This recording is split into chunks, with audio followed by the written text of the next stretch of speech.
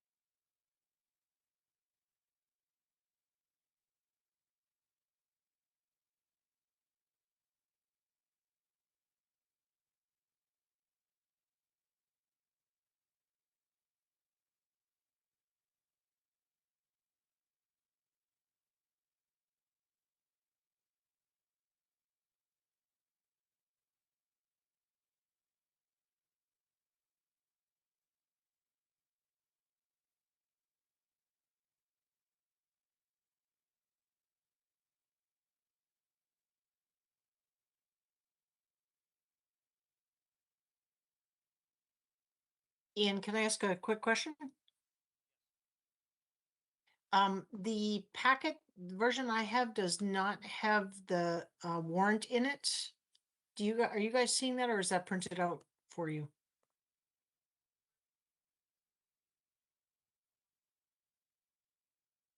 You're the best. Thank you so much. Yep. Thank you much. Appreciate it.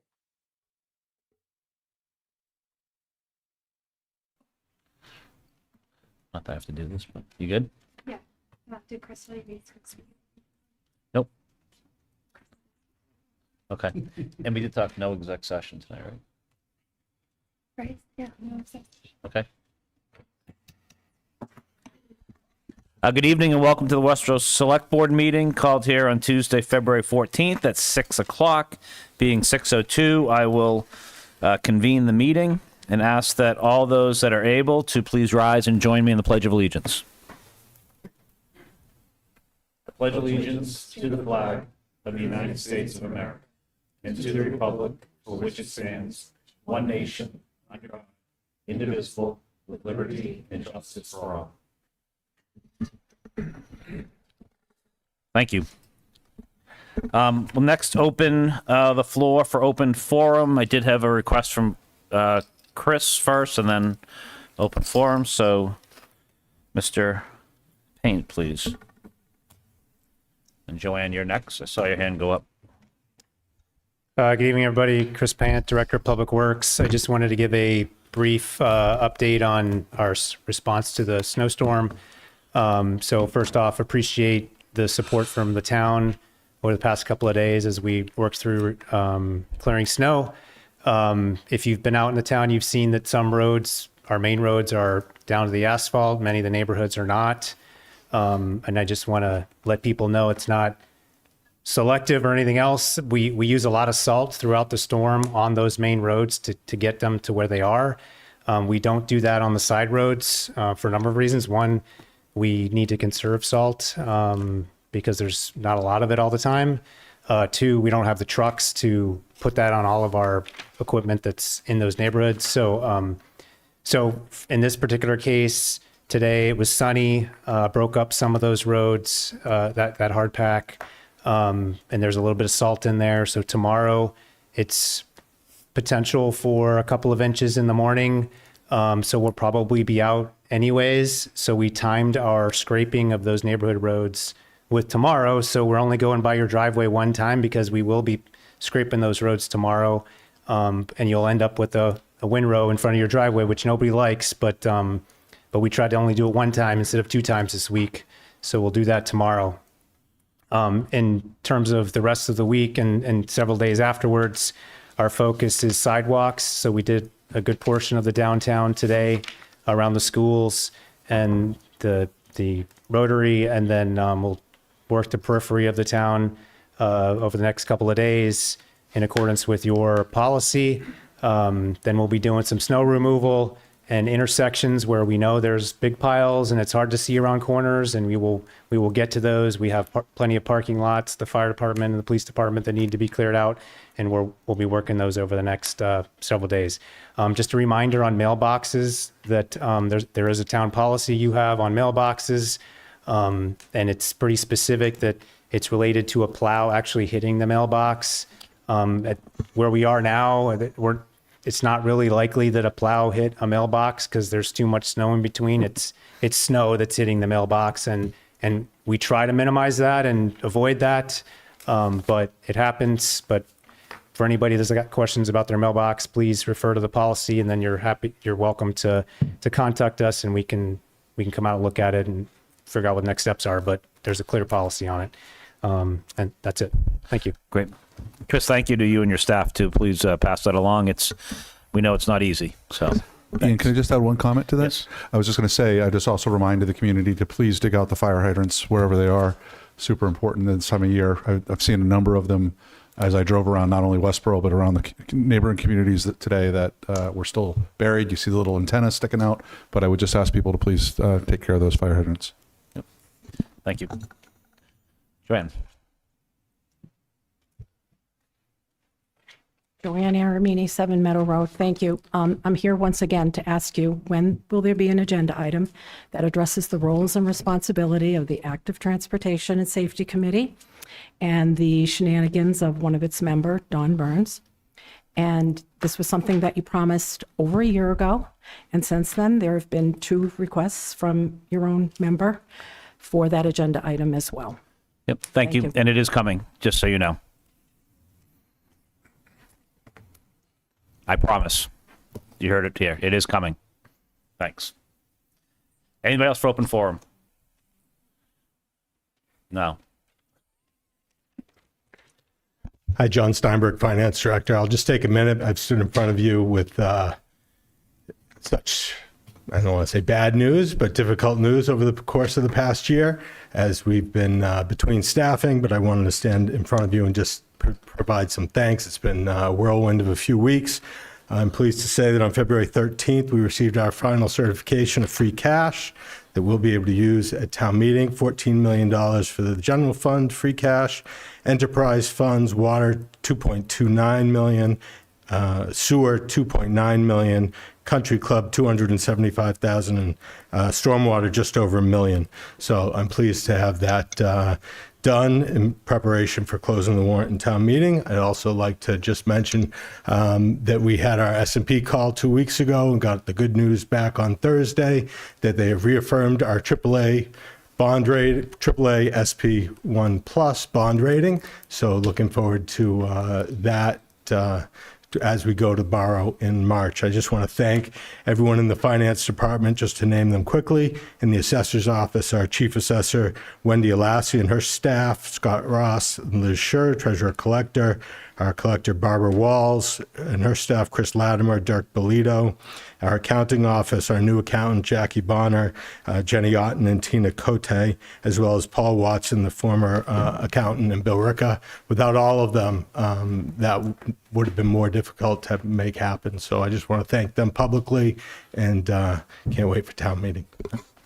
Thank you, John. Great news. And again, the S&P rating is fabulous news. To continue with that, that's means a lot. So thank you. Anybody else for open forum? Great, thank you. Next, we'll move on to our next item, which is a update on the 250th American Revolution anniversary. Committee is providing an update, and we have Chair Roberta Brown and Vice Chair Casey Cullen. The board has a little bit of stuff in your packet, but I'm not going to steal your thunder. I'm going to let you guys go ahead and present. So thank you. Hi, my name is Roberta Sylvester Brown, 3 Washington Street. I'm back, guys. We have a great presentation from Casey. Great. Well, to me, it's great. I'm just the event planner. He's the history buff. So that's okay.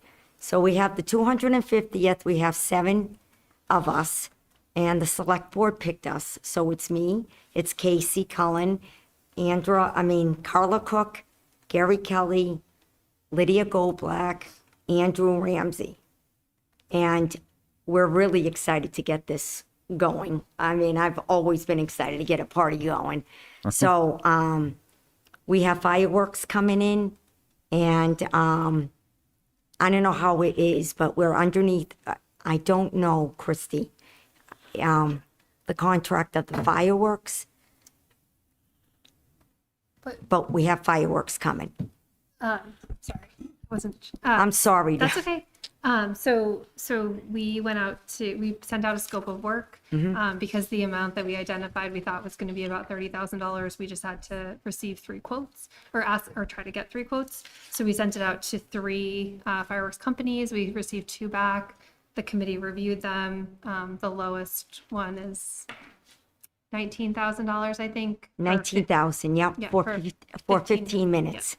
And then the committee also worked with Amanda to help identify additional costs related to hosting fireworks, like police detail, fire detail, DPW efforts, and then also portable toilets that we might need. So Thank you. So all of that together, we've identified fits within that 30,000, and that uses all of the funds. But I think they're going to talk to you about other things that they're working Yeah, on too. we're thinking of, Casey is gonna present it for you, but we have a lot of, Where are the fireworks?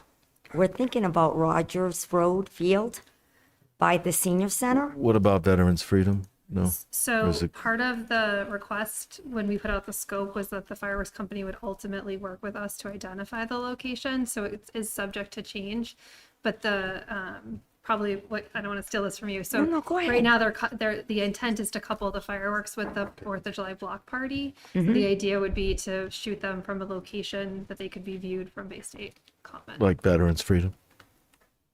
I know that we have talked that this group has talked in the past to companies that have said that Rogers Road would work based on how Right. it relates, but I don't think they've ever looked at I just don't know if there's enough parking at Rogers Road. I don't think the intent would be for folks to view from Rogers Road. Okay, I Right. just always thought it'd be nice to have like a drive-in kind of park No, on I the agree field with at you. Veterans Freedom. It's not, it's a pasture anyway, so. I mean, we're talking about thousands of people we're expecting. So It's a pretty big field. So we talked about viewing from Bay State Common as well as potentially viewing from Hastings School if that works. So there's more Okay, work well, to be done. I'm not on the planning committee, so I trust you guys to do it, so, sorry. Well, we're just going with what Pat Purcell said back in 2023. That was the safest bet back then. I don't know what they're gonna do this time, Mark. They're gonna go out, they're probably gonna look around to see what's the safest spot. We can't do it at Lake Chauncey. The 300th kind of stopped that after our event. So now we're looking at other places, and we'll, I'm gonna let you guys figure it out. I'm Yeah, sorry to keep. no, don't be sorry at I just- all. Excited for the whole, yeah, we are too. And then we're doing the Declaration of Independence. John Arnold is gonna do it. We're doing it with Jen Kirkland at the block party, June 26th. We're gonna have it, and we're working with the veterans. I have a meeting with them Wednesday, and they wanna help out as well. And hopefully we have like a little parade, like a 15 men veterans parade going behind John Arnold. So we're doing a lot right now, and I know he has a presentation. I mean, any questions for me before you see the presentation? Any questions at this point, or? That's exciting. No, we're excited. Just having trouble. So she's gonna send it to me and then. And we're working with other people, and we're getting ideas off of them for the community, so it's nice to. Great. I like to work behind the scenes, not in front of the scenes. So it's really good to have everybody on board and telling us what they like and what they don't like and what we can figure out. So you tell me when you're ready. But we'll do,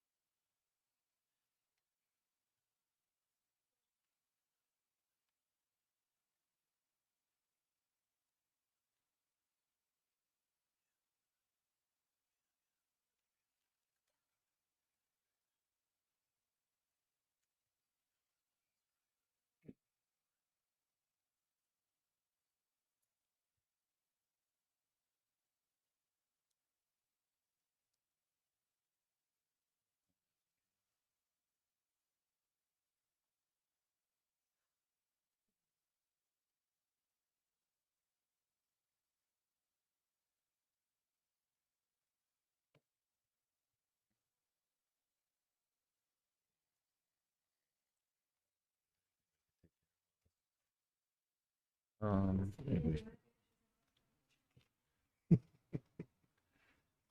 sure.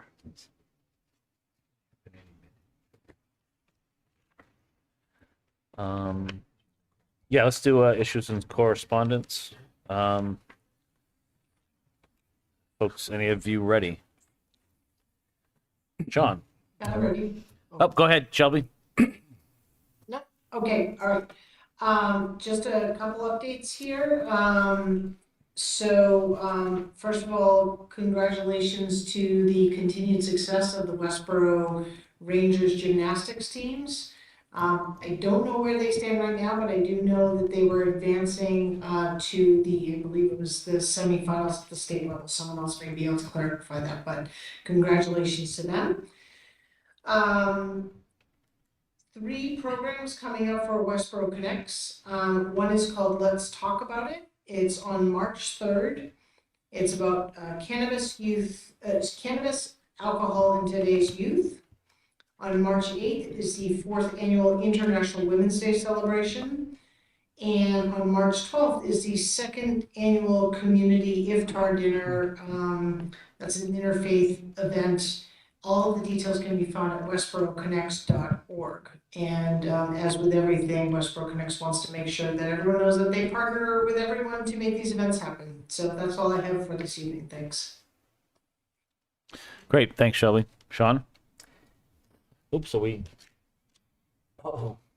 Okay, back to you. Rock and roll. Thanks, folks. Yep. So I just want to take some time today. How much time do I have, Chrissy? Is it like 10? 10 minutes? 10 minutes. 10, 10. Yep. Okay, cool. I just want to If you can do it in 5, though, it's even better. stay on the clock. Yeah. Yeah, no, that's fine. So I wanted to give a little update for folks. This is just my City on the Hill speech. Sorry, this is amalgamation. I did a thing for the State Department a couple weeks ago too with this. So I ripped off the same PowerPoint. Anywho, a couple of things for the overview. As far as speaker introduction, we'll go through. Roberta and I will say hello again. Mass 250 and America 250, where they're at. The Mass 250 project and website resources and the Westborough plans, and then we'll take some questions. This is a great picture I found of you. That's one thing. So you're with Ferris. Roberta's the chair. I also serve on the Mass 250 Special Commission, so I've been doing this work for about 3 years now with the state of Massachusetts for Mass 250. This is my wife and I at Lexington. They had a wonderful celebration this past April. It was a lot of fun. The Mass 250, first of all, resource, it's got a bunch of wonderful aspects. We have a podcast going. We have grant programs. Most of the grant programs are done. To be honest, we spent the money. We've given folks the money who have asked for it. We partner with a few of the major Boston sports teams. Offered a student storytelling competition through the Office of Executive Education, and we're also planning future things to the commemoration. Also, it acts as a communication hub for the smaller town events. Anything that Westborough does, Mass 250 will promote it as well. We had Sheila Green here for one of our first meetings. She ran through that with us.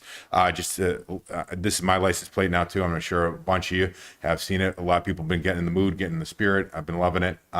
This is the best-selling special license plate the Massachusetts has ever sold. The Cape and the Islands had sold about 30,000. This has gone up to about 40,000 so far. It's only been on the market for a couple months now. We've done a couple of commemorations so far from Lexington Concord, smaller Battle of Chelsea Creek, Midnight Riders. We did a couple years ago a wonderful event at Boston Tea Party as well. Future events coming up as far as the state is concerned is the Knox Trail, which has been passing by here the last couple weeks. I was trying desperately to find some kind of historic document where we could cut through Westborough, but it just nicks us because they really stuck on Route 20 the whole way. So it comes up through Northborough and then down.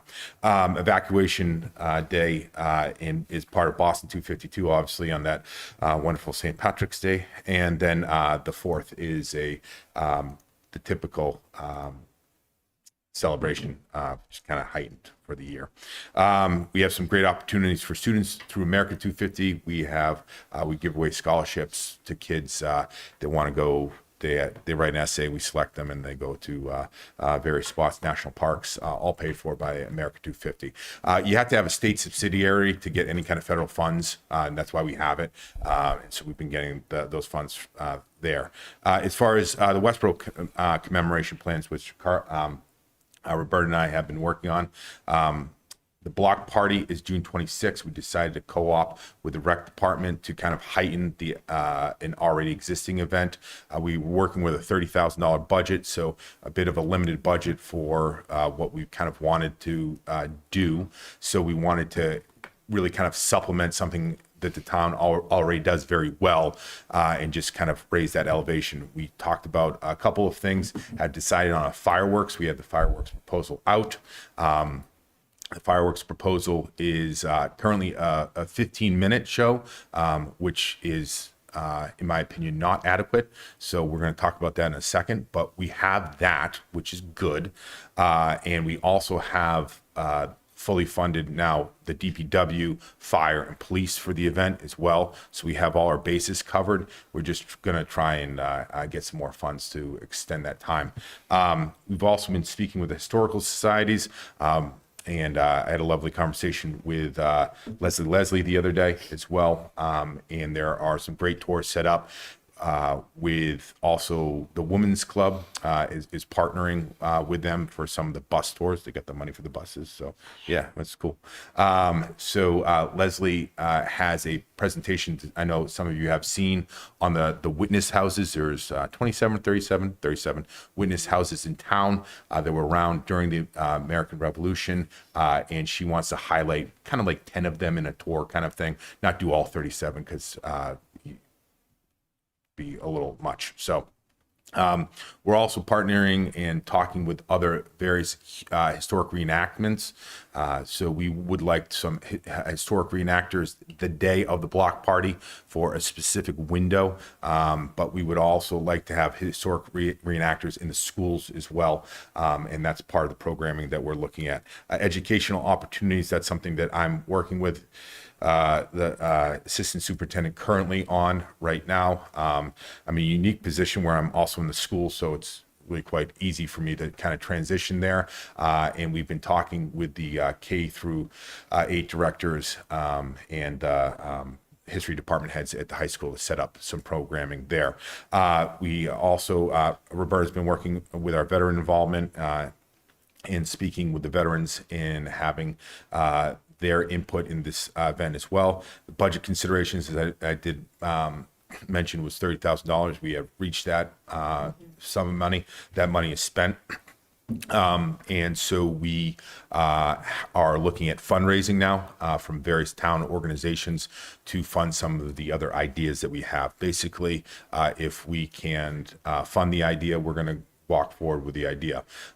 We have a fundraising plan set up. We have split up some of the town businesses and organizations that we are going to go through a specific ask. We have just drafted the letter that we're going to go out and start talking with folks currently. Time constraints, obviously, July 4th is it, right? And where there's definitely a consideration in going forward to do other events past July 4th. We really looked at June 26th is our time constraint because many of the town residents do leave for the summer, especially 4th of July weekend. If you folks don't get the house down at the Cape and you're hanging out with me, I know who you are because it's like 4 people here. So they're all, we wanted a larger celebration, so that 26th I think will work out very, very well. Questions, feedback. I want to keep it short for you folks. That was great, thanks. I just want to chime in for 1 second. I'm talking with the veterans tomorrow, and they want to sponsor the fireworks. So I think, not sure yet, but they want a half an hour instead of the 15 minutes. So if they can raise the extra $7,000 for us, that's the half an hour. And we have to give the firework company a month in advance notice. So if we can do that, so Yeah, so I was just gonna say, when we asked for the quotes, we asked for a quote for the 25 minutes, and then 15 as an alternate. So we have that. So I Great. think I'm going to have some good news to share with everybody. Great. So I'm the event planner. He's the history buff. So it works out well. On the fundraising piece, I mean, I think keeping us updated, this is a great forum for us to help I promote don't this wanna and go advertise, over, but yeah. So Christy will tell us, because I don't want to do a search, I Yep. don't want to go over like we did on the 300. Yep. I just want to make sure. Glad we're kind of finally spending the money. Yeah, yeah. I don't want people to contribute. I want to know what we have to do and then go for the money. Okay. And I think that's a good, safe bet. So we're coming up with our targeted list right now as far as expensive, the things that we want to do, how much does it cost, and then how much do we got to go looking for, essentially. The first priority would be to extend that time period from 15 minutes onward to at least 25. It's just a more substantial show, too. The earlier question about where they were launching from, too, had talked to Chief Purcell earlier, and the Rogers Field is where there's the good launch, so actually, if I go back, the reason why I chose this picture right here, if you see, this wouldn't be the exact trajectory, but all of the fireworks would be coming here. So everybody that would be down for the block party could see the fireworks as they came over. You'd also have the parking lot area throughout Roche Brothers and whatnot, and also across on East Main Street too. So out front of our Turos and Prototype and all those folks, you could watch the fireworks as well. We still need to talk about trajectory and what that looks like. But there's also the fields at Hastings as well. In my head, I don't see how that works yet. If you're shooting the fireworks this way, can you still see them at Hastings if they're on the field? So those are conversations that we'll have with the fireworks folks currently. Just want everybody in one safe spot. We did some preliminary research, neighboring towns, talking with some of the other police departments in Northborough and Upton and whatnot that still do fireworks. You're looking at about 3,000 to 5,000 people. That's their rough number that would be a part of the influx. That's why you need that increased DPW presence with more porta potties, too, but also fire, obviously, because they're fireworks, and then B, increased police presence to make sure everybody has a safe time at the event as well. Great. Other questions? Yes. I would also suggest the golf course has some high elevations if you're just looking for a place to set them off. Yeah. I'm super excited for this. I tried to get my daughter to do a Founding Fathers theme for Mr. WHS this year. Yes. If you need somebody to dress up, I'll be anyone but Benedict Arnold. And I know the Patrick perfect suggested that King too. George who happens to be in the room. Yeah. Oh, there we go. Yes. Yeah. So, Excellent, King George. Yeah. God bless America. Thank you. Yeah. Thank you. We're excited. We're real excited. Sean. Yeah, I just want to say thank you to everybody on the committee. I think PJ Maloney as well. I think, and it meets every Monday, as long as town hall is open, right? So we missed Exactly. yesterday, but at 5:30, if you're interested, agendas come out beforehand, and please feel free to come attend and provide your thoughts. It's an open meeting. We love to hear from the community. And the committee really just started in December, and so has really made a ton of progress in a short amount of time. I want to thank everybody who's involved, and look forward to staying And on top thank of you for things. being and there with us Yeah. as well, Sean. Thank excited, you. excited. Thank you very much. Thank you. Patrick? Yeah, I would just say thank you very much for all the work that's gone into this. It sounds like a lot of great activities have been looked at. So thank you very much tonight for the presentation and the continued work up until the event. I only have one question. I believe it was last year that we had to postpone 2023. Yeah, so I didn't know if there's a rain, if part of the conversation or part of the discussion with the fireworks vendor, other vendors, with the town, et cetera, is any discussions about rain dates for this type of event? So, short answer, no, there's no rain date. And we don't pay the fireworks company if they don't set out the fireworks. Right. So that's it. Pay on delivery. Yes, Yeah. we're paid on delivery. That would be extremely unfortunate, but then we ended up having that kind of conversation of when do we do it? Then do we do it in July when no one's here, August when no one's here, and then we're back into school again. So we would lose the moment. It would be unfortunate, but Okay, I just didn't know if there was conversations about that. If there was, Yeah. yeah, thank you for- there definitely were conversations, and so we're hopefully the fireworks companies book out also the block party as far as the band and whatnot. They're booked solid as well. So just trying to pull something off, and yes, the weather has to be kind to us.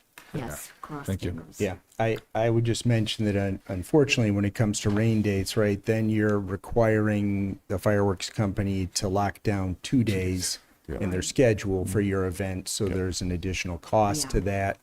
Also, when it comes to all the town employees we're talking about, we're basically saying, not only do you need to make sure you're in town for this Friday, but you also need to make sure you're not going away for whenever this other Right, date is. too So much. it becomes difficult. Great, Cross thanks. fingers, guys. Yep. Shelby, anything from you? Yes, thank you. So first of all, thank you to the presenters and to the committee for all their work, and Sean, thanks for the reinforcement of the dates of those meetings, and encourage anyone to participate and share their ideas. Couple quick questions. The first one is regarding the fireworks. You mentioned an additional 6,000 to 7,000 for that additional time. My question is, does that include the additional cost for additional detail that would be required? I would imagine maybe there's an increased cost there. I think because it's just a little expanded time in that evening, it's the same number of police, same number of fire, same number of DPW employees. It's only about 7 to 10 minutes. Yeah. Additional. Okay, so, all right, so I guess that would be included, and even if it's a half hour more or whatever, giving people not a big deal. Okay, thank you. And then my other question is, I do see, I'm glad that you guys have a page on the town's website. I did check that out. How will you start communicating kind of what programs are going to be offered? Like, will it be through the website? What's the plan there? So we had a couple of discussions about that as well, Shelby. And one of the things we talked about was originally pushing our big PR push till after town meeting. Initially, we were thinking about possibly having a Warrant article to fund that, but I think we'll be okay with the fundraising that we're going to do. So we can kind of step that timetable up as far as the PR aspect. We're going to have to talk about that at our meeting on next Monday, though. So that would be the aspect. But yes, definitely through a social media outreach. There is the website. The thought is having the website hold the information and then being able to put links in through various social medias to then draw back to those links. And we'll copy Great. it off the website to Yeah. our page. Yeah, okay, well, clearly, I mean, you guys have made nice progress so far. It'll be exciting to see what kind of local events are spread across a period of time. Do you anticipate the fireworks being the kickoff of this? Maybe I missed this, or is it sort of sandwiched in between other events already starting? So it would be the event. It would be the end of the events. Again, going off Finale. the finale, definitely for the town before folks go away for the 4th of July. The other events that we would have throughout the schools obviously would wrap up before the end of the year as far as schools were concerned. And the other events through the Historical Society, a couple happening before, but they are also planning to do a couple after as well. So that's kind of up to them. Thank you. Thank you, Shelby. Thank you. Great. Thank you guys very much. Appreciate it. Very exciting. Look forward to hearing more. We are very excited. Thank you.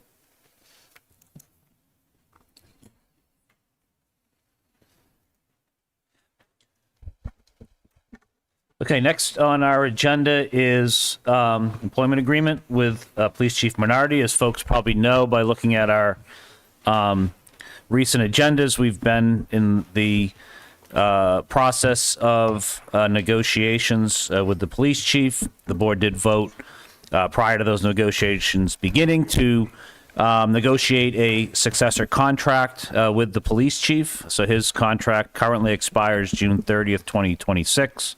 And the board voted to negotiate a extension of that contract, or a new contract to go through June 30th of 2029. So here this evening to say that the Select Board and Police Chief Manardi have concluded negotiations for a 3-year successor employment agreement. As I mentioned, covering the period July 1st, 2026 through June 30th, 2029. That contract contains the following provisions. Effective July 1st, 2026, Chief Manardi's annual base salary shall increase to $215,545. In contracts years 2 and 3, so fiscal year 28 and fiscal year 29, the chief's base salary shall increase by the same percentage as other non-union employees of the town. In addition to the base salary, the chief shall be entitled to the following additional compensation: an annual longevity stipend in the amount of $3,000, an annual uniform allowance of $1,800 in fiscal year 27, $1,900 in fiscal year 28, and $2,000 in fiscal year 29, and a physical fitness stipend of $1,500 annually. Also, the contract provides for 30 days of vacation annually with sick leave, personal leave, and holidays granted in accordance with the town's personnel policies. As always, the fully executed contract will be posted to the Labor and Employment Agreements page of the town's Human Resources website, which will contain the full language of that contract. But as I highlighted here, these are kind of the new pieces that were added to this contract. So this has to be voted on in open session by the board, but I will, prior to asking for a motion and a vote, I will open it to the board for discussions and comment.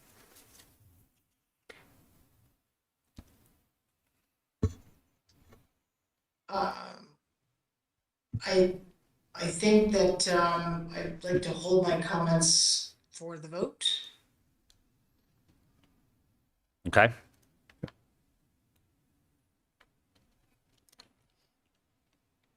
Is there a motion? So moved. Second. Well, so the motion actually, so I think, is Want me to to read it? Yeah, Oh, just to be official.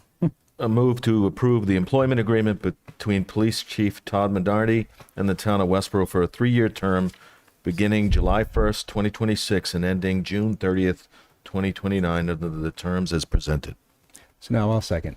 Okay, so it's moved and seconded. I will open it up for, are there any comments prior to the vote? Yeah, and so, thank you, thanks for the motion. So I do want to speak in advance of my vote, which will be a no vote for this, and I want to be clear about that. Before I make comments, I do want to offer Patrick to comment if he wants me to read my comments on his behalf as well. Shelby, thank you very much. I too am a no vote for the terms of this contract. Shelby and I did work on a dissenting message to the community in regards to this. I thought we would hold that until after the vote, but it sounds like it's now out there. So Shelby, I'm okay with you making those comments now, so the community is aware of what our position is. Okay, Great, thank you. As mentioned, I will be voting no, Patrick being the same, and I want to be very clear on behalf of both of us that our no votes reflect disagreement with the year one distribution of the total compensation package being an 8.66% increase. Again, this is the only reason why we voted no. We fully support renewal of Chief Manardi's contract. We recognize his leadership of the Westborough Police Department as being very positive, and we recognize his continued commitment to the safety and well-being of the community and the officers in his charge and command. So again, just to reiterate, our no vote is specifically because of the year one distribution of the total compensation package. Thank you. Thank you, Shelby. Thank you. Other comments from the board? Well, I feel obligated to explain my yes vote now. I mean, I don't know about the rest of you, but I feel like we have an above average police chief, a truly superior police chief, in fact. And when we looked at our benchmark communities, which we spent a lot of time identifying those, and we looked at the average salary, this increase brings the chief's salary to just about average, which to me, he's above average. And that's why I'm voting yes. I do think his current contract was his first contract. That may or may not, I wasn't here, I wasn't on the board, I should say. I was in town, obviously, but that may or may not be why the starting point was lower. But to me, I wanted to get him to a point where, he was fairly compensated. Thanks. Yeah, I'll just make a quick comment as well. Fully support the chief. I agree with, what my fellow member said here. I also, typically the non-union increase has historically been about 2.5%. So when we look at this contract over a 3-year period, it's going to average out to about 4.5% per year, which I believe is very fair to the chief and very fair to the town. And so I fully support him and everyone who works with him, and I fully support the contract that he has agreed to with us. Thank you very much, Chief. Thank you. I'll just, I guess, follow on. I think, as I stated before, the full board did support the negotiating the new contract with the chief, and I think that was a testament to the board's support, as was echoed or stated by board member Marshall, but also those others on the board of support for and thanks for the work that Chief Manardi does in leading the department. I echo what Shelby said in terms of leading the force and protecting us as residents, as well as protecting his officers that are in his charge. And I think he does a tremendous job with that. As board member Silverberg said, and to be full transparent, the two of us that negotiated were myself and member Silverberg. It was a process that we followed with all contract employees, in the sense that we did look at our benchmark communities to see where those chiefs are being paid. Our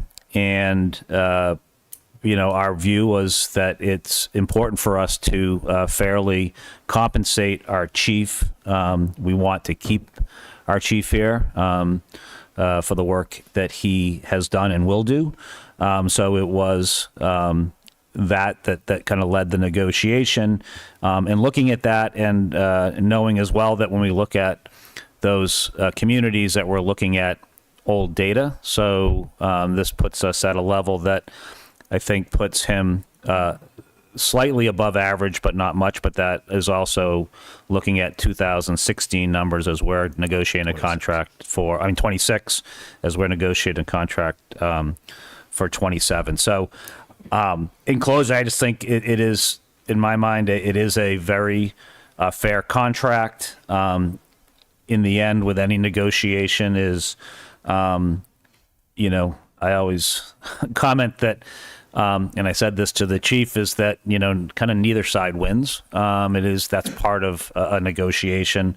But I do want to really thank the chief for working with us and coming to an agreement on what I think we believe is fair for him, but also in the interest of the taxpayers of the town. So with that and comments, we do have the motion and a second. I will do a roll call vote.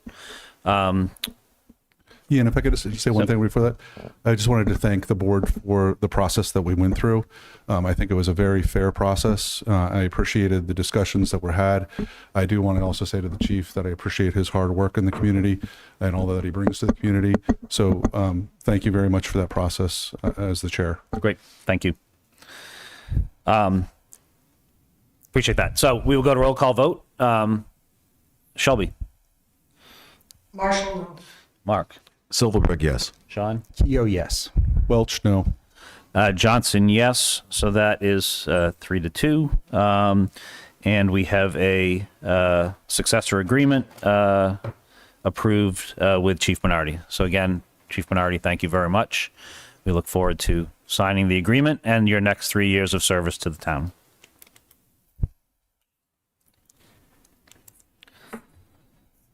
Okay, next on our agenda is a discussion around sewer allocation with our Public Works Director. So we're not going to talk about snow, we're going to talk about sewer. So I'm going to kick that. Oh, please, sorry. Yeah, Yep. that's okay.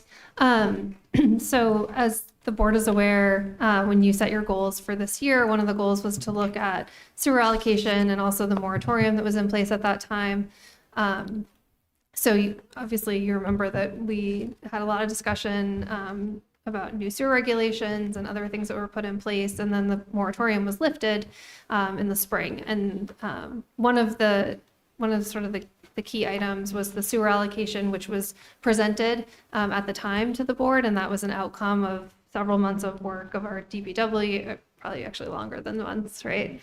Of work with our DPW and a consultant, and we established those allocations, and then those were presented to the board as well. But this agenda item is an opportunity to really close out that goal and really just remind the board what the allocations were and look at where we are from where we are now based on permits that have been issued. I will say that I think that there's been some discussion about sort of who controls the sewer allocation. And we had a good discussion at our development team meeting about that. And so ultimately, and as the board knows, you approve the sewer allocation. So you're approving the allocations within these different categories based on recommendations that you receive from Public Works.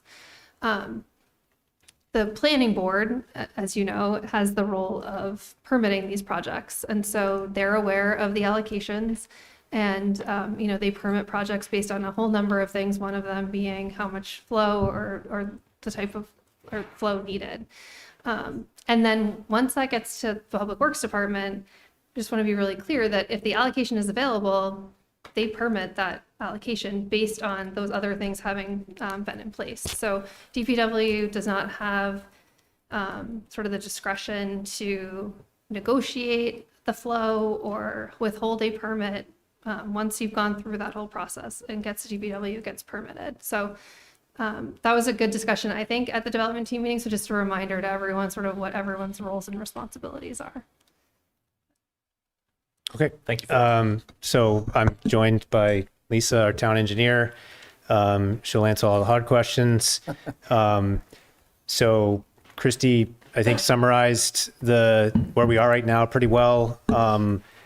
An output of that development team meeting was that the DPW would come to the select board on some periodic basis. I suggest it to be something more like the annual type thing, which is what we were showing tonight. And so we would show something similar to this chart that's shown on the screen. This is all we have to present.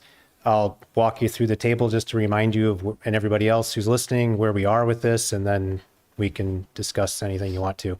So the first column on the left is flow categories. So that's how we divide up what we have available to send to the wastewater treatment plant. The second column, the flow allocation for March 2025. So that's what you approved last year. Since that time, column 3 shows how much we've issued through permits for various activities. So you can see 1,400 gallons per day issued for single family bedrooms and the 9,000 gallons for commercial properties. And then that final column lists what's remaining. And that's what's occurred over the past 11 months. And we'll continue to track the issuance of flow and how that reduces the available amount of flow for future development. And that's pretty much it. Great. Thanks. So, and thanks for being here and going through this. I will open it up to the board for any questions folks have.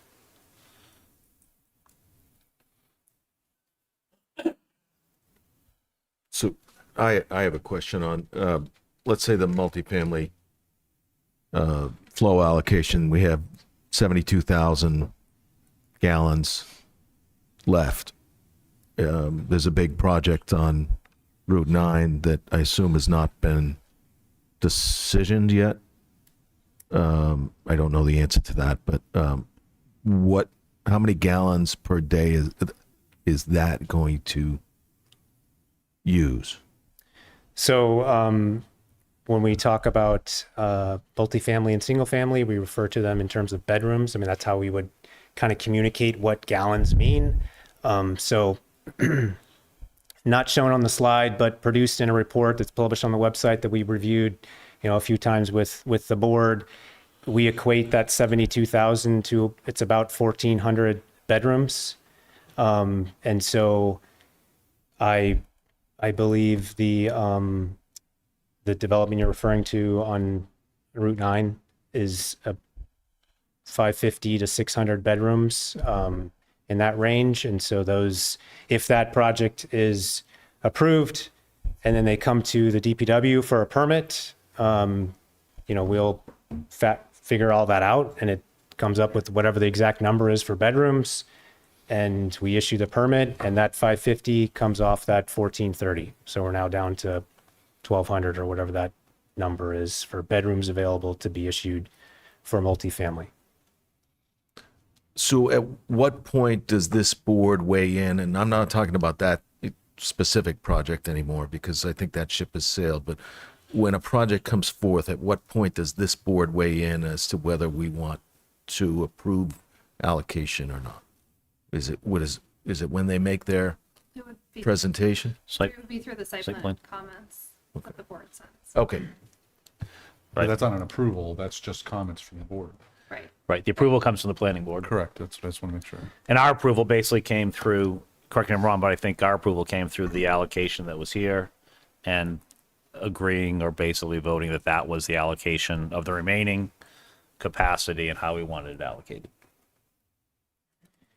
So if we decided at some point in the future that we wanted to, we had maybe gotten to zero on one of the categories and we had some available in another category and we want to shift flow from one category to another, that would require us to come back to you and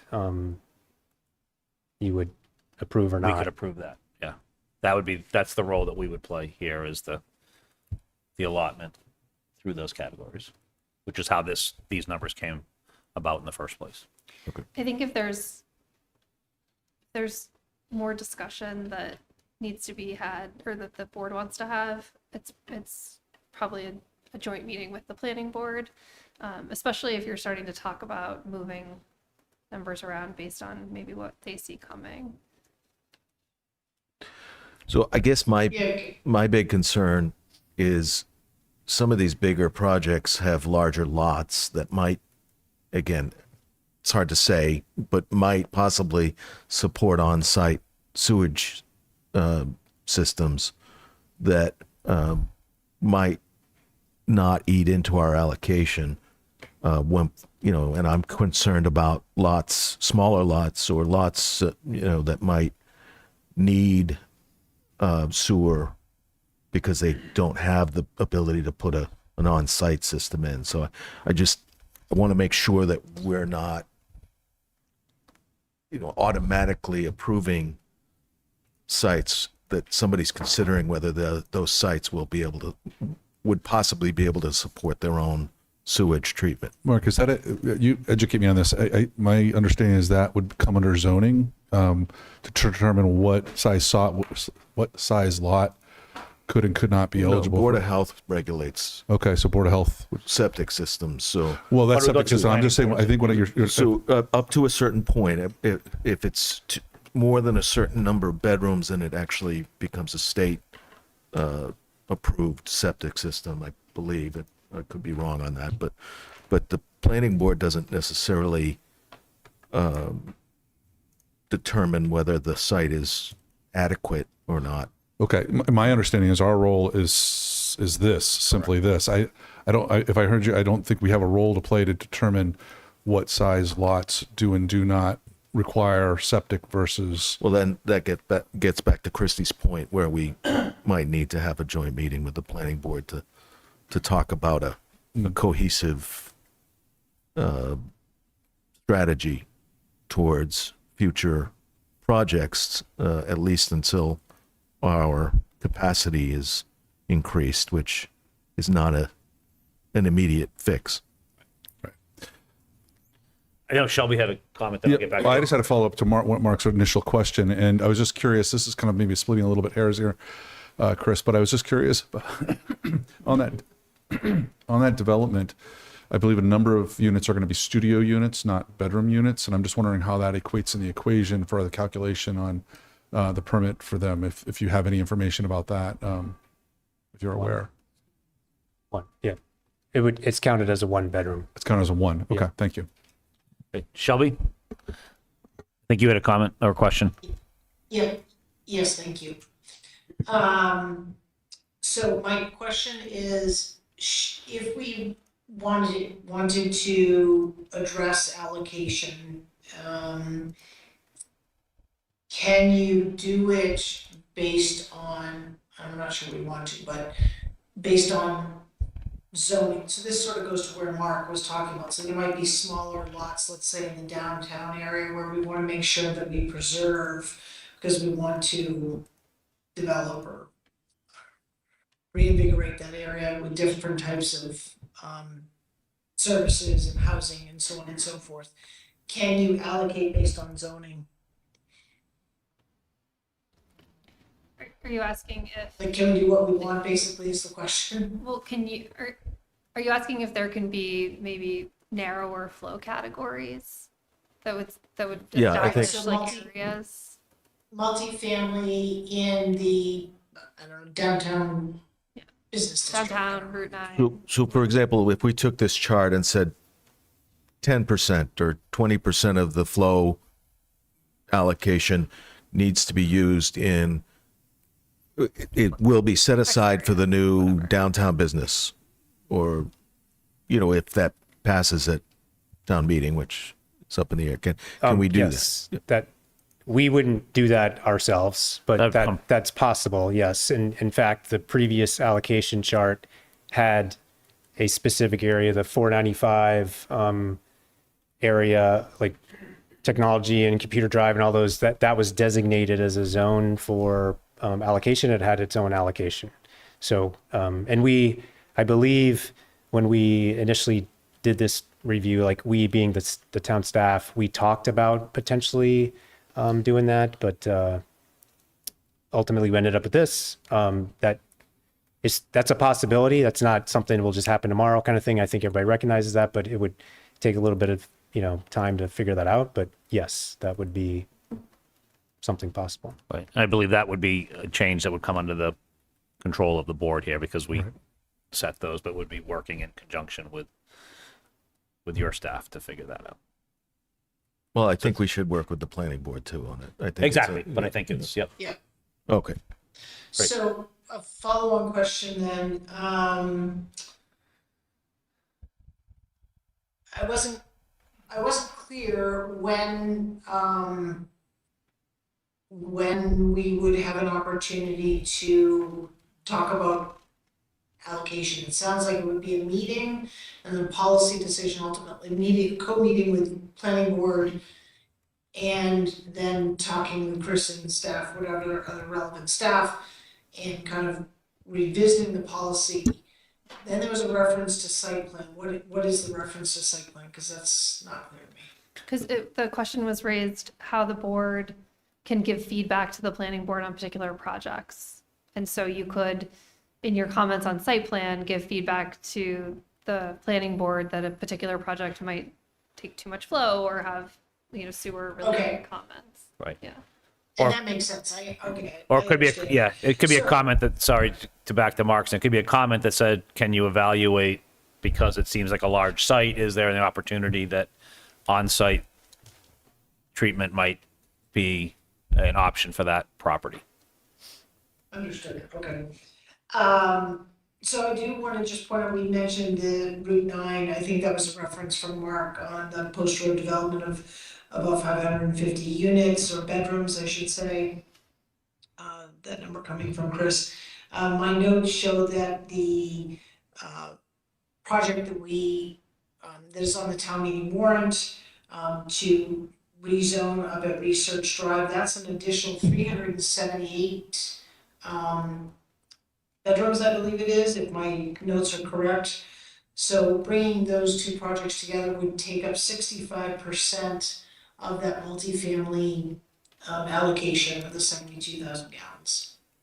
So I'm at a place where I think we need to revisit this because those two projects alone put us past that 15% mark. Great. Other comments or questions? Sean? Yeah, first of all, Director Payne, thank you very much for being here tonight. So looking at this historically, it was 3 or 4 years ago, we had an industrial opportunity up near 495 that was going to require a significant amount of flow. And I think we did get that amount reduced and the project ended up not happening. But I think as part of this and looking at specifically the commercial industrial aspect of this, we need to do an analysis of the existing economic opportunities within town and sort of come up with where we think potentially that flow could be used. I would hate to,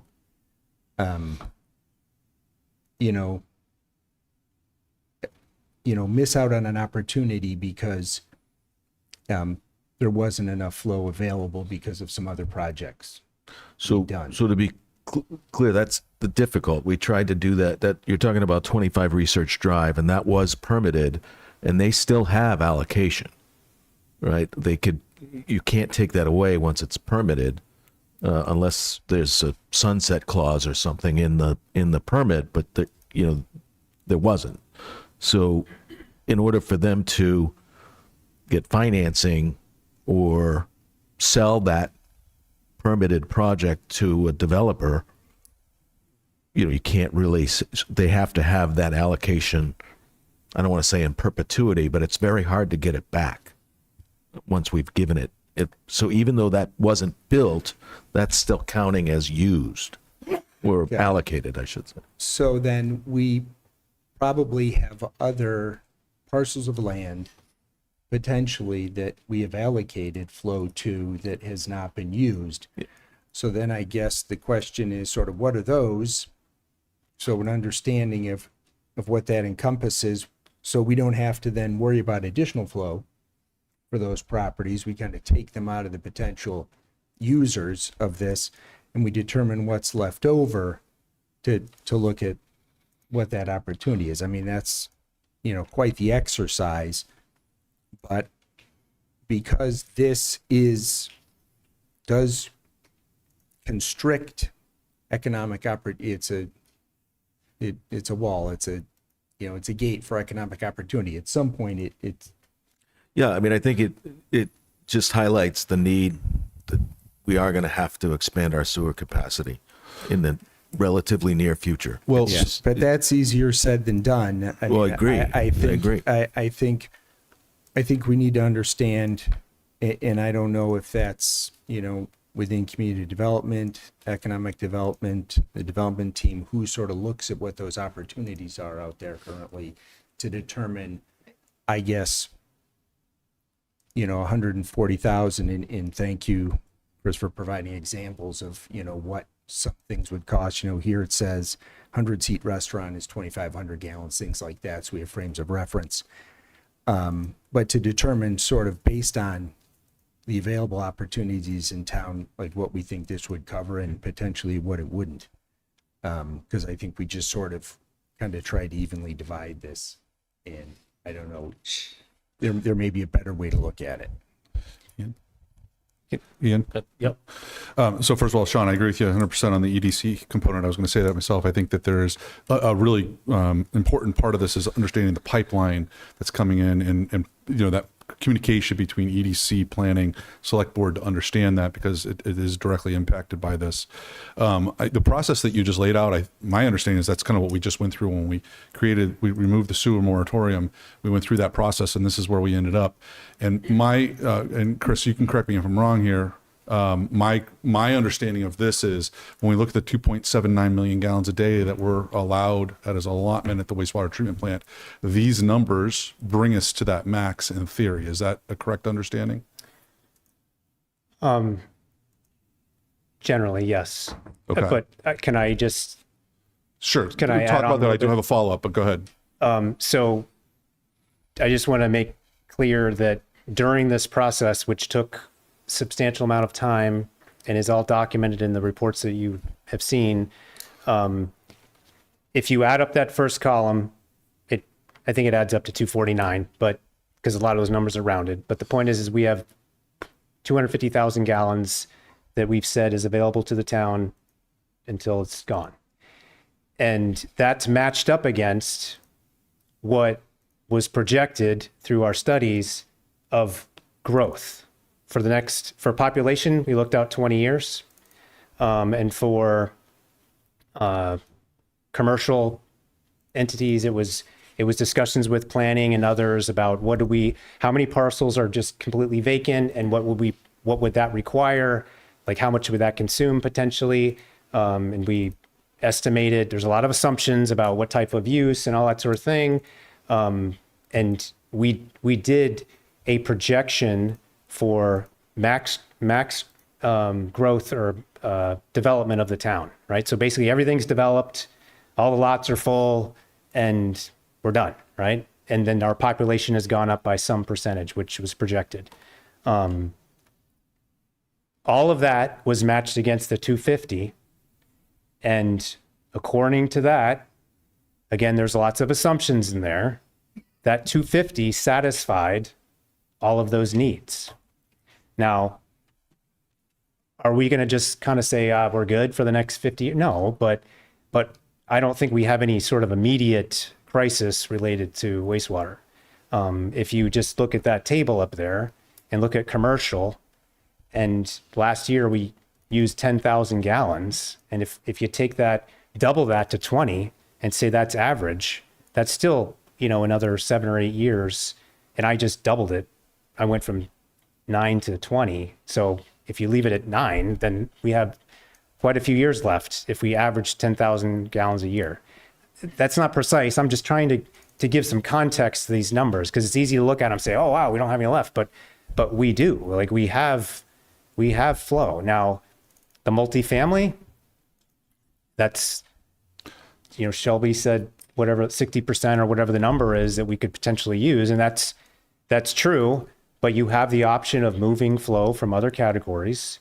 And the reality is, we don't know how likely all of those developments are, because we've already identified some that we approved flow for in the past that never materialized. So I'm not saying we should bank on a project not being successful. I'm just saying we have to keep all of those things in context.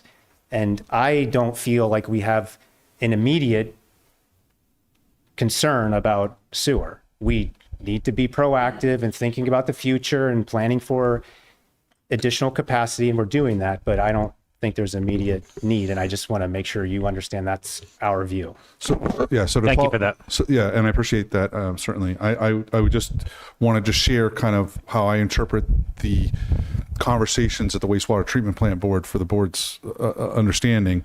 So I just mentioned the 2.79 million gallons that the town's allotted as part of the plant.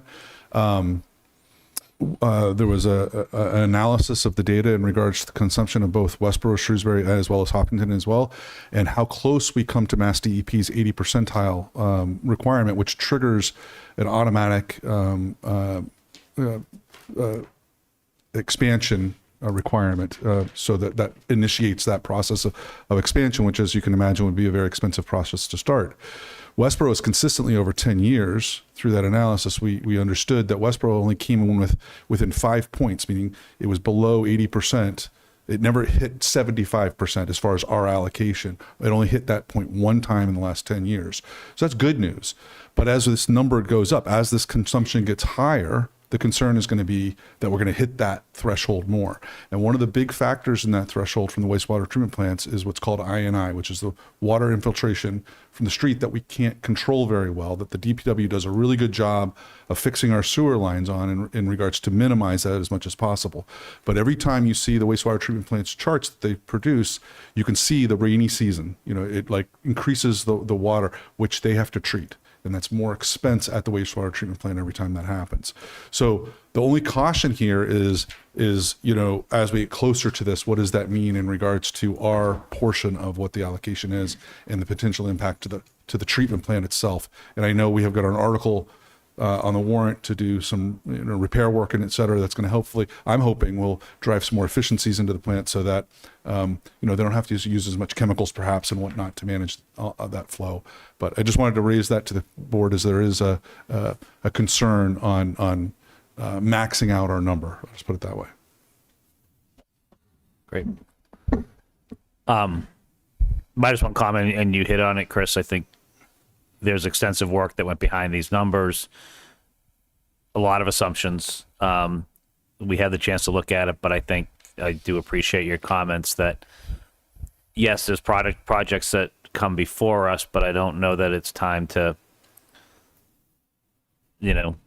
go back and do this whole thing over. We just, it's basically been just about a year that we put this in place, and what's been permitted is small. We have some larger things coming up I think we need to keep an eye on. I think we need to have discussions, but I would just caution us not to jump too quickly, because there was a huge process behind that, and a lot of work that was done, and I think it came out with numbers that made sense. And yes, things change, but so take it to note, but I don't think that we're in a crisis situation that this has to be done tomorrow either, is my personal take. Thanks. Appreciate it. Anything else from the board? Yeah, can I comment on that, Ian? Yes. So just to clarify comments, I don't mean we should do it tomorrow. I don't think we're at a crisis stage when I said we should take a look at it, but I am very concerned specifically with the multifamily rapid rise of requests that are coming in, and our board, for all intents and purposes, for all projects, is pretty reactive, right? There are entities meeting with One Stop. They're maybe having some conversations with planning board staff, planning staff, community development. We get a site plan, we get one bite at that apple, and then the project is off and running. And so, yes, we can suggest about on-site sewer capacity and so on and so forth, but we don't. Our ability to influence or change a project that is well developed is, in my opinion, is pretty limited. So I think we have to keep a very close eye on it, because in 1 year, again, assuming projects go forward, which at least one of those seems like it has a high likelihood. Again, we're gonna be using a significant third, at least a third of that multifamily capacity. I also think, on a separate point, and I fully respect and agree, it was part of that, I mean, when we went through this allocation process and understand the work that Chris and his team put into this along with others, but there is a difference between projections, which I have faith in, and how we want to use our land. To my knowledge, this board was not involved in those specific discussions. So projections, yes, growth and all of that, but how we want to use it, do we want more housing, do we want more industry, do we just want open space? That's a very different conversation. Now, isn't that the master plan? I mean, I think, isn't that, I mean, I guess it goes back to who's responsible. And I don't want to, and maybe this isn't the conversation. I understand what you're saying, Shelby, but I think it's discussions to be had. So I definitely hear what you're saying, but Interpretations of the master plan, yeah. Yep. I know what you're saying, yes, you're absolutely right, but interpretations of that master plan, I think if,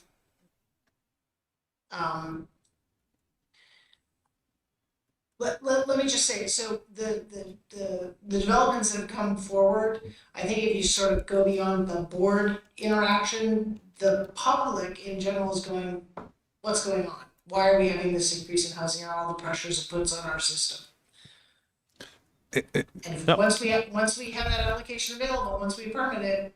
Well, it's not just that, though. It's not just master. That's all. It's not just that, though, Shelby. It's not just master plan. I mean, these are zoning changes that have happened over years and years. And when they become before the town on town warrant, once that zone is changed, there's a right of use of that property. So I think I don't know, remember what Mark said, but in my opinion, the ship has sailed quite a bit on at least one of these projects. And it's because of the historic changes the town has put in place that resulted from the master plan, as well as zoning changes at town meeting. That's what happens. That's the result of these things. Yep. And people need to look at them and understand them. And if they're opposed to certain types of zoning changes, they need to participate in that process. I mean, that's the only way I can say it. Nope. I agree. I think what I've heard here from multiple board members, I will follow up as chair for my last few weeks as chair to talk about this and figure how we do it. It may be a retreat topic for us or whatever, but I think it's something we will revisit as a board. It sounds like there's interest in doing that. So I'm looking at Christy to put it in her notes. So any further questions specifically for what Chris and Lisa were here for? So again, thank you both for being here. Yeah, I do appreciate the regular updates to this board at least on an annual basis, so thank you. Yes. Great. Thank you. Thank you. Okay. Next on the agenda, consideration of conservation restriction for Ellis Walker Conservation Area. And I see our conservation director in the audience here, so You have to recuse yourself. I don't think so. Town owns this now. The packet said you did. I don't have to recuse myself from this, do I?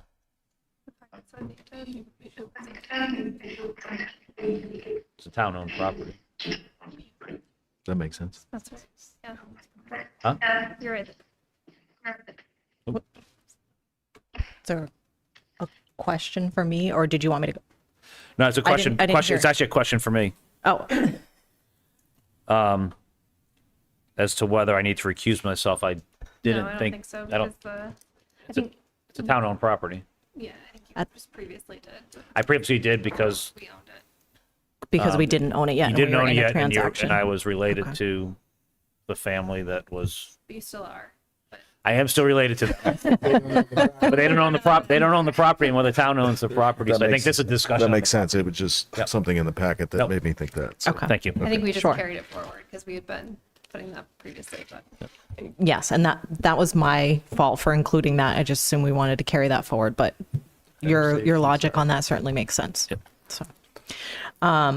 So yeah, I think this, unless there are additional questions, basically, this has been before the board a few times at this point, but we now have, so we've completed the sale for the transaction for the property to acquire it, and it's now town-owned open space, to Ian's point. And we've been going through the process with the state and Sudbury Valley trustees, which is a local land trust that will hold the conservation restriction for the property, of putting together that conservation restriction and getting it approved. It's now been approved by the state, and so we're looking for the board's agreement to move forward with signatures. We have signatures from the Conservation Commission. They signed it at our meeting in February. And then, assuming we have the select board signatures tonight, then it will move to the state for signature and get recorded, and we'll be all squared away with that property for both the acquisition and the conservation restriction, which then means we can move forward with reimbursement, which for the grant, which is fantastic. Is there a motion? I'll move to approve the conservation Can I ask restriction. Sorry.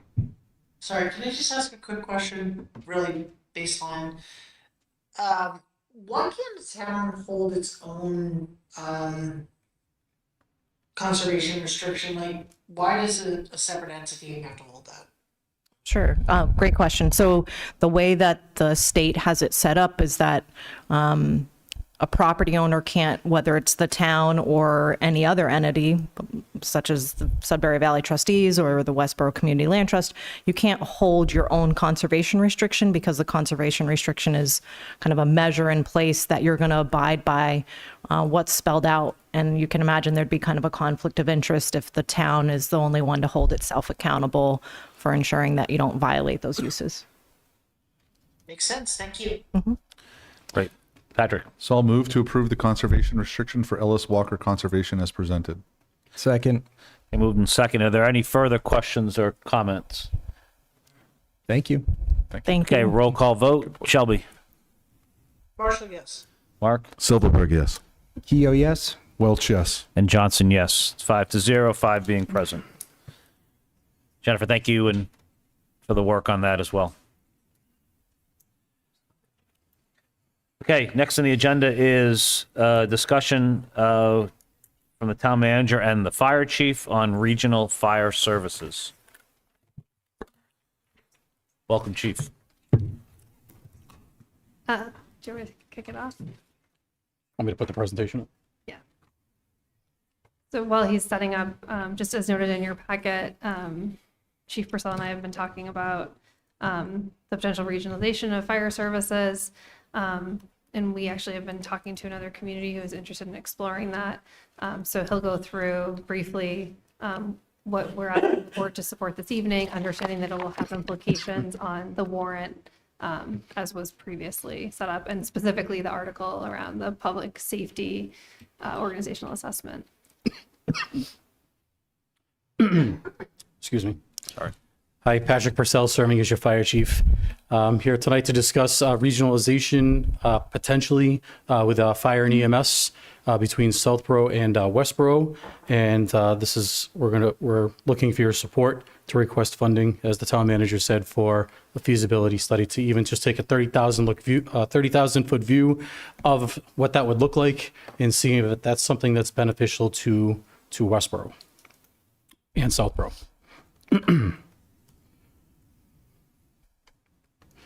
So, like the town manager said, we've been challenged with continuing to be innovative. Westborough has typically been a community that has supported some regionalization or regionalization efforts, such as the veterans, animal control, public health, and most recently, we're doing a large project right now for public safety dispatch. So we feel like taking a look as our organizational assessment that we have in place today nears, we're a 2 years, 5 months away from it ending. Maybe get the ball rolling to have somebody take a look at a different perspective. Everything today is expensive. especially some capital projects like ladder trucks, heavy rescue trucks, stations. Like everything we do seems to have a big dollar amount attached to it.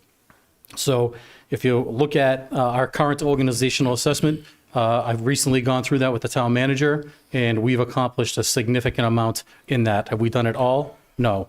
Will we hopefully accomplish all of it by the time this is done? We hope so. If we do this feasibility study, I just wanted to be clear that that does not take away from our current day needs that we have now. I had brought some staffing proposals forward, which we're not going forward with at this time, but that is still a need in our community today. So this would be something completely different, looking at perhaps sharing some services with another town. Some of the services that we'd be looking at here in Westborough that we need are outlined in that organizational assessment, if you've read it, and they include a satellite fire station, which even if we do regionalize, we would still need in the middle. If you take a step back to our ISO rating, which is the Insurance Services Office, we're ISO 2 right now, which is very good. We are probably this close, and we're just starting to undergo our evaluation to become an ISO 1. But what they identified in our last 2 evaluations were they looked at that I-495 corridor for fire stations within a 1.5 miles of the radius of that area of town, and they didn't just look at Westborough. They looked at some of our neighboring communities: Northborough, Southborough, Marlborough, and Hopkinton. I believe they also looked at Ashland and Grafton, and there are no fire stations within that area for response time purposes that are suitable. So we would still probably be looking at a location up by I-495. Also in the study, in the current study, we're still in need of a training officer for fire, EMS officer to oversee the EMS division of our department, which is like the busiest and probably the most time-consuming position that we have, and the additional personnel that are outlined for July of 2028.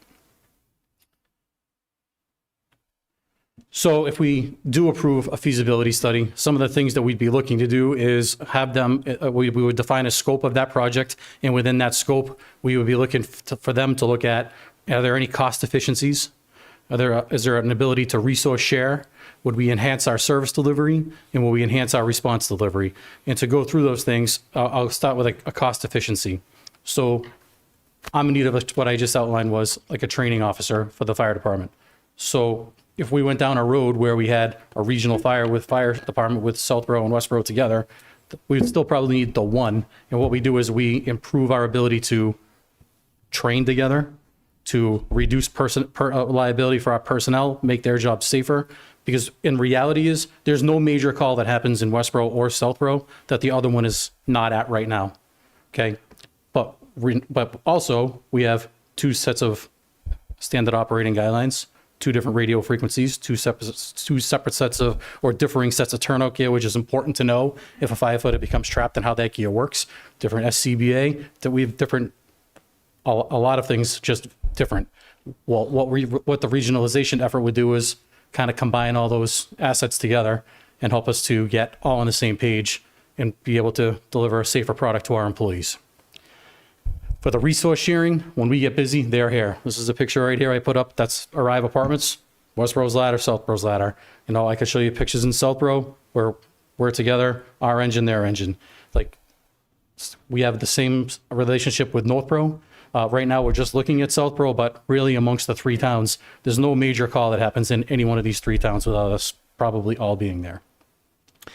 For our service delivery, that is the product that we deliver.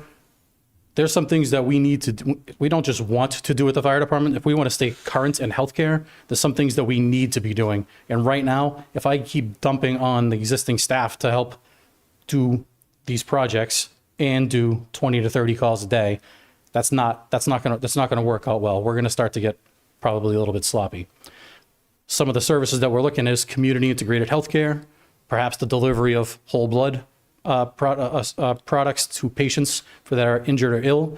That is becoming the standard across the country. We haven't even had the opportunity to start exploring that yet. You know, the amount of equipment that we carry now that we need to be proficient at and have annual testing of, between IV pumps, ventilators, stair chairs and electronic stretchers and cardiac monitors and capnography and all these different things. It's time consuming. So if we had a regional effort where we could oversee everybody's equipment together, we think we could do that much more efficiently and a lot better. With the response delivery, if we were a shared department, and I think we're going to gain some of this going through dispatches, but it'll be a little bit different if we're a regional department as well. You get faster deployment of resources to major incidents. So instead of picking up the phone or talking on the radio, like we would all get deployed at the exact same time to an incident. What does that do for us? Improve response times, reduce injuries to civilians, reduce injuries to firefighters, and also help meet NFPA standards and improve our ISO rating, or hopefully maintain ISO 2 or 1 wherever we're at if we do this project. We'd also look to improve our training. I talked about improving personnel safety. We'd be able to share some specialized equipment and provide specialized care. Maybe we would go looking at rapid sequence intubation down the road, where we'd be able to take, control people's airway with pharmaceuticals, like similar to when you go to an operating room and you have surgery. We have a bigger pool of people and better training and better data, which we would have from shared communities. We could improve or enhance the level of paramedicine that's delivered in both communities. And also with the sustainability portion, this is becoming a very expensive business. And we realize that. Like, this is why our fire department, and so do they, we're always seeking alternative funding, whether it's through grants or earmarks or whatever. We always take our capital plan, target items that are on there. We try to offset the costs that are on there, but pooling our resources together makes us much more advantageous for receiving those dollars. And how does that work? So if I'm FEMA and I'm going to give an assistance to firefighters grant, they're looking for bang for a buck. So if I write a grant for here that's going to be for 21,500 people, or we write a grant that's now for 30-something thousand, that's a better bang for their buck, and we're more apt to get those grant dollars here and start offsetting further costs. I don't know that this is going to be cheaper. Where we're really going to gain is when we start to look at things like fire prevention, community integrated healthcare. Maybe a big goal of mine is I would love to have a deputy chief in charge of like fleet maintenance and asset management someday. If we do build a substation, hopefully there's a suitable bay in there for all the fleet maintenance. We have a diesel mechanic on staff now. We also have a secondary mechanic, but having somebody off the line to manage all of our third-party testing for pumps and ground ladders and aerials and air packs and quarterly testing for our breathing air and all these different pumps in the fire trucks. Like, these are all things that take time that we do either quarterly or annually. Hose testing, like it's a big responsibility. So to get somebody in to do that and manage our fleet, if we shared that service and we did it all together, that would be remarkable. That would probably be one of our biggest wins. Going forward, we have an article that we've proposed. The town manager was instrumental in writing this under Article 21, and you have it before you. I could sit here all day and talk about advantages or benefits, but at the same time, I'd rather keep it vague, because if we do vote to support this and we do get the funding from the taxpayers, I'd rather have somebody with a clean slate, clear mind, take a impartial look at both communities and see if it's even worth doing. Maybe it's not. Maybe I'm wrong. I don't think I am, but I think that this is inevitable in the fire service. I think regionalization is going to happen. I would love it if we were first. In some parts of Massachusetts, there's water districts that are running a fire department, like Centerville, Osterville, and Marston Mills, known as COM Fire. They're doing it successfully, but from municipal side, from municipal fire service, I think we would be the first, and I think it would work.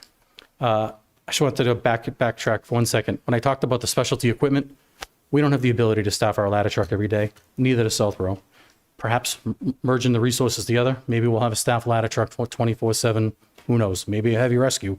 Maybe that's what we put the specialty equipment at the satellite fire station up by 495. It's kind of in the middle, can serve the highways. That's where a lot of our larger buildings are, up in the tech park.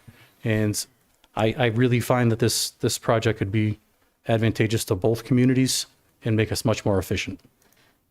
So just to add on, so currently in your latest version, Article 20 is now a Police Department Organizational Assessment and Strategic Plan, which we can talk more about under the Warrant article agenda item. And Article 21, as Chief Purcell said, is now the Fire Service Regionalization Study.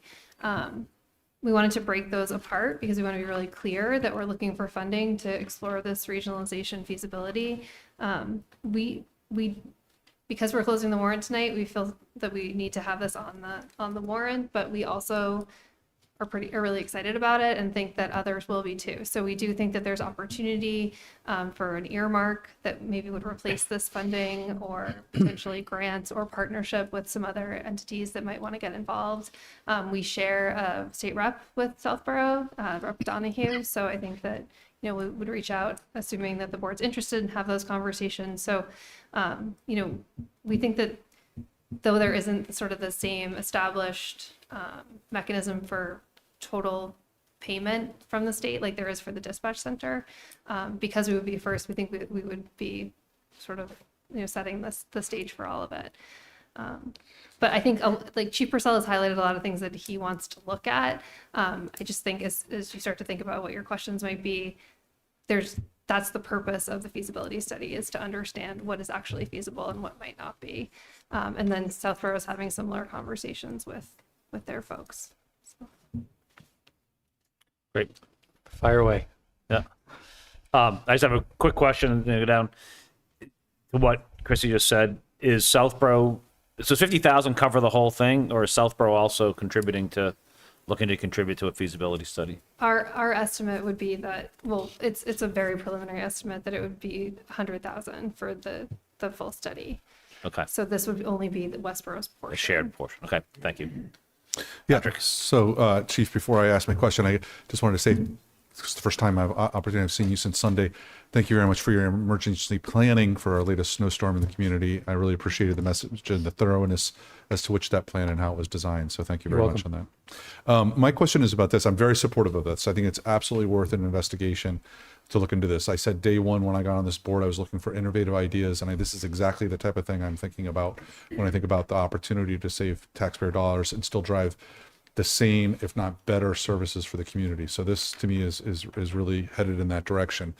My question is more around, and I don't know if I'm necessarily expecting an answer to this tonight, but something, as I was thinking about this, since Christy, you had talked to me earlier to just let me know what this is about, was about how this would actually manifest itself. So is this going to be, would this likely be similar to the rec, meaning that there would be an establishment of a separate board and a management of a regional capability? Is that, that's how we envision it. Rather, because the only other option is it would be hosted. So rather than Westborough essentially taking on all of Southborough's fire service needs, or vice versa, it would be its own established entity. But that would all also come out in the feasibility study in terms of what that structure would look like. Yeah, I think we would write that into the scope to identify our opportunities. But I think that the manager hit on the head would host or district. And I don't think anybody, my opinion, is really interested in a host. Everybody wants to have their say, particularly in a new venture on something like this. But I'm liking what I see out of the dispatch district so far in the way that the teamwork has happened. And I envision, because we're used to working with Southborough, that we'd have the same cooperation if that's the way we went. Yep. Thank you. That helps. Thank you. John. Yeah, Chief, thank you very much. I don't know if you could outline for folks, you have sort of unique insight here in that you have a role at the state level or on a statewide organization. If you could talk a little bit about what you're doing there. So so I'm the president. I serve as the president of the Fire Chiefs Association in Massachusetts. So that involves a lot of legislative work, and I see a lot of change coming down the road, particularly in the area of EMS. I also see some challenges coming forward potentially for the fire service. I will tell you, like right now, a political hot topic involves new construction of tall mid-rise buildings 4 stories to say 6 stories, wood construction with single stairwells.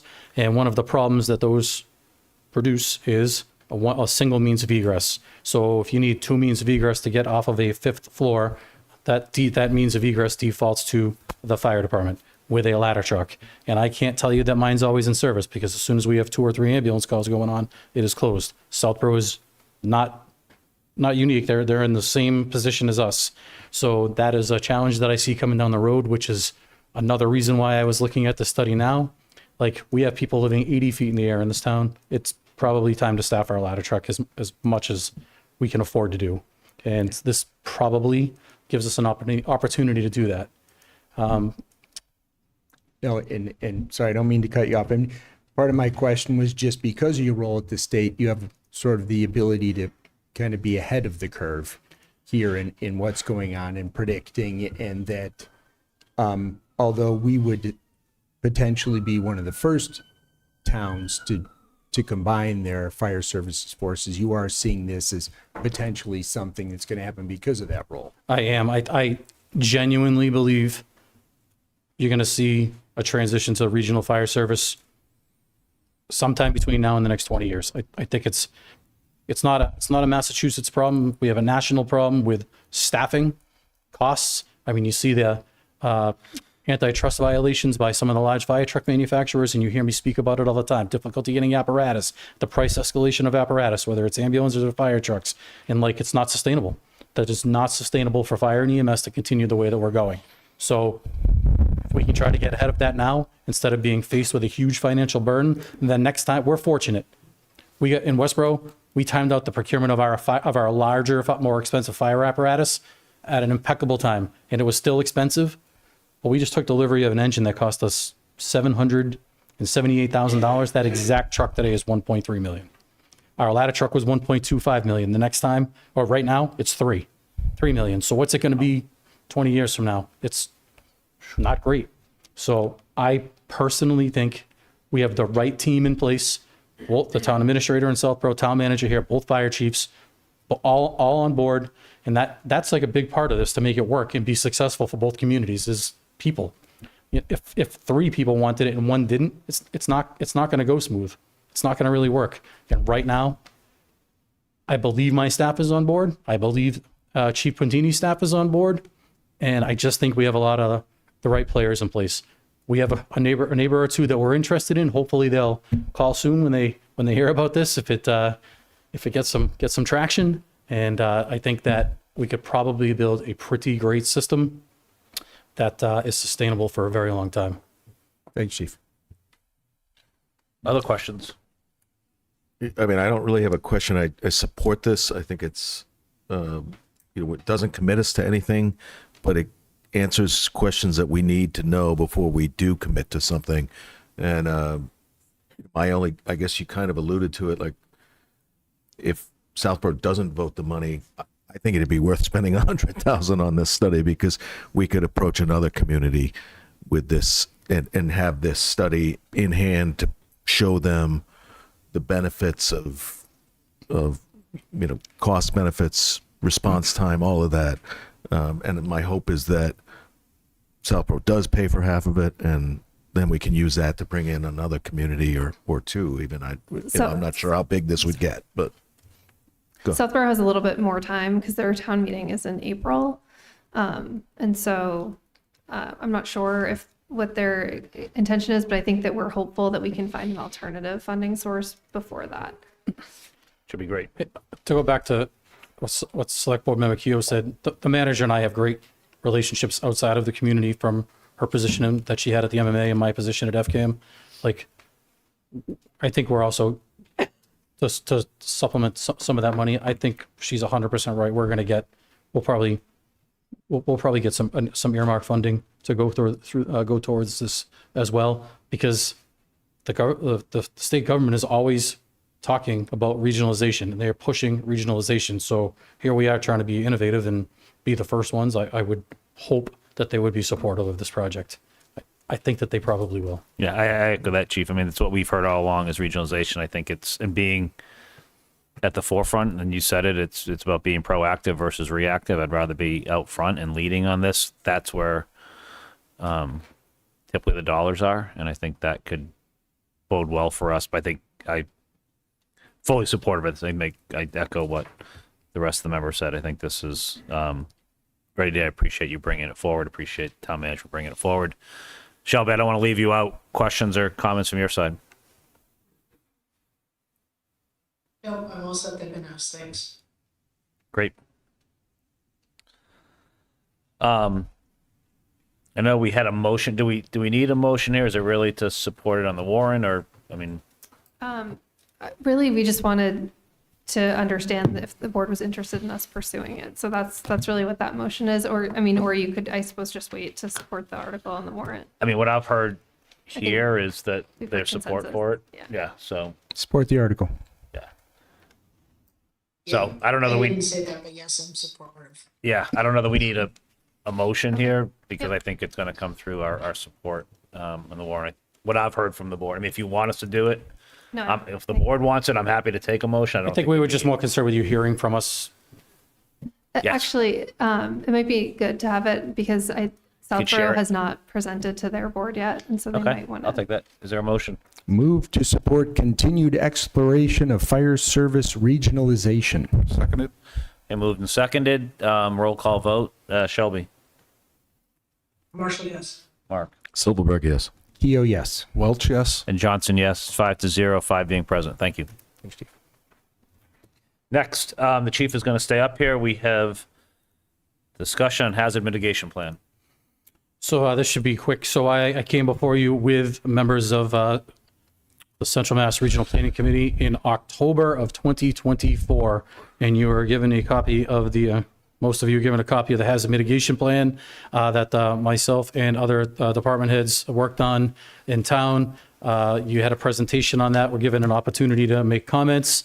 We did not really have any vast comments to make. That was followed up with a letter from the board.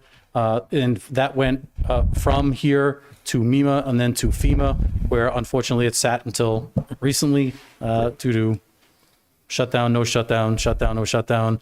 And it took until last week for us to get confirmation that the hazard mitigation plan was approved.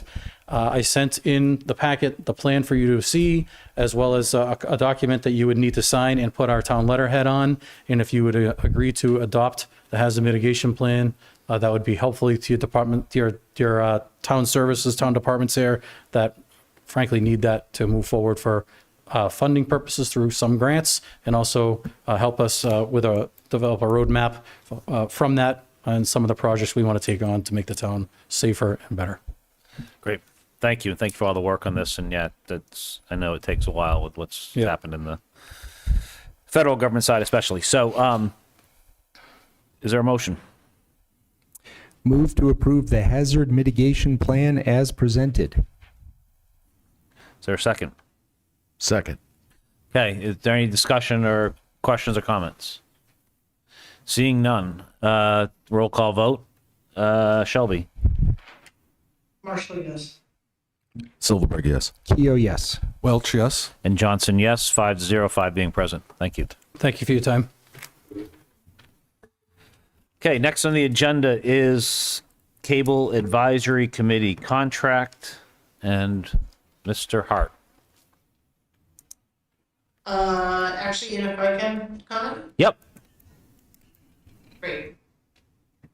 I just have to juggle some screens here. So, as the board knows, we have been working with with Charter on renewal of our agreement with them, and I'm pleased to share that the agreement has been agreed upon. We haven't yet signed it. Obviously, that's why it's before the board.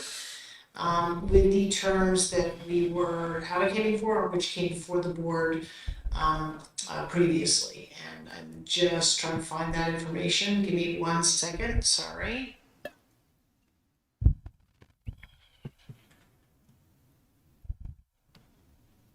me just 1 second. I'm sorry about that.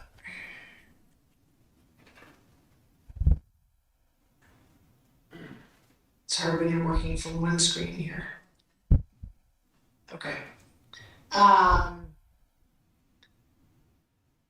right, so as stated in the December 9th letter from Town Council Jeffrey Blake, who is working with the Cable TV Advisory Committee to negotiate this contract, we have agreed to the terms that we're seeking, and that is that this is a 5-year contract. The prior contract was 10-year, but 5-year contract, providing for PEG access funding in the amount of 5%, which was what we were seeking. The board may recall that Verizon, in its last negotiation, agreed to move to 5% if a subsequent cable provider was at 5%.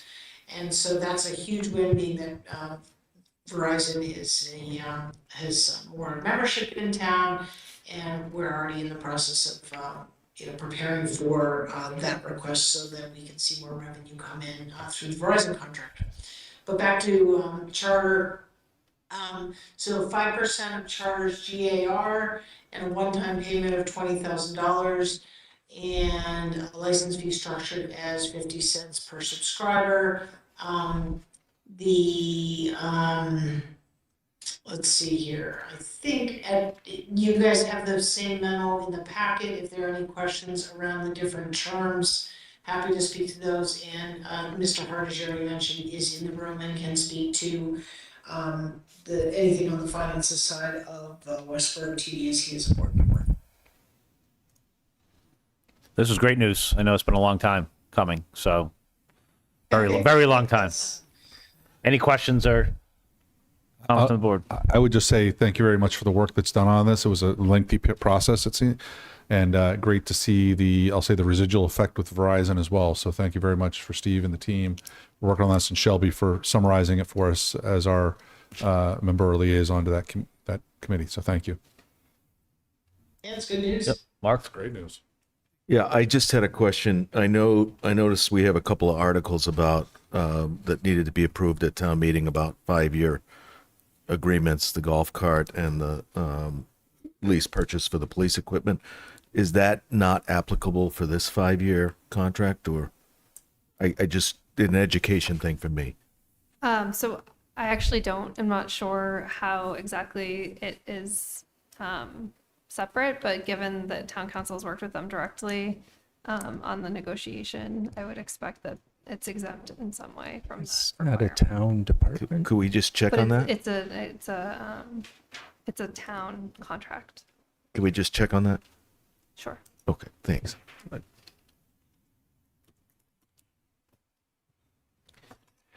Anything else? If not, is there a motion? But yeah, the only thing, Mark, so it's a great question. Thank you for raising it. Didn't catch that. My only question would be, if we are closing the warrant tonight, are we going to be able to get that answer? Because we certainly don't want to delay signing this contract. I see Kim looking it up right now. So Yeah. Our prior one was 10 years. Did it require a town meeting Yeah. vote to get to 10 years, though? Is that? Don't recall it ever coming to town meeting. I don't know. But the prior one was 10 And years. we did Verizon, and I don't recall that was went to Yeah. town meeting. I think it's highly unlikely, but hey, special town meeting. you actually could host a special town meeting within the annual town meeting. So we need to. So I think we should I'm move. sorry to throw a can of worms in. I just don't understand the difference between Well, there are some one things that 5-year are- contract and another 5-year contract. So,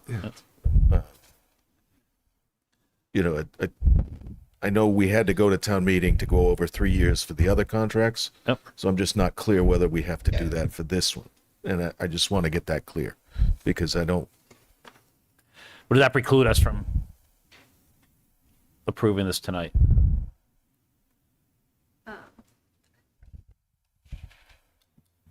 I suppose you could wait. I mean, the town council has to approve as to, which means it's legal.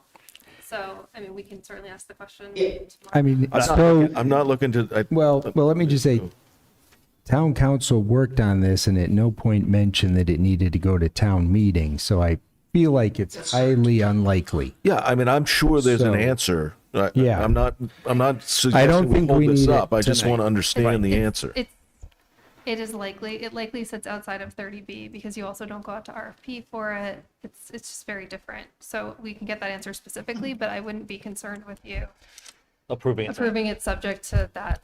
I was not suggesting that. Okay.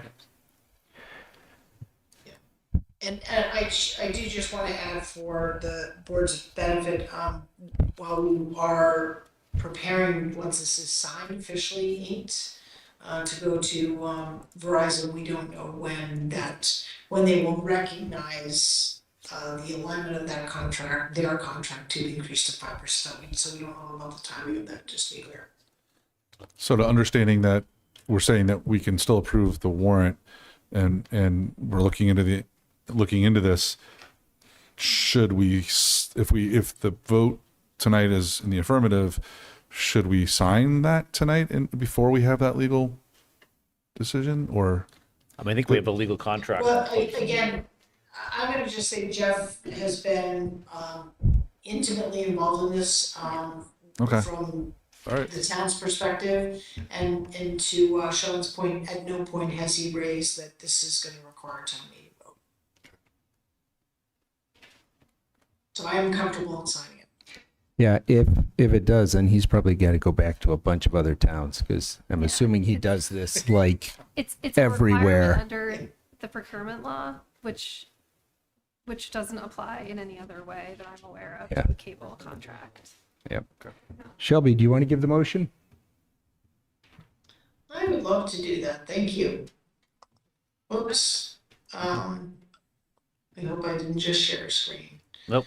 I would move to approve the cable license agreement between the town of Westborough and Charter Communications as recommended by the Cable Advisory Committee, and to authorize the select board chair to sign the agreement on behalf of the board. Seconded? Moved and seconded. Any further questions or comments? Mark, thanks for yours. We'll get that answer. Roll call vote. Shelby. Marshall, yes. Silverberg, yes. Keo, yes. Welch, yes. And Johnson, yes. 5-0, 5 being present. Thank you. Great work. Okay. I think that covers that. So next on the agenda is to go into annual town meeting warrant discussion. If I can just update you on any changes in this version of the warrant. Okay. On page 2, we have a new Article 6, which is to fund the patrol union contract. This article is on here for a sum of money. If we are able to settle a contract with the patrol union, then this article would fund the first year of that contract. And then we would adjust the budget as required for next fiscal year. If not, we would pass over. That's right. On page 3, there's updated numbers under the community preservation program budget. And then also there was a blank within the article information that said what the total estimated amount was for fiscal 27. It's $514,000. Skipping ahead to page 5, article 11. This is the community preservation articles. One feedback that we received from town council was that the article needed to specify which specific account the funding is coming from. So that's been added, whether it's open space reserve, historic, or general reserve. Additionally, you'll note that this is a little bit different.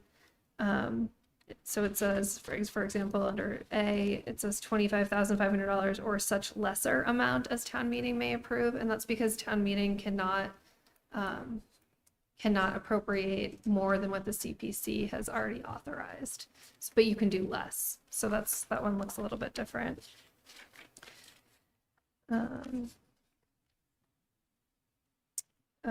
to article, let's see, page 9, article 13A. I'm sure John will talk about this tonight related to chart of accounts, but we've increased that so that we're able to work with the schools and do a more comprehensive update of the chart of accounts, but he'll speak to that tonight. So that's a change that's been supported by the capital planning committee. Just remind me, what was the amount before? 75,000. So it's going from 75 to 125. Actually should have said on page 7, the mobile command vehicle went from, I think, 474,000 down to 282. That change has also been supported by the capital planning committee.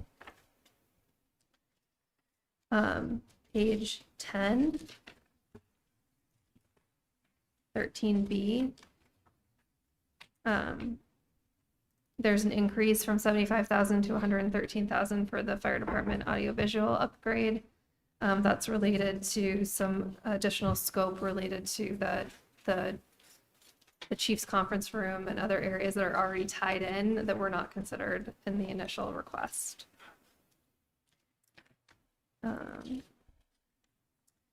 Article 15, those are the borrowing articles under the capital plan. That's on page 13. This isn't new to you. We've talked about the fact that the school has pulled 2 of the borrowing articles. But I just wanted to note that the capital expenditure planning committee approved that change. Article 19 on page 15. This is the crosswalk and other improvements. I received an email last week from the Active Transportation Committee asking that I increase that amount by $7,500. So it went from 75,000 to, I'm sorry, $7,500. And that is an increase. Article 19. That's an increase from 75,000, and that's because there was concern that there was additional cost for the rapid flashing lights. You also have in your packet a note from the planning board following their discussion of that article. Article 21 or 20, as I mentioned, is now the police department organizational assessment, which we can talk more about. And then 21 is the feasibility study. And then on page 17, Article 25 and 24. So we need to fix that. There's 2 new easement articles. So one is for West Park Drive in Flanders, which is related to the MassWorks project we completed. And then utility easements that are needed by Public Works. On page 19, Article 29, this is kind of related to what Mark was talking about, related to the term, but this language has been updated because it's actually considered a lease purchase, so it needs to refer to a specific general law, and that actually is a 2/3 vote. And then Article 30 is the citizens petition submission deadline, which we should talk about. There was no number of days, so I put in as a placeholder the 60 days for your discussion.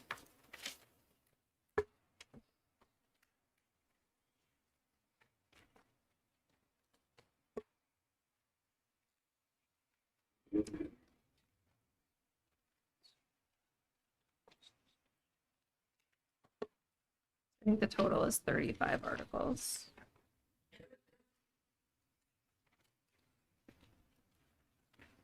On Article 35, on page 45, just a question. So we have Article 35 and it says article and a space authorizing. Is that? That's what the petition said. We have to put that in there, but it's Yeah. okay. We can talk, well, I don't know if you want to talk about it now, or if you want everyone else to present, and then we can talk about it after. Yeah, we can talk about it after. Some That's fine. feedback from town council on that particular article. Yeah, why don't we put that first on our thing? We want to put it at the end since I don't think we have anybody presenting it, do we? Not for the petition, we received that presentation last Yep. meeting, yep. Great. Is that everything? Yep. I think besides that one, why don't we just go in order? What was on the, unless there's folks that need to go? If not, I'll start with election equipment and text the town clerk. Hit that one first. Good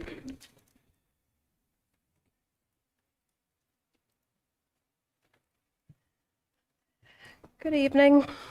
Good evening. I'm here regarding your Article 12D.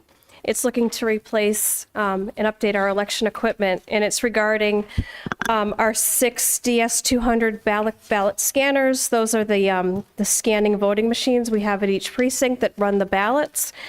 It's also regarding the 12 poll pads. The poll pads provide for voter check-in totals, turnout data, and reports that we look to on our dashboard. Our poll pads are also used for town meeting check-in. Broken down, replacing the scanners, $7,000 for 6, comes up to $42,000 with that number, and the poll pads, 12 at $1,800. That's $21,600 for the total $63,600. Why replace them now? The equipment is getting toward its the end of its useful life, and the poll pads are going to require generational upgrades at the end of 2026. Just a background on the equipment: the scanners appeared on the 2009 annual town meeting warrant. It was Article 20 that year. $35,000 was allocated for the five scanners. We do have a 6th scanner that was added after the 2020 re-precincting. For the poll pads, 5 were purchased in 2018, 7 were purchased in 2020. The first 5 had required updates. They were so old. These are Apple iPads. And like I said earlier, the 2020 ones will require upgrading at the end of 2026. As far as the 2 DS200s, the life expectancy starts at 10 years. We do have them maintained every year. We take care of our equipment. The equipment does get handled, I don't want to say roughly, but it's transported between town hall and the high school for all of our elections. I want to be proactive and not reactive with the equipment. We haven't had any major failures, with the exception of Precinct 3. We have had failed batteries, and enough so that I'm looking ahead a couple of years. I don't want our equipment to be failing when we're in busy election seasons. The next one would be 2028, when we have 4 elections. The DS200s are being replaced with DS300s. They provide things such as faster processing, 75% faster. They load 300% faster, 240% faster at our polls, and 33% faster scanning, which, you know, the ones we have been working okay. Like anything else, you use what you have, you make it work, and we're fine. The new scanners would provide better security, more up to date, and faster processing. They would imprint our ballots, which would be beneficial for post-election audits.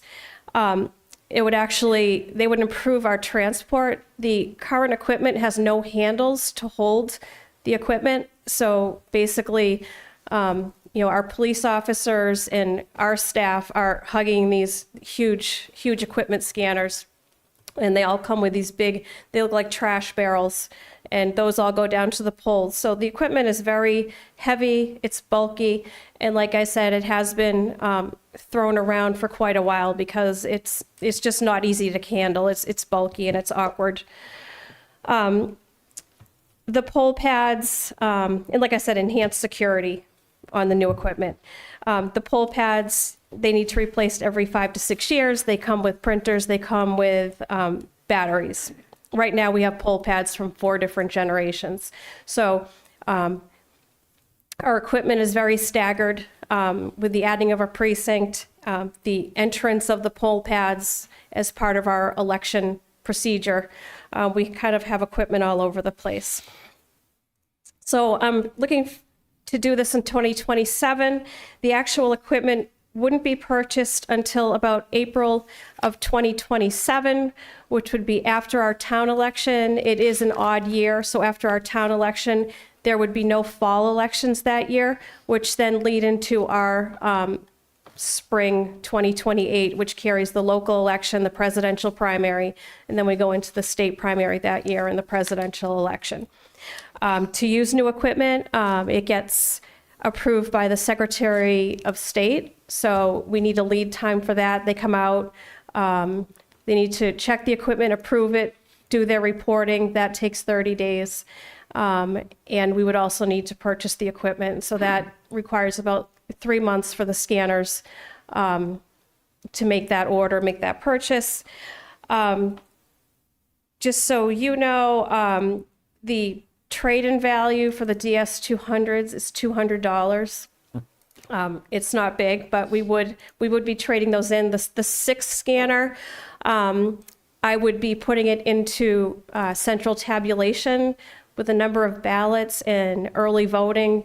It's getting very cumbersome and difficult to transport. I think it was 4,000 ballots during the last presidential election. I'll be looking to do something in town hall, possibly running ballots as people come to early vote. So that 6th scanner that's newer would be put online here to help with that. The poll pads, like I said, they're Apple iPads. Those would be cleared by the poll pad company. They would be wiped clean, and I would be looking to give those to the senior center for use with the seniors and also to the library. So I'd be happy to answer any questions. Great. Open up for questions. Benny. Quick one. You mentioned that the equipment needs to be upgraded, I guess. So there's requirements for the current. For the poll pads. Got it. And, Yeah. and would there be a cost associated with that you're trying to avoid, or? So there's cost to update the poll pads. What I'm trying to do is to keep everything kind of on a same cycle. The poll pads can be updated. When you update the poll pads, though, it does not include the batteries, and it doesn't include in the printers in the case.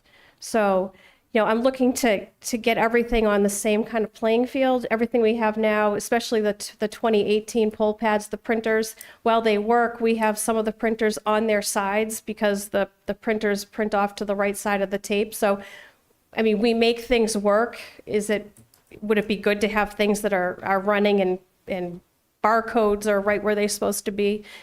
Yes. So if ideally, we would have everything on the same cycle. We would, be upgrading, and then we would be replacing in a better manner than what we have now to try to, it's like managing all different kids and all different cycles and seeing what works best with the budget. Thank you. I said a question, if I heard it. So you're looking for this now, but you won't spend the money until next year after town election? Is that what you said, or?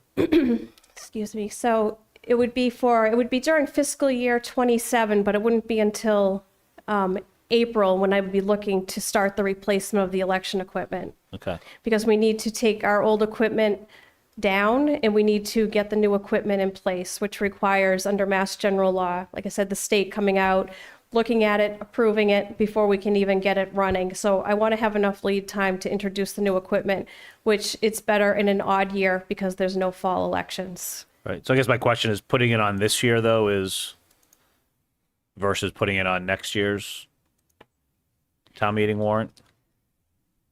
We talked about that, but given the timing that was needed and when things are coming out, but also when you're looking at our long-term capital plan and where we have capacity in terms of meeting our comprehensive fiscal management policy goals, it made more sense to keep it on this warrant. Okay. That's fine.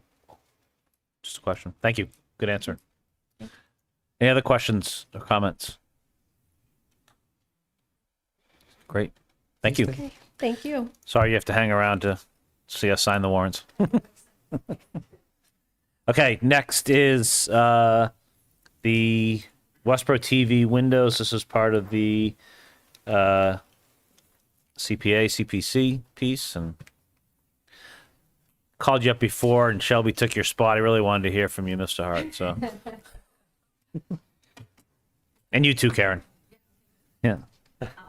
That seemed like a throw in there. What's that? Oh, and Karen. Yes. Okay, I think actually I can speak. Steve Hart, 22 Brewer Drive, past chair and current board member of Westborough TV. Yeah, can you speak into that microphone? Because Westborough TV keeps complaining It's funny we because don't. I actually was saying to Karen, so forgive me, because I was pointing out a certain member of your board who's got his microphone up here. Patrick? Turn it down. I move it out of the way. But just very quickly, whilst we're waiting for the presentation to come up, we're here really, you've already heard presentations from the chair of the town's Community Preservation Committee. That committee has put before, it's going to put before the town 4 items, one of which is the preservation of the historic windows at 33 West Main Street, the home of Westborough TV. And we're here right now to ask you to support the CPC in that warrant, in that part of the warrant. And we are looking for, I think, the sum of $127,900 towards the entire project at Westborough TV. And Karen is now going to briefly take you and anybody viewing through that presentation.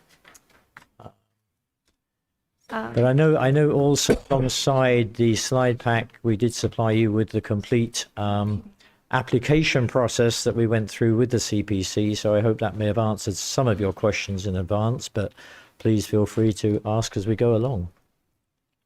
We've also already received a response from Jeff Blake, our attorney, that said it's not subject and not subject to 30B and does not need town meeting approval. So. Perfect. Thank you for the question, though. Thank you, Jeff. That's what's good about a new person being on. Didn't even think about it. Yeah. Yeah, quick question, Mr. Hartz. Could you repeat the total amount? I just want to make sure the article numbers added up. Sorry, I may have got it wrong. So we were sort of bouncing around between. It's $127,900. It's Article 10C.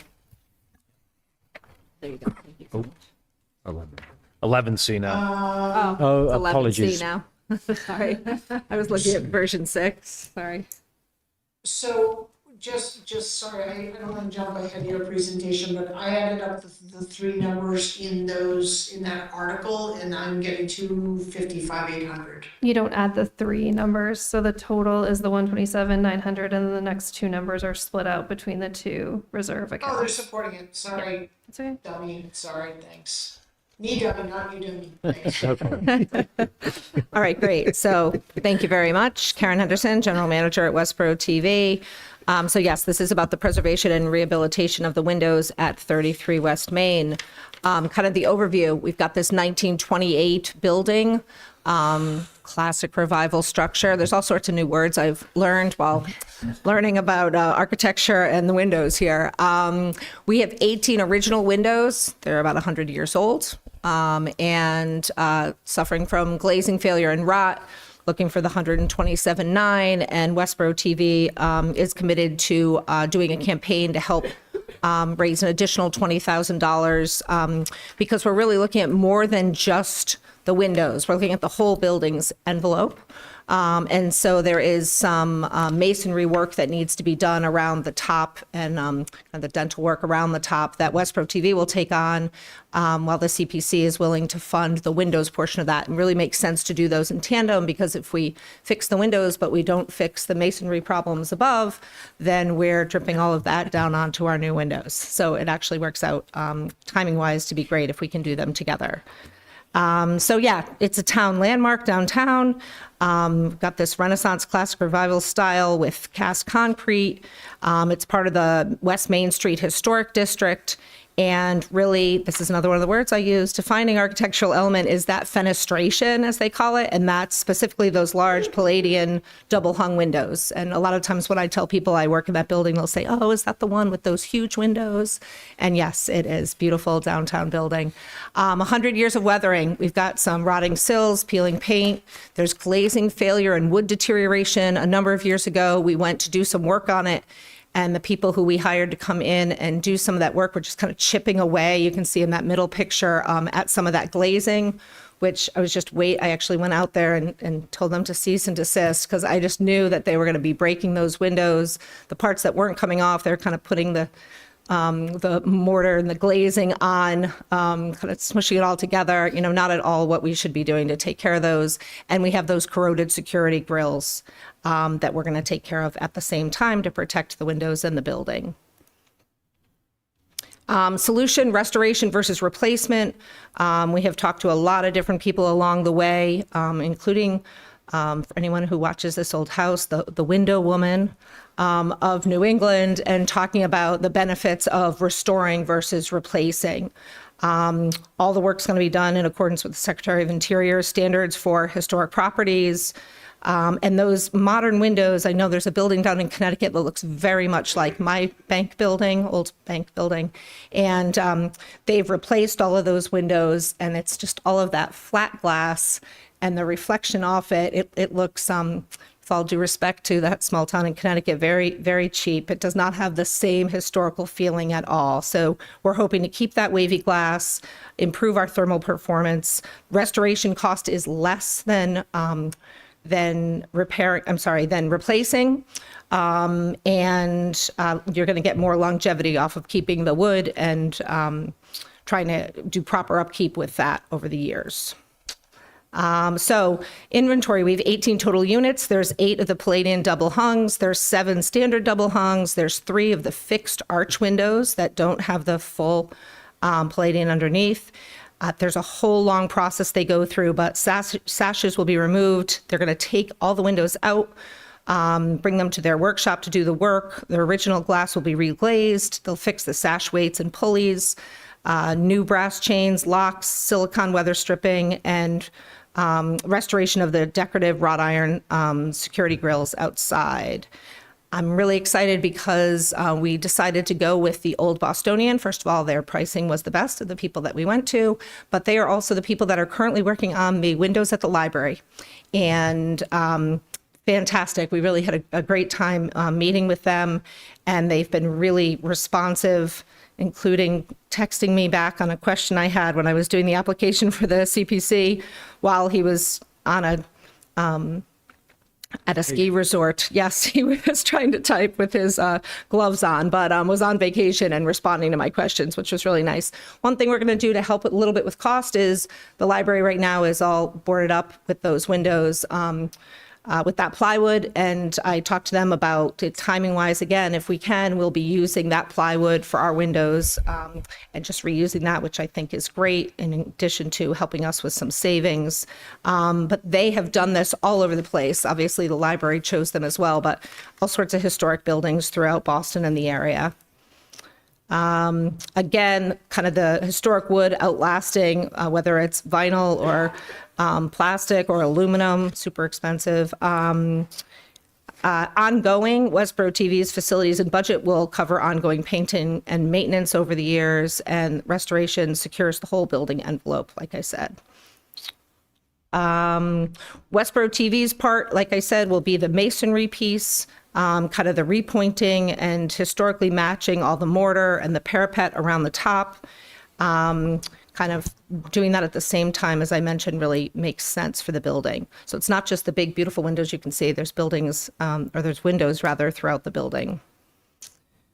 Timeline is about 12 weeks. So as you can imagine, they board it all up. They take it off site for restoration.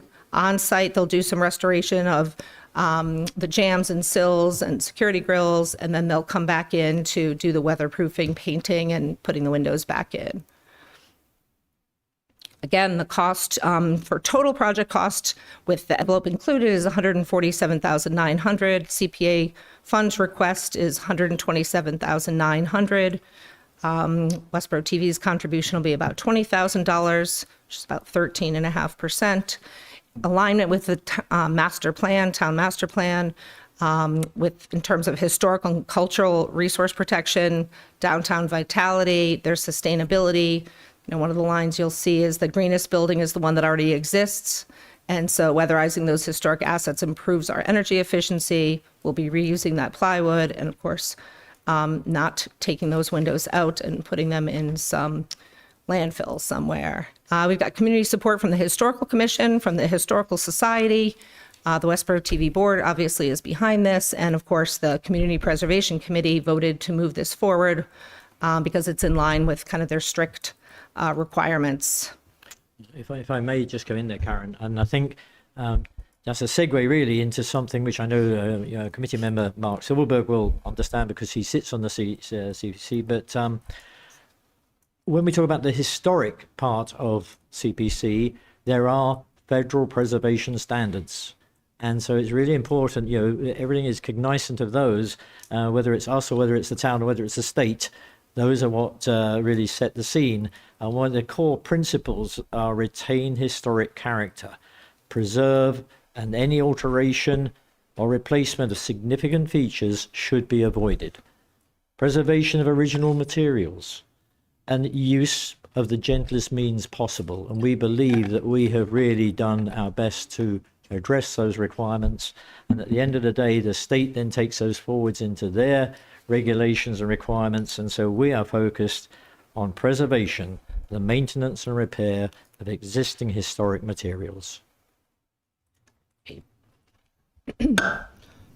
So yeah, I feel a big sense of responsibility to take care of that building. It was the bank for 90 years, and it has been in Westborough TV's possession for the last 11 years now.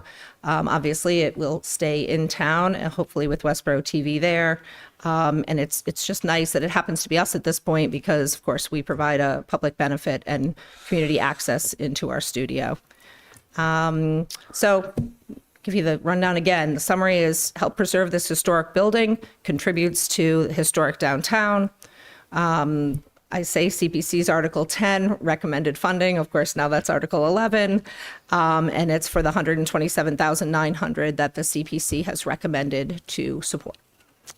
So we would ask for your support and would be happy to answer any questions. Great, thank you very much. Open up to questions from the board, if any. It was very thorough, thank you. Yeah, I had a question. Yes. So it's the first time I've seen this broken down where 91,000 is coming from the reserve account and 36,000 is coming from the general reserve.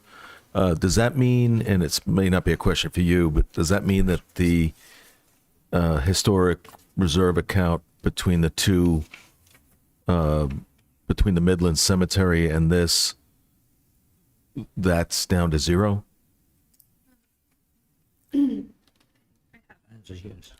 So, if I understand correctly, right, each year, 10% has to be allocated to each of the three accounts, and the other 70% can stay in the general. So, I guess the question is that the full 10%? Right. So between the two, one is 100,000 and one is 91. So the balance. If I may, I'm just wondering. I believe that's already being covered elsewhere, but the answer is yes, that pot will be empty, but the residual comes out of the core fund. So as you say, 10% each year goes into each of three funds, but then the other 70% is left to be allocated as the committee desires or held over. And the CPC voted unanimously to use some of that money towards this project. I'm absolutely supportive of this, and I'm just trying to figure out how much was in each. So there's reserve account. $191,085 in each of the reserve accounts Okay. and 1.2 million in the reserve. Okay, so it was really just a question of which, Yeah. whether this or the cemetery took from the general reserve. Right. Okay, that's all. Yep. Just wanted to get an understanding of it. Thanks. Other questions? Fully support. Thanks. Yes, very supportive. Yeah, I just had a quick question, if I can. Yeah. So very supportive of it. Thank you very much. I guess two questions. One is I just wanted to understand what your anticipated impact on operations of Westborough TV during this period of time would be like. Do you expect to be fully servicing as normal? Yes. Business as usual. Business as usual. There will be plywood on the top part of the windows, and then we will have the bottom part plexiglass, so that we'll still have some light in there. We don't want to be in too much of a cave, Right. but we'll be business as usual. Terrific. And my other question is, and I think you answered it, but I think I've heard some questions in the community in regards to, this is not a Westborough building. It's not a public building. So how does it qualify for CPC funding? And I think, Steve, you had made the comment about this as a building of public interest, and I believe that's where it qualifies for it. But I'm not sure if somebody has a better answer to better explain why this building and this money can be used for this project. Right. Well, the building is owned by Westborough TV, so it is owned by the nonprofit and not the town. So you're correct in that regard. And I would say maybe it's a question for the Community Preservation Committee as to the language around what makes projects eligible. And you're quite right, Patrick, that one of them is that sort of, is there a public accessibility, etc. The answer is yes. The other is actually, and this has been debated again elsewhere, that the property should also be in the public view. And certainly 33 West Main Street is pretty much in the public view. So yes, it does depend on certain criteria. I don't have them all. Jim Ball may be better, or his co-chair may be better able to answer to that. But as far as we're concerned, the town's CPC, Community Preservation Committee, who are the people that should know, are the ones that unanimously voted to. Oh yeah, put it's this to absolutely town eligible. meeting. I'm just a question. I just wanted to make sure. No, good questions. Community was And- aware of why it was eligible. Yep, absolutely. So, Yeah, and Jim, I know Jim did cover that. That question came up, I think, from Finance Committee at the budget summit, and Jim did answer it. But I would expect that it's going to come up again. it's going to come up at town meeting. Exactly. But I believe Jim or someone from CPC will be there. So I can read you the CPA definition of historic resources. A building, structure, vessel, real property, document, or artifact that is listed on the State Register of Historic Places or has been determined by the local Historic Preservation Commission to be significant in the history, archaeology, architecture, or culture of a city or town. Perfect. That explains it. Thank you. So I don't think it has to be a town-owned property. Any historic building could theoretically apply for And that was a this. question that came up in town meeting. Yeah, It could be that's a exactly- private residence. Right, could a private resident who has and right. I mean, For church. The, Yeah, it's like a church or if, something If, like if that. you're Right. interested, the state does have a complete record online of every project that has received funding through the CPC. And if you then sort of narrow it down to windows, I think we found one example where a private residence, totally private residence, has received funding. Otherwise, it tends to be buildings of a community access, et cetera, et cetera. So, throughout the state. Great. Thank you. Thank you. Great. Appreciate Thank it. you. All right. Thank you so much. Okay, next, related to what Mark just asked the question, but Midland Cemetery and Historical Commission? Anybody? G Pairs is on. Oh, Yes, Oh, and Christian. Yep. I'm here. Hi, hi, Christian. hi, you guys can hear me? Yes, we can. Okay, great, all right. Good evening. Christian Hedrick, I'm the chair of the Historical Commission. I'm here tonight to present the proposal we submitted to the Community Preservation Committee for the use of CPA funds for the partial restoration of Midland Cemetery, as you mentioned. Obviously, one of Westborough's two historic cemeteries and a deeply significant part of our town's heritage. The cemetery was established in 1810, and it's located to the south in School Streets. It contains approximately 369 gravestones and monuments, including 9 obelisks and 3 tombs. It's the final resting place of many of Westborough's earliest citizens, including individuals connected to the Revolutionary and Civil War. For more than 2 centuries, the site has stood as a tangible link to our shared past. However, time, including freeze-thaw cycles, various tree damage, and even remaining reminders of the 1953 tornado have taken a visible toll, and even repairs from the tornado. Today, there are gaps in rows of stones. Many markers are tilting, leaning, sunken, broken, or lying flat on the ground. When stones fall face down, inscriptions become unreadable, and with that, pieces of our local history are effectively lost. Between 1989 and 2006, approximately 65 stones were restored. In 2015, the Historical Commission commissioned a professional assessment of the cemetery's condition. It identified roughly 250 stones and monuments in need of treatment and assigned them priority and rankings. So this has been on our radar for a while. Our CPA proposal focuses on the most urgent needs of the cemetery using the 2015 assessment as a guide at the base. Members of the commission conducted updated observations in the fall of 2025 recently and identified approximately 50 gravestones and 1 obelisk. Those ranked as priority 1 or 2 for restoration through CPA funding. The work will be completed by a qualified preservation professional selected through the formal RFP process. The goals of the project are straightforward: to restore and stabilize these stones and protect them from further deterioration, enhance the dignity of this historic cemetery, and improve safety for visitors. This project benefits the entire community. It preserves an important historic resource, supports family members who come to honor their ancestors, and enhances a space that many residents walk through and value. It also directly aligns with the town's preservation plan and the 2023 master plan, both of which call for continued protection of Westborough's historic assets, including burial grounds. Importantly, this project addresses resources that are actively at risk. Stones that remain toppled or broken will continue to deteriorate, not to mention they're a hazard, a trip hazard, a fall hazard. They continue to deteriorate, they become buried, they lose their legibility, etc. Acting now prevents further and more costly damage in the future. Midland Cemetery is more than just a burial ground, it's an irreplaceable historical record carved in stone. This project represents a responsible and timely investment in preserving that record for future generations, and we very much hope you will support this project. Thank you. I'm happy to take any questions, and my co-chairs here, she can answer questions too. So. Right. Christian, thank you very much for that. That was great.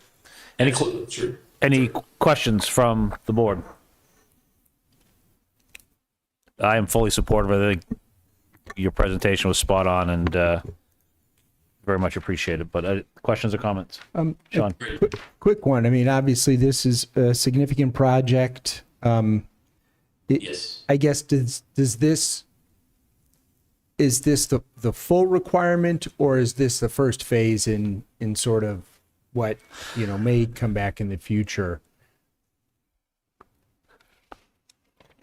Well, I think it's a continual process, right? With these cemeteries, they're constantly in deterioration. We've been working, most of our effort in the past few years has been on Memorial Cemetery. We've been trying to fix broken stones and things there, and we haven't done any work in the past few years in Midland. So Midland is very much due for, it's kind of the second oldest one, founded in 1810. So that is, it's a process. It's not, this project won't fix everything.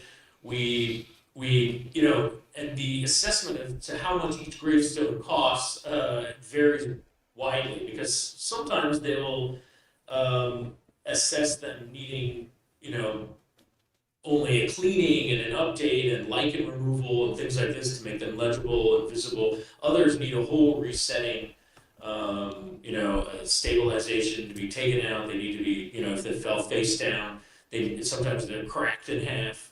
We have in our, I didn't have a full visual presentation tonight with all the images, but our report that was sent to the CPC, has photos of every single gravestone that needs to be repaired. Some of them are just picked. Sometimes people walk through the cemetery and pick something up and lean it on another gravestone, moving things, and sometimes they're embedded in the ground, face down.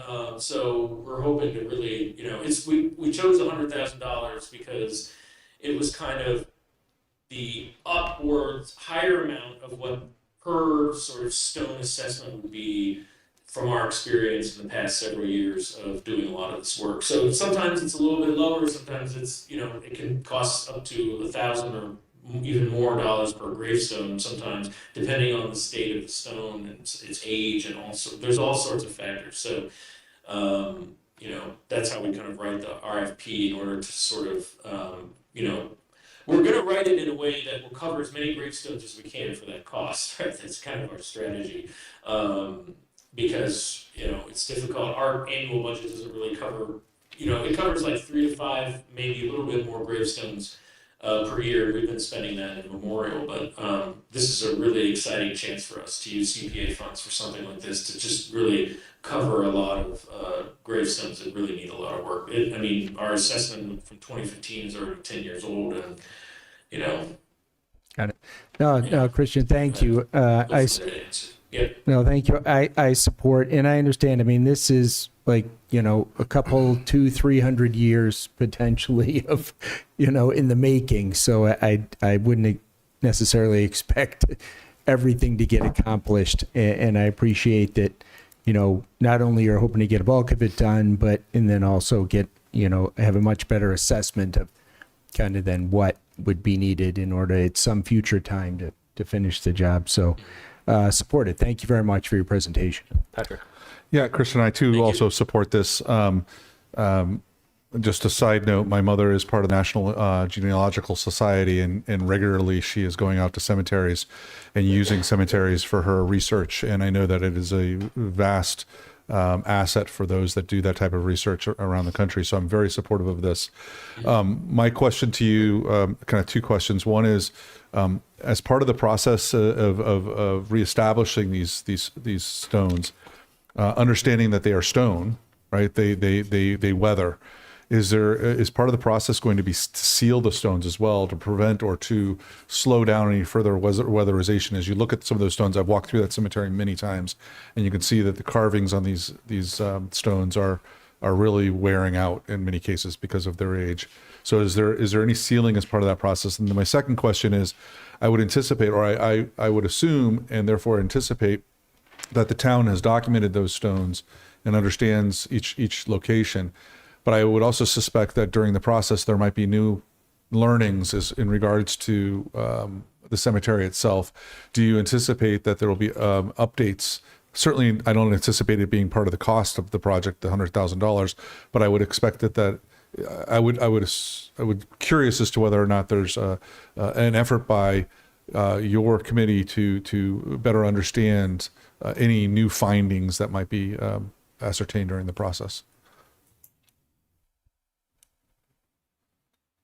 Yes, so in terms of your first question, sealing is typically not something that I have encountered that is done. That's certainly something we ask them about, the preservationists, the conservationists, whoever's sort of attending to the gravestones. But generally, adding another layer, a chemical layer of any sort, we try to kind of just rectify the gravestone, clean it, preserve it as best we can. Some stones are made out of some types of stone that weather a little bit more or less than others. So in general, the goal is to sort of conserve, rehabilitate, and conserve it rather than sort of, I don't know how to say this, like kind of, encase it in any sort of, I'm not an expert in, grave preservation, stone preservation, but to my knowledge and my experience of working with these folks is the goal is to try to return it to its original look and its original appearance as best we can, straightening it up, etc. So if it's laying flat or if it's laying on its, it's either on its face or even with its face up, that creates more weathering. So the goal is to try to kind of make it, how it should be standing, which I think, I don't know how much the weather affects that when it's like that. I don't know, my co-chair Margie, if she knows something about that, chirp in. But to my knowledge, it's to bring things back to kind of as close to how they were, rather than kind of like adding a sealing layer to it, which I'm not very familiar with. I haven't seen that done. In terms of the second question, which had to do with, I'm sorry, I forgot your second question. It was around documenting any new findings in regards to documentation. Yes.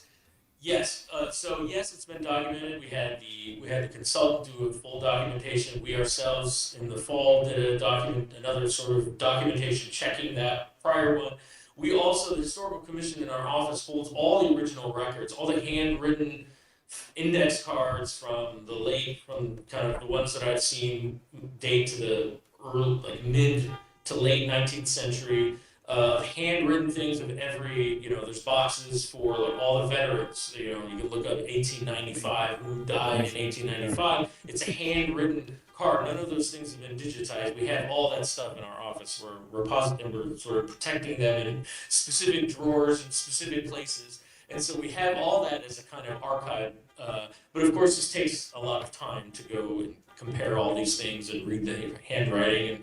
And so we are very interested in kind of updating those things and maintaining. We have a lot of the more recent things that we did in the fall and that we have prior from consultants. That's all digital. So we have all those things digital, so we can sort of add in any findings that we had. And then these preservationist consultants always give a really beautiful, detailed report of exactly what happened, what they found, and everyone's like very good at documenting these. Every consultant we've had has done a great job of sort of documenting all these things and giving us a great report at the end of it. So we had a series of great reports from everything we've done. So we have a great sort of paper archive, of course, digitizing that. We kind of like we have digital things from 2015-ish going forward, but we haven't digitized the stuff in the past. So to answer your question, yeah, that's one of ours. We try to aim for that. That's great to hear. It's just an incredible added benefit to this work. So thank you very much. Great. Any other questions? Great. Oops, Shelby, do you have anything or? Nope. Okay. So, Christian, Margie, thank you guys very much. Appreciate it. And Thank you. look forward to town meeting. All right, thank you very much. Okay. Okay, next, and I think that's Jen that's online. Is that right? So the next two are the recreation director. These related, the aerator, and the golf cart lease. So, Jen, welcome. Hi, thank you for allowing me to do this virtually. So yeah, I have two things here. For the golf course, Matt is also on the call, so I'll go through the two items and we'll be happy to answer any questions. The first request is for a new aerator for the golf course. Our current aerator is about 20 years old, and the aerator is needed. What this does is it punches holes in the turf or the green. And doing this helps promote proper plant growth, and this is something that we need to do at least twice a year at the golf course. I say this a lot, but in order to get people to keep coming back to the course and to keep, wanting to buy memberships, buy greens fees, things like that, we have to keep the course in playable and good condition. One of the compliments that we get is that, for a municipal course, our course is always in pretty stellar condition, and it's because of equipment like this that that's how we keep it that way. Something else I always say is that it's not equipment that that DPW might have, or that you can just kind of use something else instead of this. This is specialized equipment for a golf course. I don't know, Matt, if you have anything else you wanted to add, or if there's any questions specifically around this piece of equipment that we can tackle before we get into the next item. With the aerator, we use it all year. It's not just the twice a year that we do the greens. We constantly do tee boxes. We might do distressed areas that car paths and car traffic wear down and grass starts not growing. So we use the aerator. I would say we probably use it at least once a week throughout the entire season. So it's not just a twice a year thing that we do. Great. Thanks, Matt. Questions? And again, this is funded from retained earnings, just so everyone realizes it's not general free cash. Our retained earnings balance, our retained earnings balance right now is $275,000. So yes, this is coming from the retained earnings. Thanks. Yep. Any questions? I don't think so. Okay, let's move to the next one then. Did a good job there, Jen and Matt. Great. Great. So the next one, we, as you know, we lease golf carts that we then turn around and let people use to play golf. So it is more cost effective for us to go enter into a 5-year lease versus a 3-year lease. And so in order to enter into a 5-year lease, we need to go to town meeting to get approval. And I did confirm again with our current vendor and then another vendor that yes, it would be more cost effective for us to enter into a 5-year lease versus a 3-year lease. So that is what this article is asking. They're giving us, we're asking for permission to enter into a 5-year lease. Jen, what's the article number again, please? 28. 28. That is Article 28 as of tonight. I think it was 24 before. Yep. Thank you. 28, page 19. Yep. And I know it's been cost effective, and Jen, any sense of what that difference is between a 3-year and 5-year in terms of costs? Yeah, so again, we would still have to shop around because there is going to be an increase. The last time we went out to get numbers was 5 years ago, so things are different now. But if we were to go with the same company that we're using now, it would be $13,881 per month for a 3-year lease. And if we went with the 5-year lease, it would be $8,855 per month. And I should say per month, it's for 6 months. It's not 12. They bill us May to October. Yeah, that's a significant savings. Okay. Thank you. Yeah. Yep. Mm-hmm. Other questions?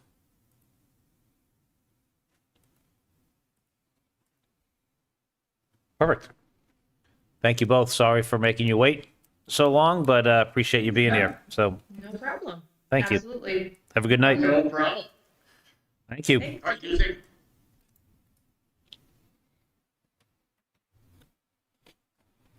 Okay, next three, Conservation Director. Skipping on the chart of accounts. Oops. Sorry. I skipped over that one. I checked it already, so, you know. John Steinberg, Finance Director. Sorry. Caught me. So we've spoken before about this warrant article. You'll see the amount has changed after spending more time with the vendor and them spending more time with our chart of accounts. They recommended an expanded scope of work for their end, potential additional costs for implementation and training that will be needed to roll it out amongst the departments. And this, I understood it earlier from Christie, was that this is now incorporating some of the stuff from the school side or incorporating? Yeah, all along it was going to incorporate the school. It's one chart of accounts, but we're going to be working to incorporate the DESI standard as well as implementation that may be needed on their end. Perfect. Great. Other questions? Yeah, quick question. Sure. Go ahead, Shelby. Thanks. John, is this a firm number or this is an estimate from a vendor? Well, this will be enough to cover the project. It won't be a single vendor because of the implementation side will be one company. The actual conversion of the chart of accounts will be another, and then there'll be training to implement it as well. So it's a full project cost. Thank you. Other questions?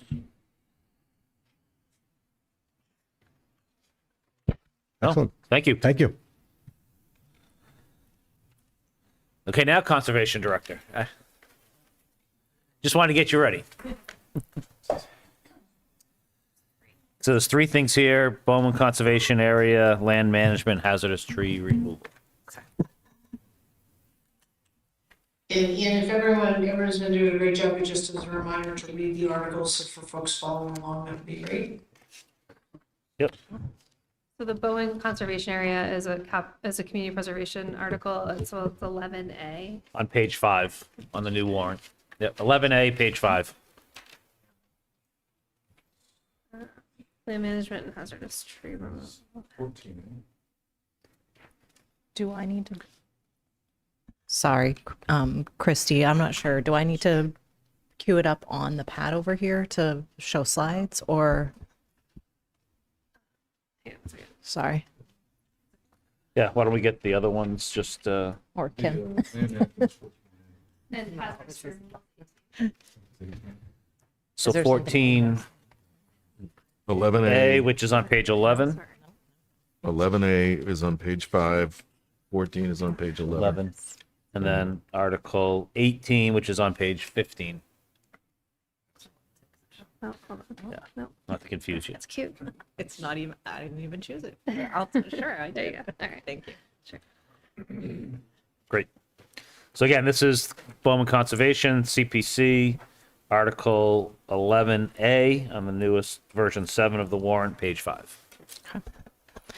Thank you. And I know we're running a little behind, so I'll try and keep these brief and I might skip over some of the slides. And if you have questions, we can go back to them. But Thank you.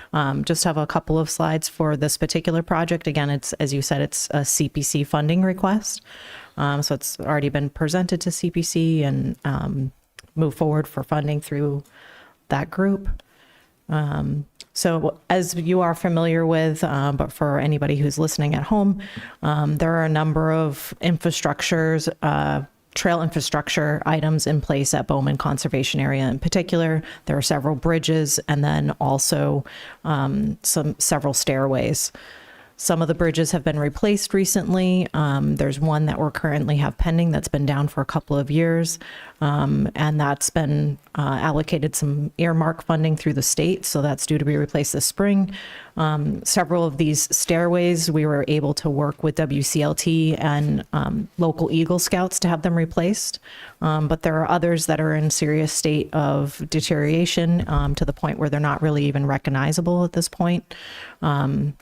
And, you know, while these structures have served their purpose for, you know, several decades at Bowman, a lot of them were installed at the time the town acquired the property. And a lot of them are reaching the end of their useful life at the same time. So we have this deferred maintenance and backlog of projects that needs to get accomplished. We also have a number of items that need to be addressed for accessibility reasons. And just the deterioration has caused some public safety concerns too. So in a couple of the photos, you can see there's rebar that's sticking out of these rotted timbers. And then just the stairways in this lower photo, you can't even see the timber structures anymore. They've deteriorated so much. And then in these other photos, the timbers may be in relatively good condition, but you can see, and this one's even a newer replacement that was done by Eagle Scouts. You can see it's a very steep set of stairs with no handrails. And so by adding those handrails, it really helps with accessibility and just general public safety.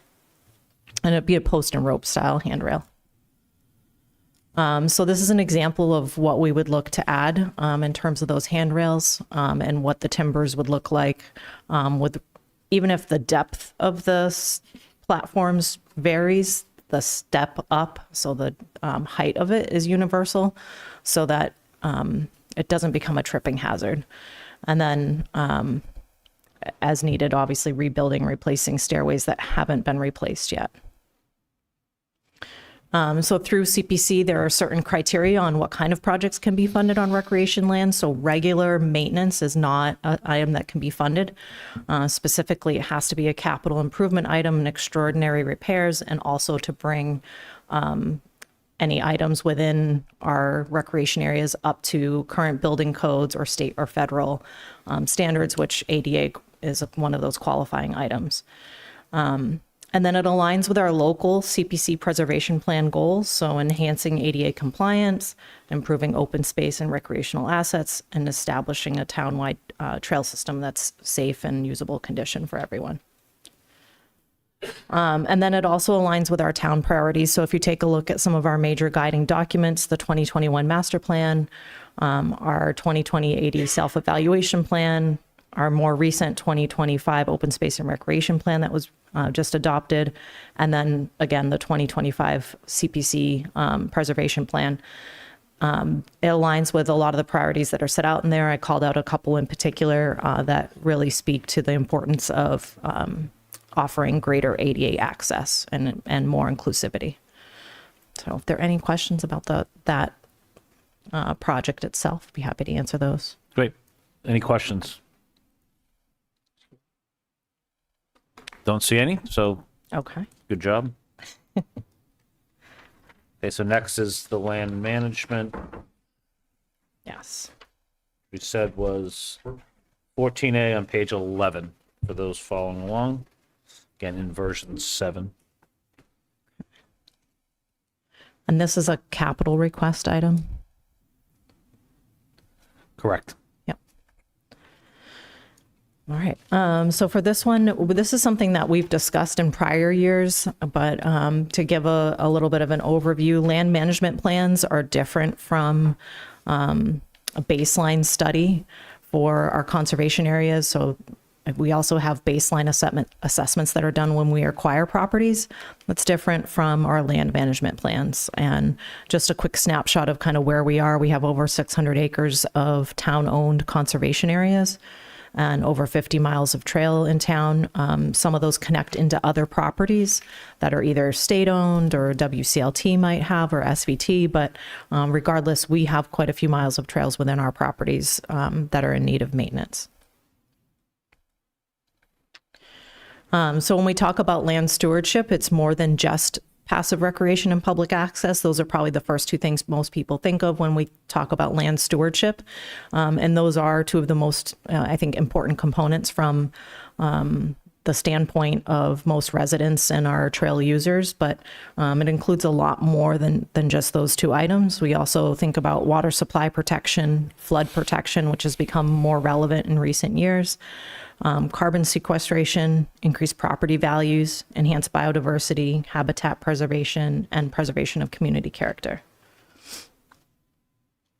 And so just a couple of quick points on why land management plans are important. They serve as a roadmap for the property stewardship. So it takes into account that baseline survey that I mentioned earlier, but it also explores what our community goals are, potential opportunities, and possible threats.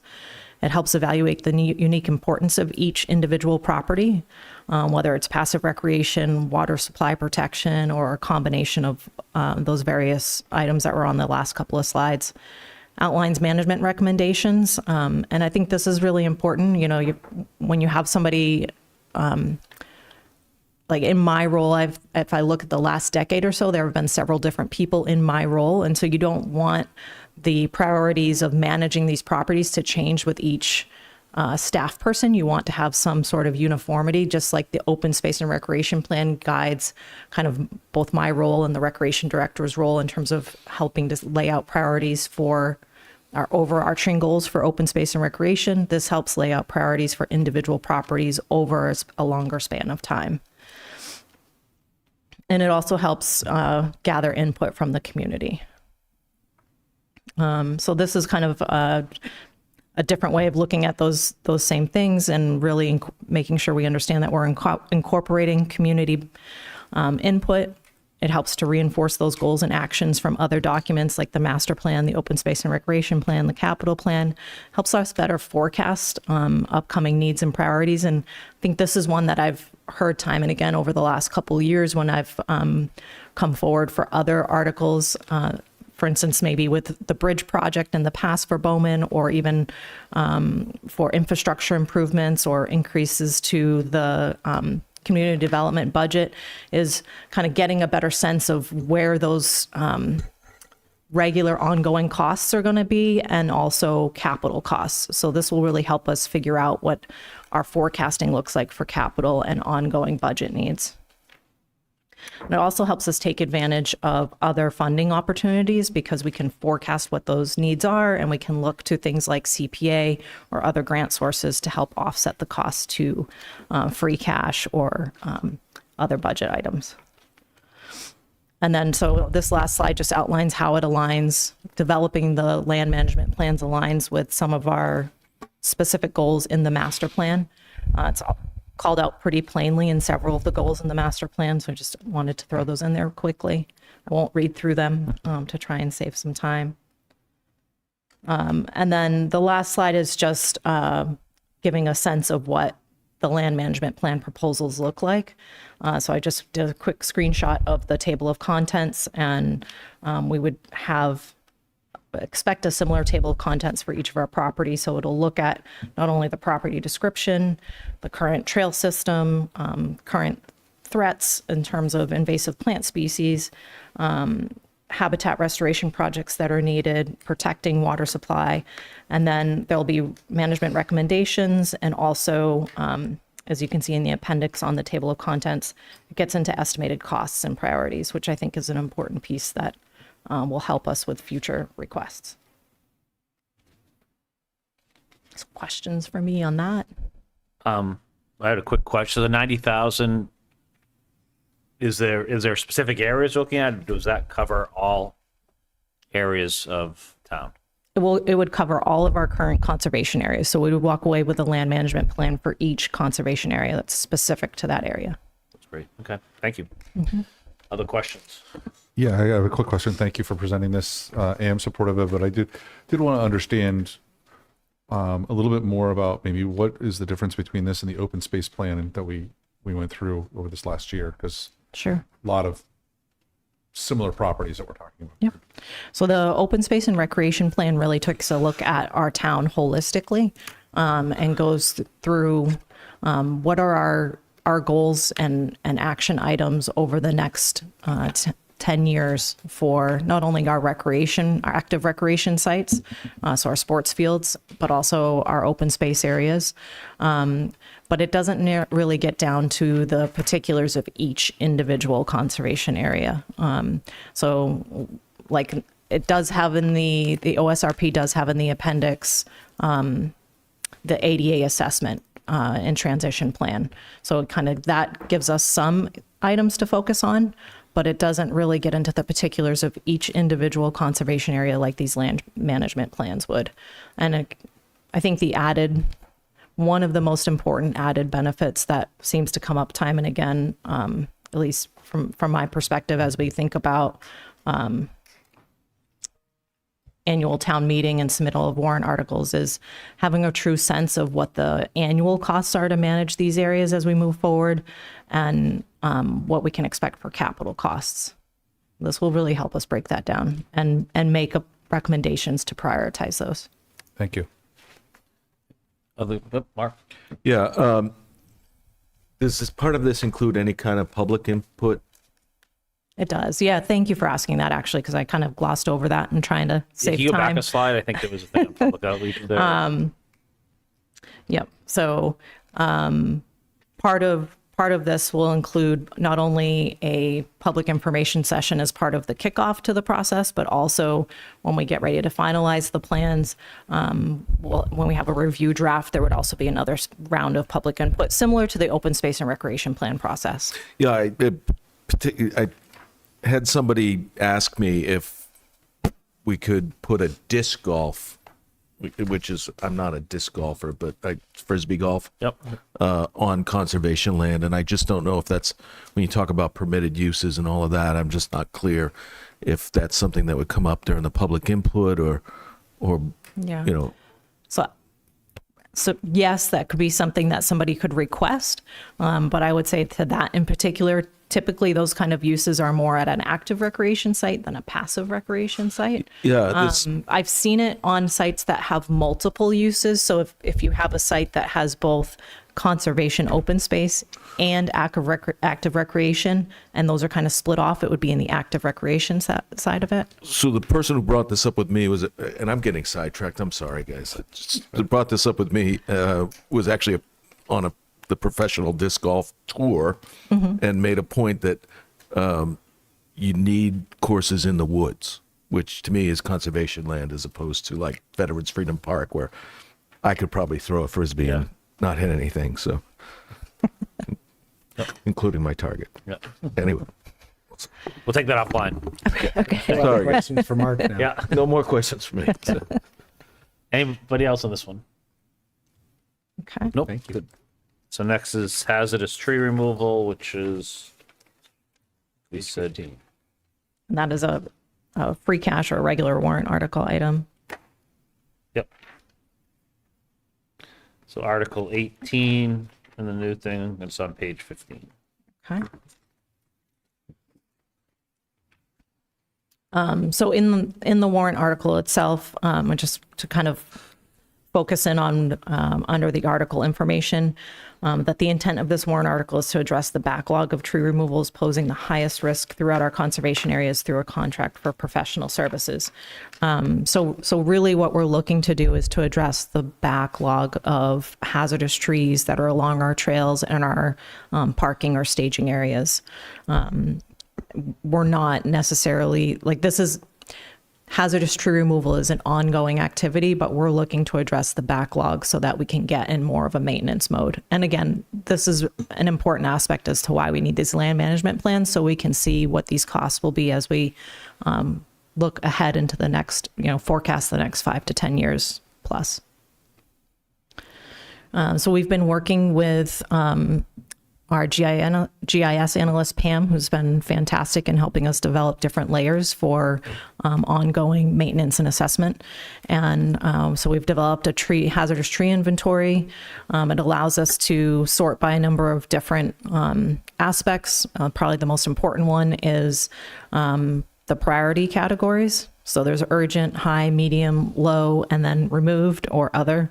This warrant article focuses on those urgent and high priority items. So in this screenshot that you see here from that hazardous tree layer, this is Bowman Conservation Area. You can see there are quite a few either urgent or high priority items that need to be addressed.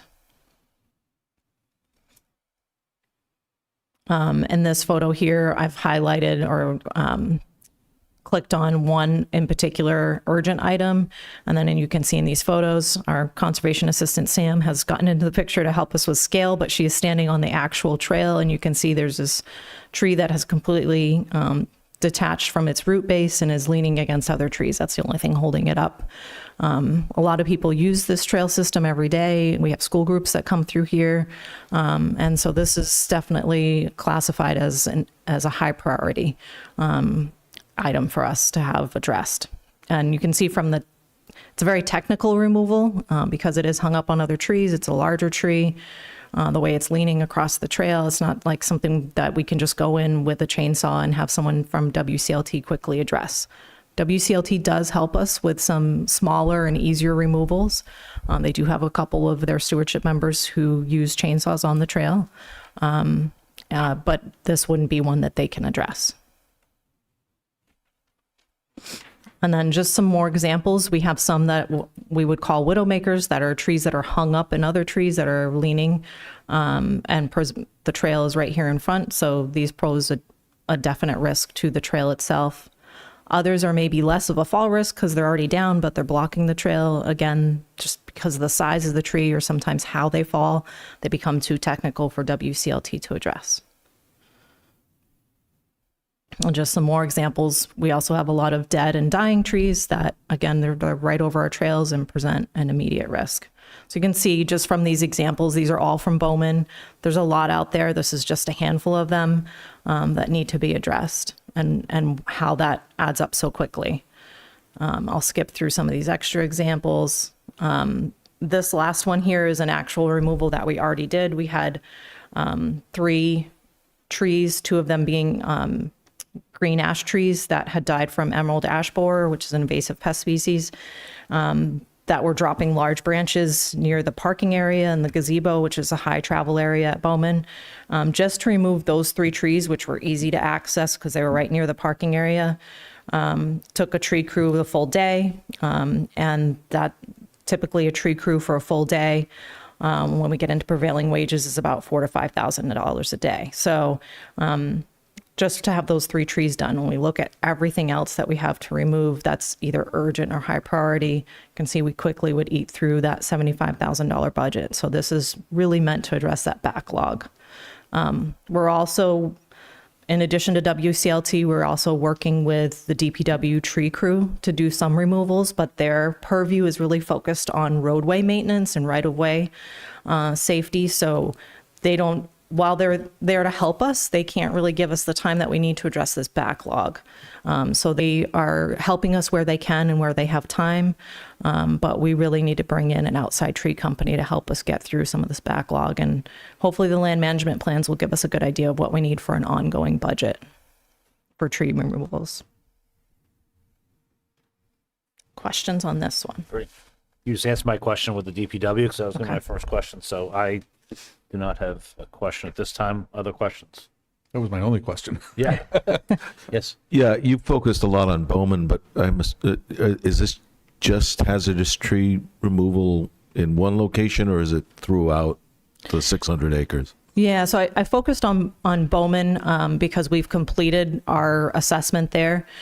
We've started doing Mill Pond as well, or Headwaters Conservation Area. Those are probably our two highest traveled and also most extensive trail systems within our conservation areas. So those are our main focus to get caught up on this backlog. But we do have other areas that will need help as well. So that 75,000 will be used to address the worst of the worst throughout our conservation areas, but also keeping in mind where it offers the greatest benefit or the most protection. That's kind of how we're assessing the priority of the most urgent items first. And then we'll get as far as our budget will allow us to, and working with DPW to try and get through that backlog. And hopefully in that time frame, the land management plans will get completed and give us a better sense of what we need for an ongoing budget. Other questions? Okay. All right. Great. Thank you very much. Appreciate it. Thank you.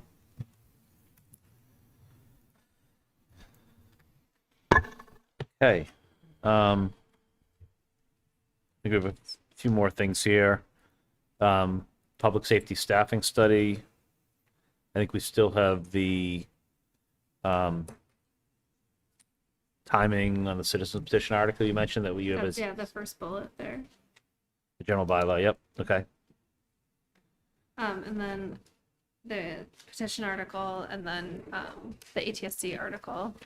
Yep. Which we had a comment in there from planning board that was in our packet, Right. I believe, right? Yeah. Okay. So, why don't you, Hit on the general bylaw. let's go to the general bylaw. Yep. So this article is, Article 30, yes, page 19. Article 30, page 19. So the board had discussion about what the number was. Town clerk had provided you with some examples of other communities. Town council had noted that you could have a different number for special town meeting versus annual town meeting, but when we looked at that chart that we had provided you, a lot of them were the same. And then the question I think the board still had outstanding was related to the ability of someone at town meeting to change the number of days. And so I know our town clerk had talked to our moderator, but I also talked to him today, and he said that starting with 60, because it's more restrictive, he would entertain 45 or some other number because it's less restrictive. So that was his take. So if we started with 45, he wouldn't let it go to 60. He didn't say no, but it would be more problematic, more difficult. Makes sense to me. Yeah, I mean, I was thinking the logic was put 45 in there because it seemed like that was what we had generally talked about, but that is compelling because if the intent, the expectation is we can't move it up, if, you know, I want the residents to be able to have the opportunity to move it wherever they see fit, so makes sense to leave it at 60. I think it makes sense at 60 with that answer, so thanks. Can we post it at 60 and then make the motion ourselves to change it to 45? No, I mean, I'm just asking you. We could present it as, there's two options here, 60 or 45. We bring it to you 60, which allows for 45. Otherwise, we would be taking away the option for you. Yeah. I mean, if the board's preference is sort of unanimously 45, you can do that. You just wouldn't be able to go up to 60. Whatever you put in the article, you should think of it as only being able to reduce that number, making it less restrictive. Can I ask Debbie a question? Yes. Is 45 enough?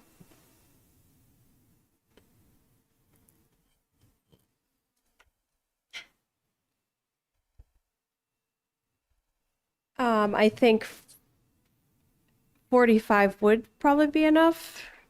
I'm almost thinking start at 60 and, the higher, more restrictive number and have it be brought down if needed.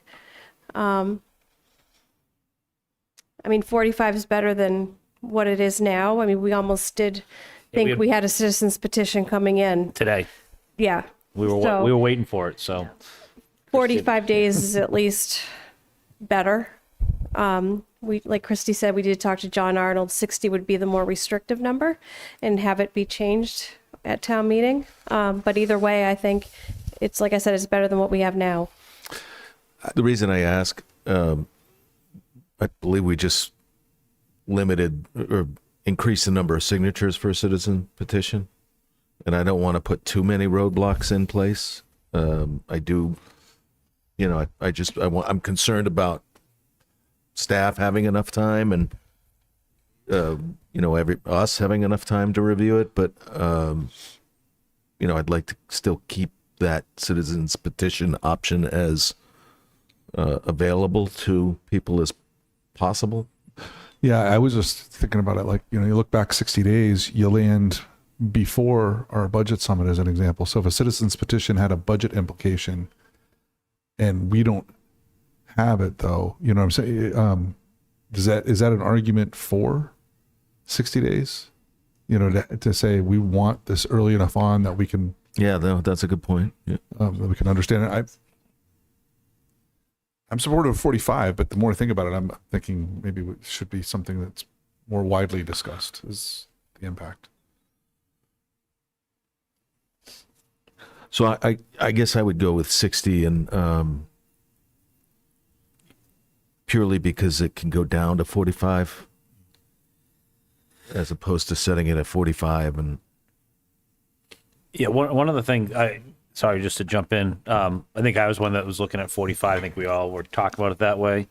The thing I was just thinking about, and I was just pulled out calendars now, just looking at this year, I think 45, if we had 45 this year, I believe it would be, the deadline would be like February 9th or maybe February 6th, looking at that, which would mean that we would have at most 2 meetings before we set the warrant, but maybe only one to review it. So the 60, I was leaning on 45. We can go there, and I won't fight against it if that's what the town wants, but I think starting at 60 just makes sense. It just gives us budget summit. I wasn't thinking about. I appreciate that, but also just gives us at least guaranteed at least 2 meetings, and probably good chance it would have 3 meetings to kind of evaluate it. Just gives us more time for discussion.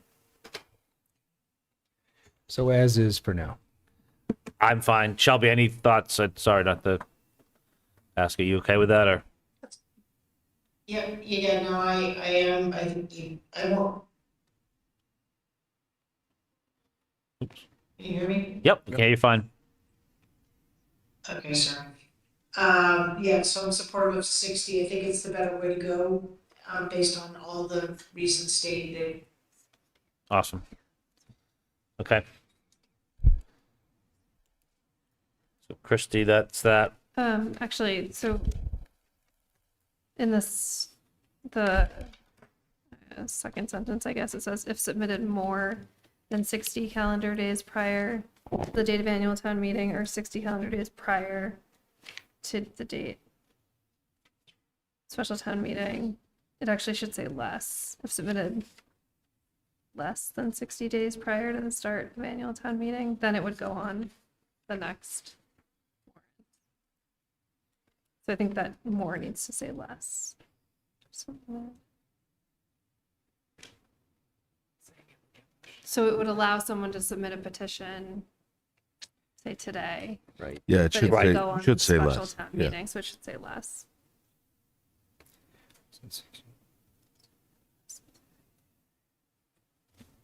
Yes. Good catch. Can pass that.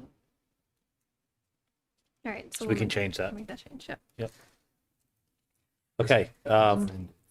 Public safety staffing study. Just had that on there primarily because of the change from making it public safety to just police.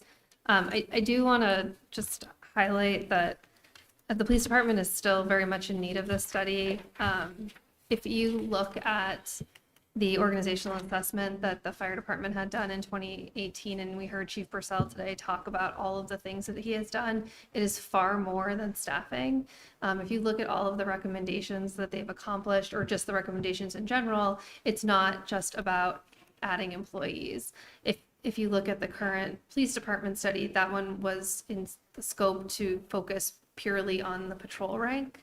And related to specifically to staffing. So it doesn't have the same types of recommendations related to organizations.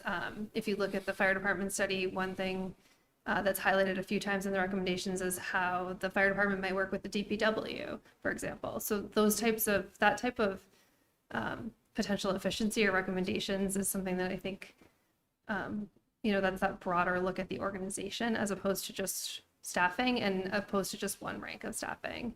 And I think that would give the community a more comprehensive review of sort of where we're headed with the police department and then using that going forward. So I would encourage anyone to look at sort of the difference between the current staffing study of the police department and the current organizational assessment of the fire department. And those are available on the website. If you look under reports and assessments, they're both there. And I know that that's something that we've brought up with the Advisory Finance Committee. Yep. Questions? I'm supportive of this, but I do have a question about the scope that would be included in this. Would it be safe to expect that, for example, our comparison communities, our benchmark communities, would be part of an analysis of this study, meaning that we would understand how other communities are organizationally set up as part of this assessment as well? If you look at any of our staffing studies, inclusive of the police one that we currently have and the fire one, they identified communities. This was before we had benchmark communities. Yeah. So even as recently as the non-union compensation study, we identified for the consultant what we have established as our benchmark communities. It is possible that they would identify an additional community that they felt was comparable, and then we would certainly highlight that in any report. But yeah, we definitely would point them to that. Thank you. I think also one thing that I'm not sure how much community engagement was a part of the fire department study, but this would be there would be a community engagement component to this as well. Good. That's good. Yeah. Other questions? Okay. I know that the board doesn't need to hear this, but I know it's come up a few different times in other meetings about using this money to fund a new position in either the police or fire department. And I just wanted to say again that we're talking about free cash here, which is used for one-time funding of one-time items. And so the study is a very appropriate use of free cash. Using it to hire someone would put us in a position where we had to increase taxes next year because we would have a Structural deficit. Thank you. How did I forget that? I say it all the time. You were just Thank testing you. us, Good right? job. It comes off the tip of my Okay, tongue. thank you. No, I think that's a great thing to put, because I have heard similar things of, why do a study? Let's just hire a new police officer, a new fire. But it is, as we know very well, it's two different things. And free cash is meant for one-time expenses, not ongoing budget expenses. That's what we have grants for. What's that? That's what we have grants for. Yeah. Any other questions there? If not, we did have a note. This would be Article 19, I think. Mm-hmm. The crosswalk and other improvements from the Active Transportation Safety Committee. I know you highlighted this on page 15 as well. I know you highlighted this one that the cost increased. That's right. So this was an increase of $7,200 because there was concern about the 72.5, right? I'm sorry. 7,250. 7,000. No, 7,500. Yes. Sorry. Yes. Specifically around the rapid flashing beacon, but also highlighted because you did receive comments from the planning board in your packet.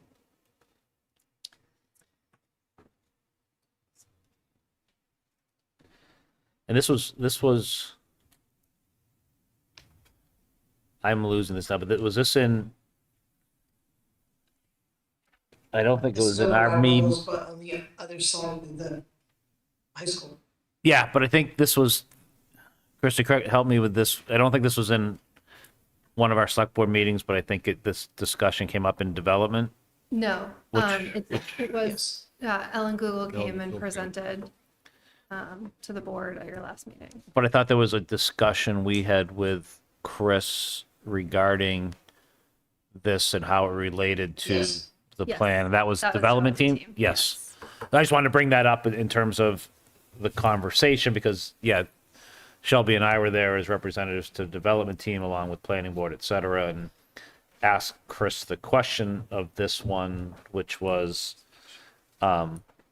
it relates to the information we got from the planning board, which is not that this isn't something that, yes, it's on the plan to do it, but it doesn't follow what, we already have plans to do work on Ruggles Street up to the high school, whatever, and felt that putting this separately kind of, goes against that, but it may cost more money to put this now while we're doing other work that basically that where this would happen doesn't cover this piece, but it may be better to be a discussion to fit into that project because we might be able to do it at that time and do it cheaper than doing it as a standalone project at that time and keeping it aligned with work that was being done. Was Chris's basically the recommendation that I'm confused. I thought this article was purely to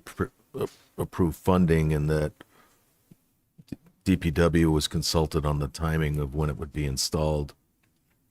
And it would be installed as part of the Ruggles Street sewer project. No, so this area is outside of that, which is why they could do it ahead of the Ruggles Street work. But the sort of preference is to just expand the scope of that Ruggles Street work to include this, so it's all done at the same time. right now, I think, again, both of you correct me if I'm wrong, but the Ruggles Street work basically ends at the first driveway of the high school, I believe, and this is related to the second driveway. It's both. I think it covers both. There's two crosswalks. Right, but the crosswalk that's at the first entrance is covered. It's covered, under the right. work that's being done, which is typical process that as we're doing work. So I think the committee, and again, as the liaison to that committee, I think the committee was leaving it up to DPW on the timing. So I don't understand. I think, Mark, if I may, I think that the discussion in the development meeting with DPW was that it makes more sense to have DPW be more involved in the scope of this and to effectively pass over this right now might be the approach we take, so that there's more time for DPW to assess the plan, because it was really a, kind of a quick consult, I'll call it, with our assistant DPW director, and there wasn't there's an opportunity to have it be included in the scope of the DPW work on Ruggles, but I think giving that process a little bit more time, we don't lose anything by passing over it and seeing whether or not this would come up at a future town meeting. Yeah, just from the timing of that project is another year out, so it wouldn't be needed at this meeting to that point. But I think also it was part of the discussion is what you have in your in the planning board memo, which is that the planning department and DPW have been working together. They've created plans and priorities, and this is just sort of being brought up outside of that process. Yeah, and we understand certainly that the Safe Routes to School is, informs work, but that given that literally they're doing that work and there's plan work on Ruggles, it seems to make more sense just to tie into that project, not to go ahead of that project.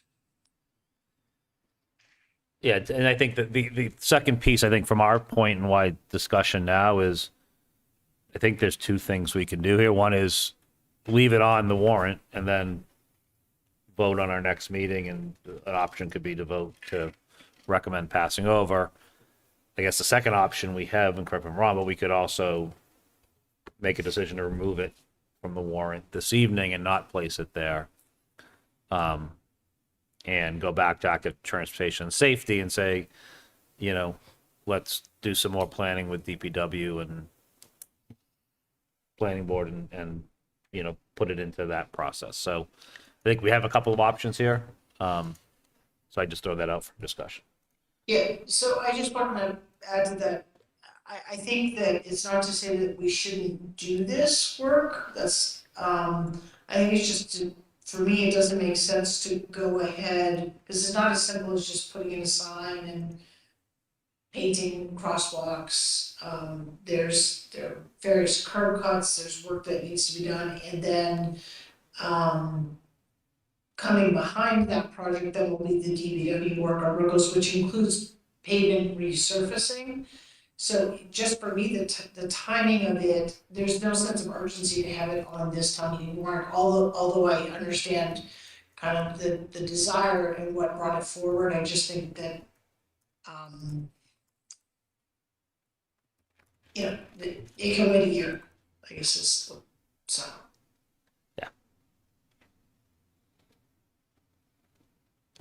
I agree with that. I mean, I think if we leave it on because it was brought forth by a committee, my recommendation would be pass over. I think, and Shelby, thanks for bringing that up because I forgot it. It's basically, yeah, it's when we're doing this, we're already doing curb cuts. We're doing the, you know, all the stuff related to the ADA assessment. This would be basically taking DPW staff, because they're the ones that are going to have to do the work here, and pulling them off other planned jobs to do this as a one-off, is my understanding. That is not at all what I thought the intention of this article was. I don't think, my understanding is that the ATSC was going to leave it up to DPW to decide when this would go in conjunction with that Ruggles Street project. So then if that's correct, then is it that this funding would be kind of set aside until that work, DPW says we're going to do this? That's my understanding of what ATSC's intention was. Okay. I mean, they're not here to speak for themselves, but I don't really understand. And even if that wasn't their intention, could that not be the case though? Meaning, I mean, similar to, like, for example, the schools are coming forward with a request for money for playground, right? But it's not going to happen for another year or so. That was my first thought too. So is it like, so, and then there's a second question, like you're asking, Ian, about, is it more appropriate to just remove it off the warrant or have it passed over? If our intention is to say, listen, it's not appropriate right now to put it on the warrant because you're not going to, this is work that's going to happen for a year, then I would support removing it off the warrant, because that's not, I don't know if they really want to get into that discussion at town meeting, because you'd have to to pass it over, it would be a town meeting vote. So you know, you either bring it forward or you don't, I guess is my point. And I don't see any harm in bringing it forward right now, similar to the playground, other than, remind me again, this is a free cash article, right? So it's not a taxpayer impact in regards to the tax bill going up or anything like that for the next fiscal year. So I don't see any harm in bringing it forward.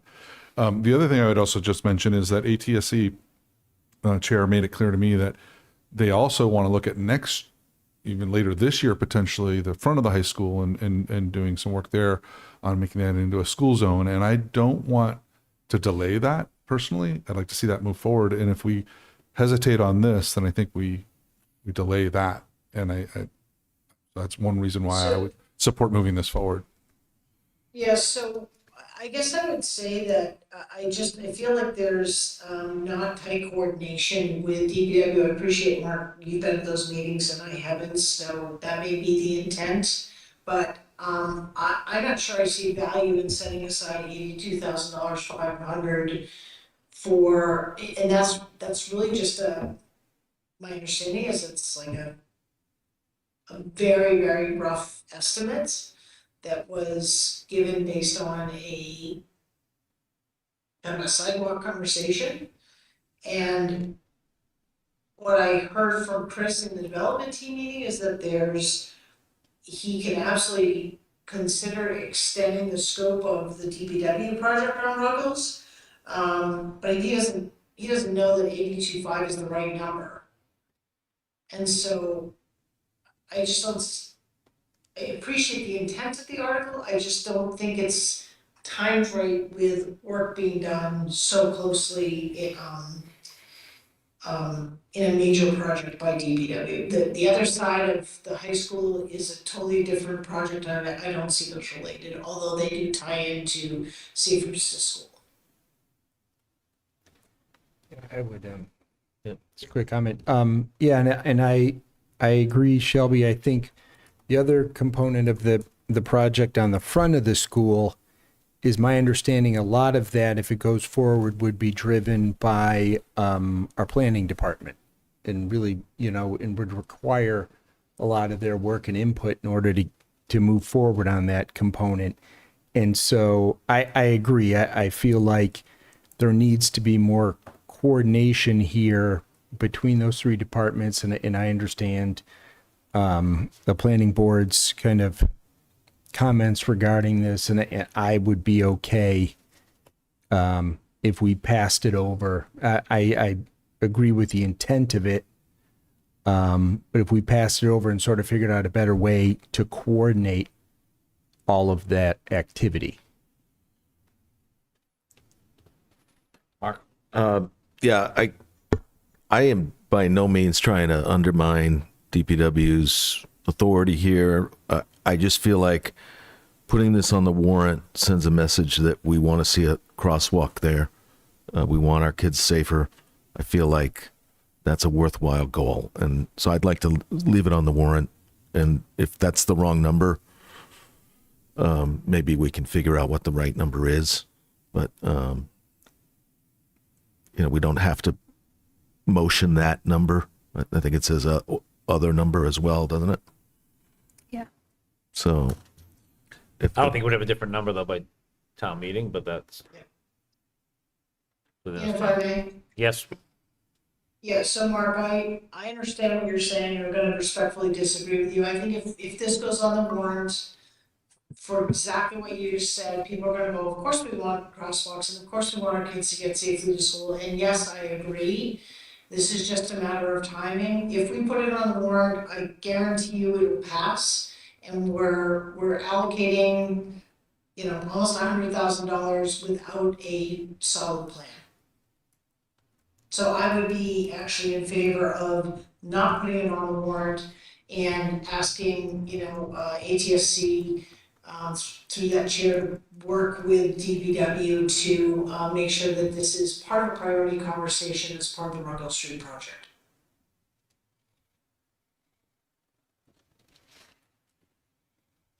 Yeah, Shelby, I tend to agree with you on that. And I think the other question is, it could be much cheaper than 82.5. We just don't know.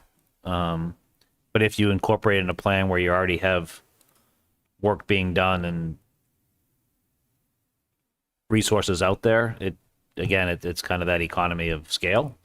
Yes, it was admitted by Chris that this was not part of their plan, this area. It's a short extension to include that, and he was very willing to do that in terms of that planning process. I think that, to me, and that also echoes what we got from the planning board as well in their letter.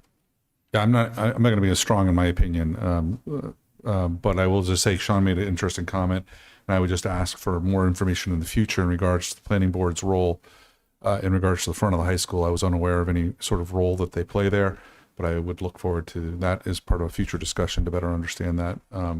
So I'm okay. Motion's put forward here. Okay. I think. And I don't know if there's any more discussion on this particular article. I think we typically do a review, right, of the articles, what ones we want to question, and then that would be the appropriate time Well, I think tonight we have for a to, decision. well, I think tonight we would vote at our next meeting, support or non-support. I think tonight we're voting to place things on the warrant or not. I guess the question, we can go through each item, but haven't heard yet, but is that what folks want to do, to decide whether there's anything else to question about placing on the warrant?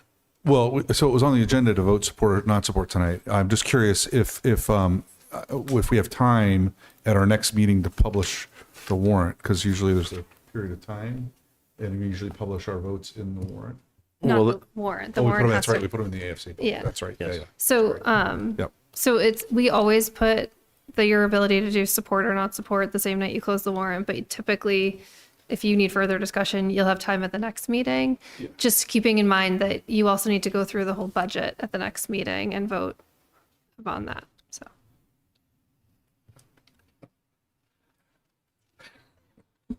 I just had one more thing related to the citizens petition.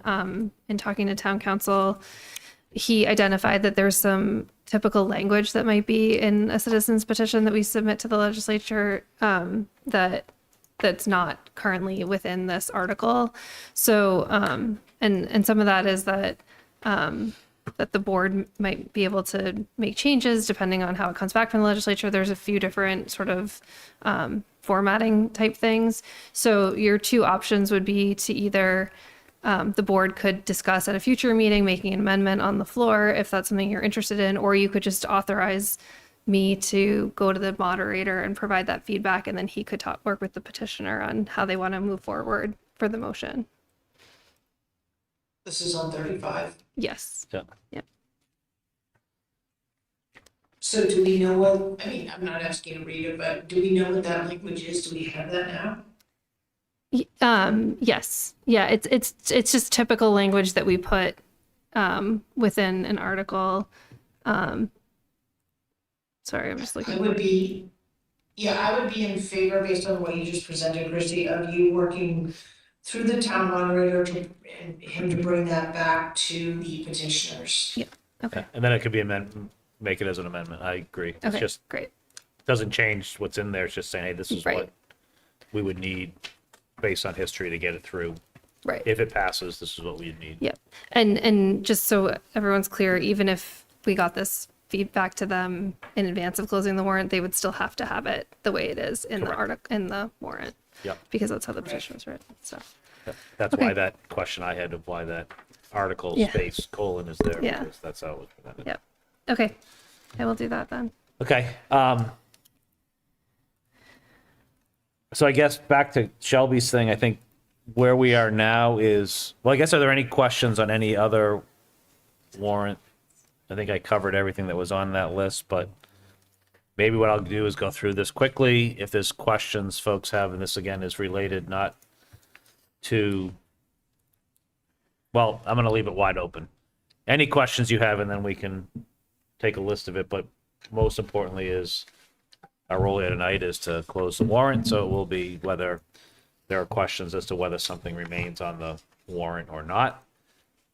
We'll call those out and discuss those and then have that vote. But if there's other things, questions that we want to line up that we may want to bring someone in for our next meeting prior to our vote, might as well call that out now. So okay, so we won't do the vote we won't vote on each article tonight. I am not planning to vote on each article, Okay, that's fine. just looking at the time. Just gonna take it from the top. Yep. So, I'm gonna skip Article 1 and 2. Article 3. Article 4. Article 5. Well, I should probably say what these are so people know what I'm talking about. Article 6, and I'll talk in the microphone. Article 6 is patrol union contract. Article 7, operating budgets. Article 8 is the community preservation program budget. Article 9 is the revolving fund article. Okay, Article 10, regular recurring articles. So 10A is reserve funds for advisory finance committee. 10B, restocking Sandra Pond. C, July 4th block party. D, small business grant program. Question.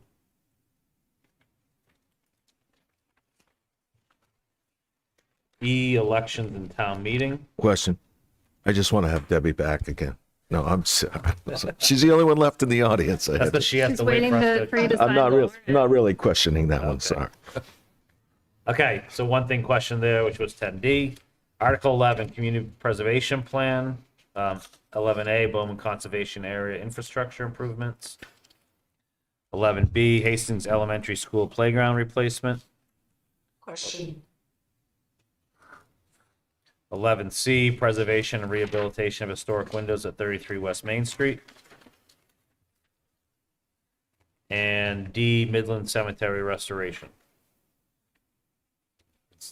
Okay, so one thing question there was 11B. Okay, Article 12, capital improvement plan vehicles.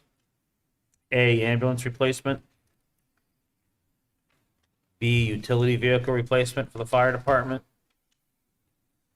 C, police vehicles for the police department. D, mobile command vehicle for the police department. Question.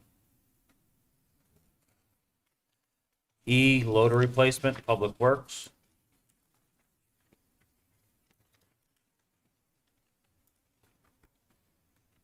F, one-ton vehicle replacement, public works. G, six-wheel dump truck replacement, public works. H, skid steer for public works. I, administrative vehicle replacement, public works. And J is the aerator for the golf club, recreation department golf club. Okay, so there I heard item D under Article 12. I had a question on H, the skid steer that I just, is that a replacement? Do we Yes, know? it's replacement.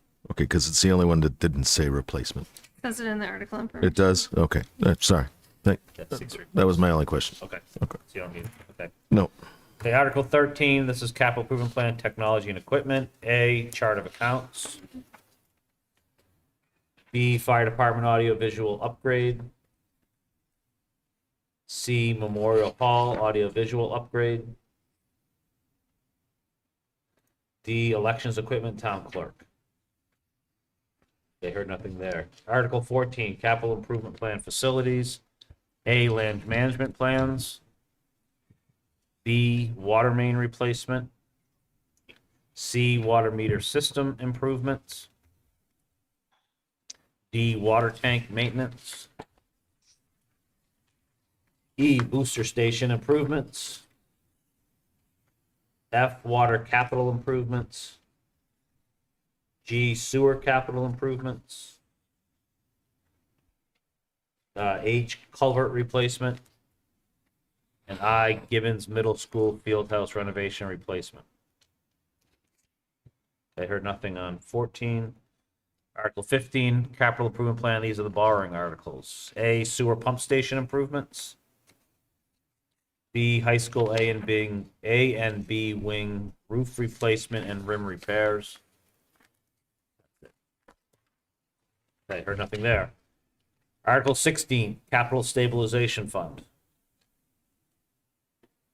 Article 17, improvement to the Westborough treatment plant. Article 18, hazardous tree removal. Article 19, crosswalk and other improvements. Question. Okay, noted that. Article 20, police department organizational assessment and strategic plan. Article 21, fire services regionalization study. Article 22, school town operational efficiency study. Article 23, revolving fund for electric vehicle program. Article 24, transfer of property at 115 East Main Street. Article 20, for these are the new ones that came on. Article 25, easement for West Park Drive and Flanders Signal. Question. Article 26, utility easements. Oh, that's improperly numbered. We fixed Right, it. yeah. We've been fixing things that we, Okie dokie. I wrote it in, it's 26. yeah, we fixed it. Any questions besides that? No.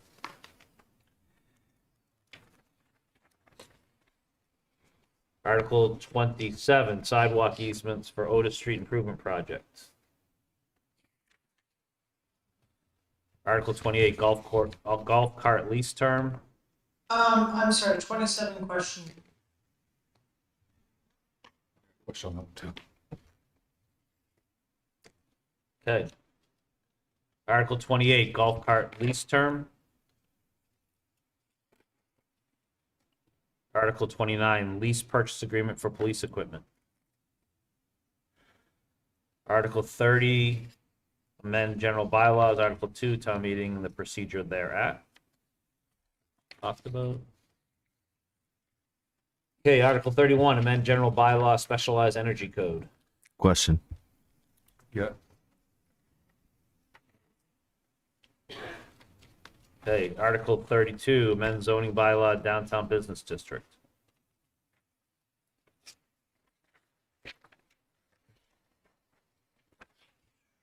Number of pages. 42 to page 42. Yeah, what it was doing. Well, doesn't matter, but yeah. Well, it was making the landscape pages Okay. 11 by 17. Article 42, amend zoning bylaw, off-premise digital billboards. 33, I think it is. Yeah, page 42. Article 29? Article 29? I think it's actually Article 33. Yeah. No, the Article 29 is the billboard.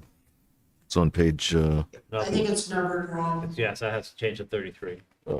So we're on page 42. Yeah, Oh, no, it's right up here. Page 42, the digital billboards, what number should that be? it should be Article 33. It's right on the one that's assigned. It is? This way. So anyways, that will be Article 30. So on page 42, that's Article 33, amend zoning bylaw, off-premise digital billboards. Question. So,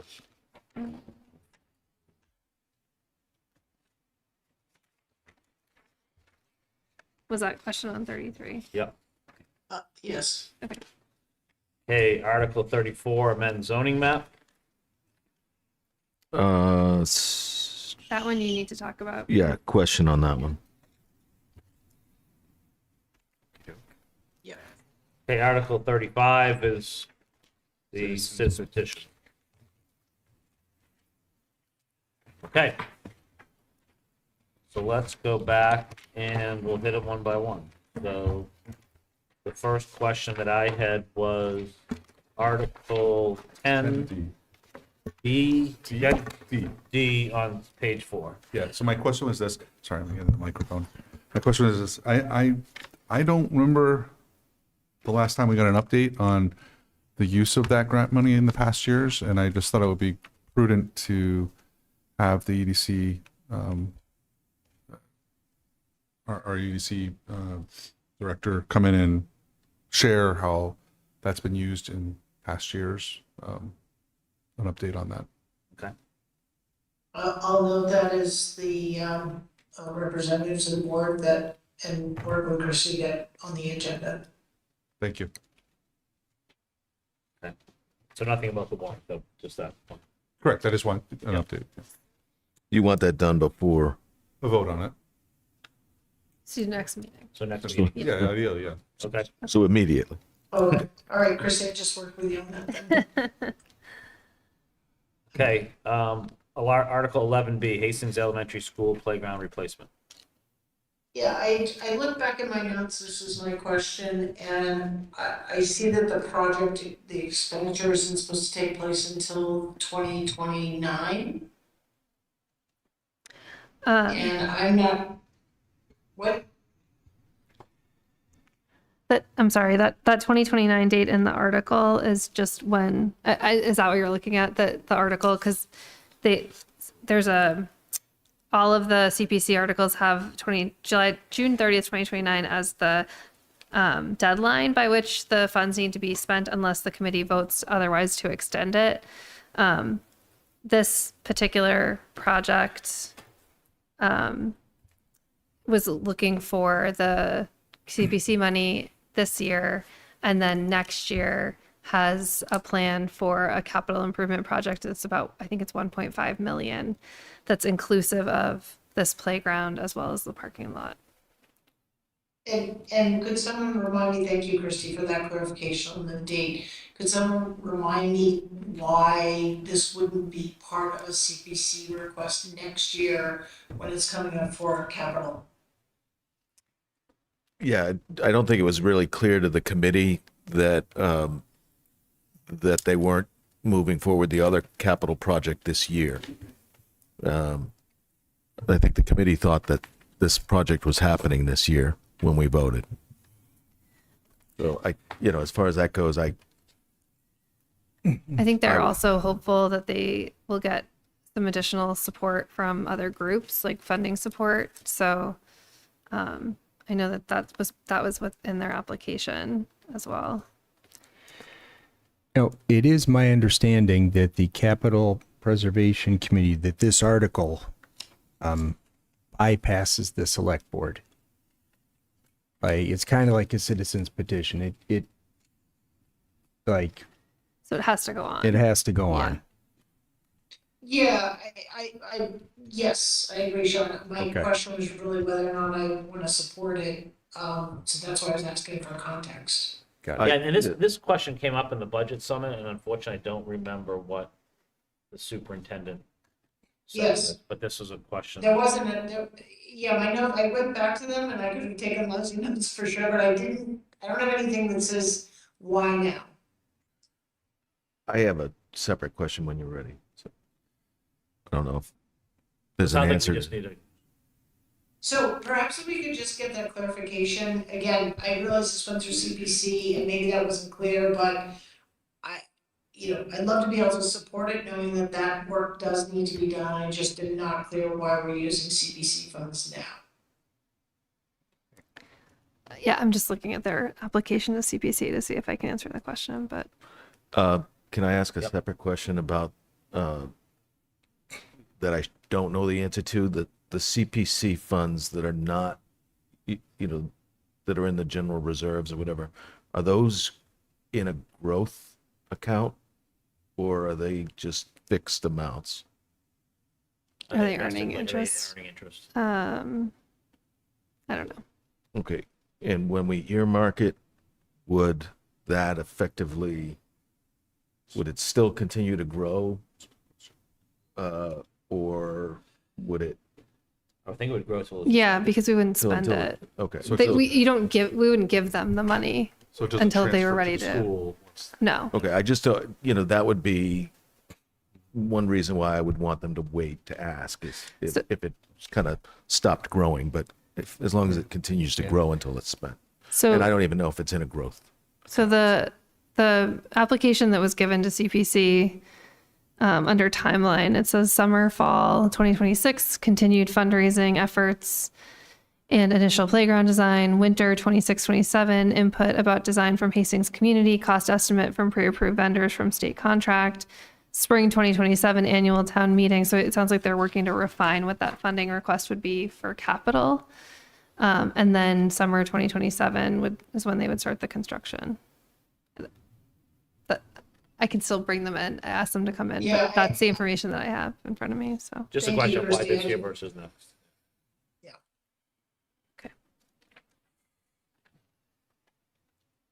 I mean, I think we have to put it on the warrant, but we're not going to vote support on any of these tonight, right? Yeah. Yep. Okay. So I think that will help for the next meeting. Yeah, it'd be good to have them in. Either have them in or if there's a simple response. Yeah, what's the timeline and why do they need that? Why is this money helpful to them now? Okay, moving on to 12D, Mobile Command Vehicle Police Department.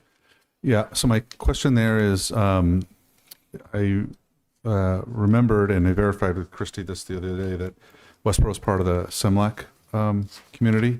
So my question is to have the chief talk to us about the ability for Westborough to leverage SEMLEC capabilities for similar needs that this vehicle is being identified for. To understand what the availability is of a SEMLEC vehicle, to understand SEMLEC covers 60 communities in southern Massachusetts. And I don't know, like, what is our availability of their vehicles. Could you clarify what SIMLAC is? I'd have to look up the acronym again. Central Massachusetts. Law enforcement Law council. enforcement, Yeah, something. there you go. Yeah, and they serve a number of different purposes. They provide SWAT capability and other capabilities to communities that are members. I believe there's 60 member communities. And there's a number of different vehicles that I believe we're eligible to, that when they are dispatched are under the authority of the local police department. But I don't know. I don't have the information to understand, like, is there one vehicle or is there 10 vehicles? How quickly can it be dispatched? All these different types of questions that I'd like to understand as to what gap this fills. So I've asked Christy, and I think you're bringing AFC's asking questions about it as well, or having the chief come before him as well. So I think the conversation or the questions are coming up about that. So I did ask, so SEMLEC does not have this type of vehicle. I know that doesn't answer all of your questions. And Chief Manardi and I are going to AFC Thursday night. So I think after maybe watching that meeting, we can see if there's additional questions to bring him back on the 10th. Sure, I'll do that, and I'll let you know if I still have questions. But that's. And just to note, we did get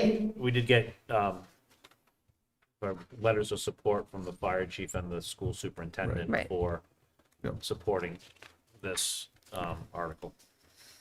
And why the decrease also was the question? Christy, maybe you can answer that. It decreased because, so initially it had been anticipated that we would receive grant funding, but given the funding of just the grant program, it wasn't as available.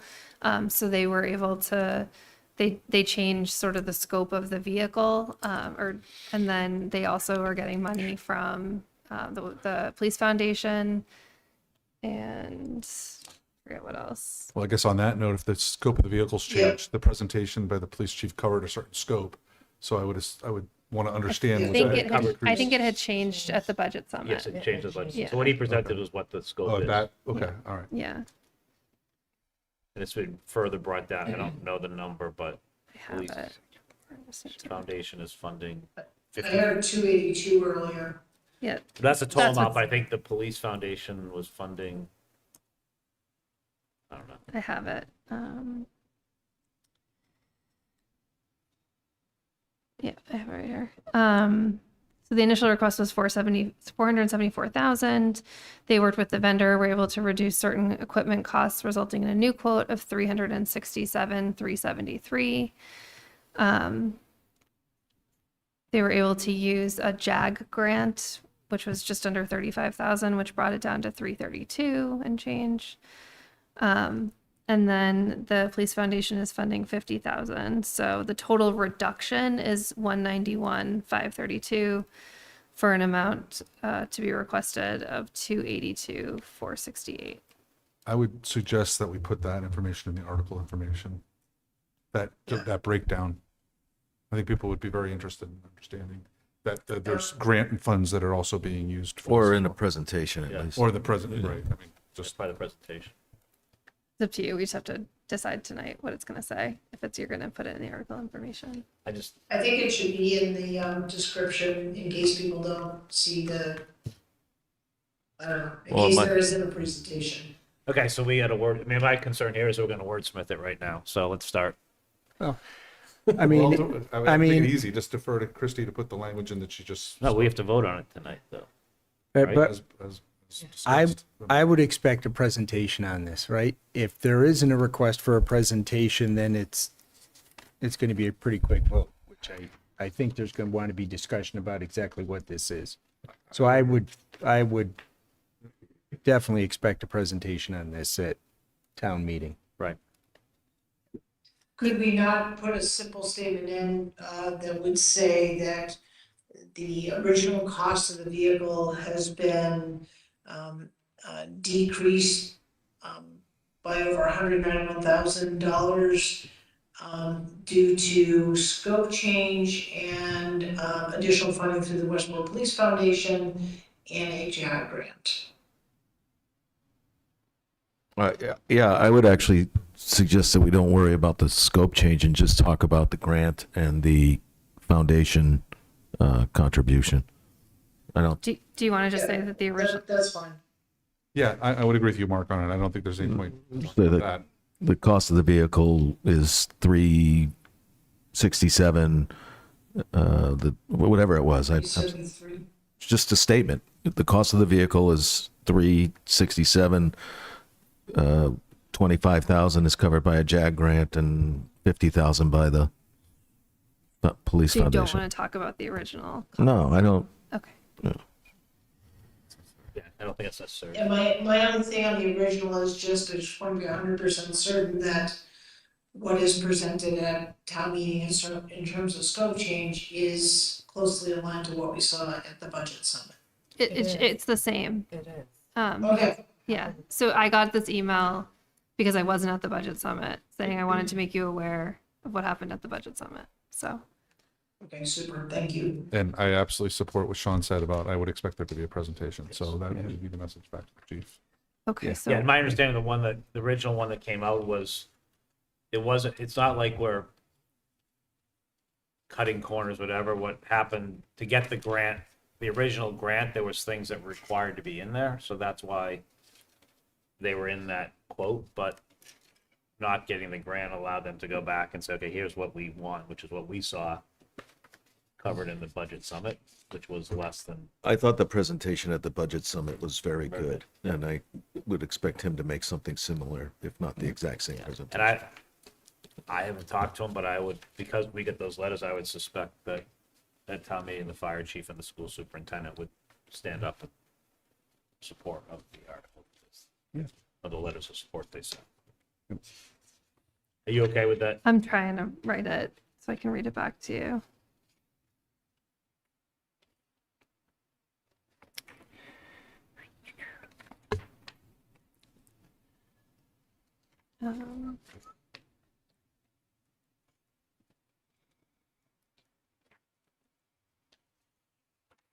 All right, so I wrote the actual cost of the vehicle is estimated to be $367,373, which has been reduced by grant funding and a contribution by Westborough Police Foundation. Sure. Yeah. Okay. Yep. To the 282,468. Okay, that's To been the reduced. amount requested in the article. Yep. So do you want me to put the number in, or do you want me to say? No, just what Shelby said to the numbers in the article.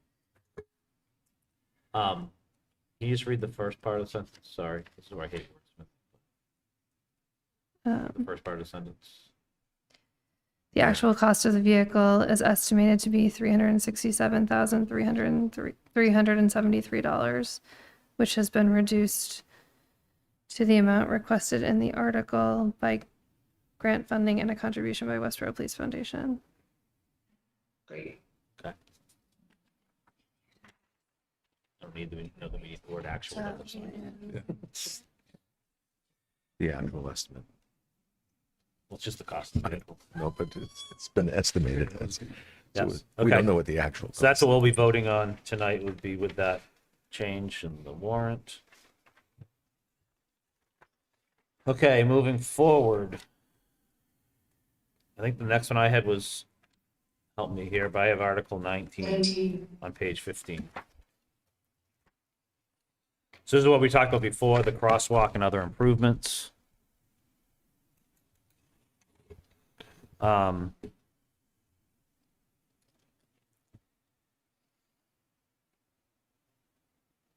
What are folks' thoughts? I don't have a strong opinion. Either way. I mean, I'm just confused. So I think- I'm just confused by the whole thing a little bit. So I'd like to hear from DPW as to what their plan is for this crosswalk.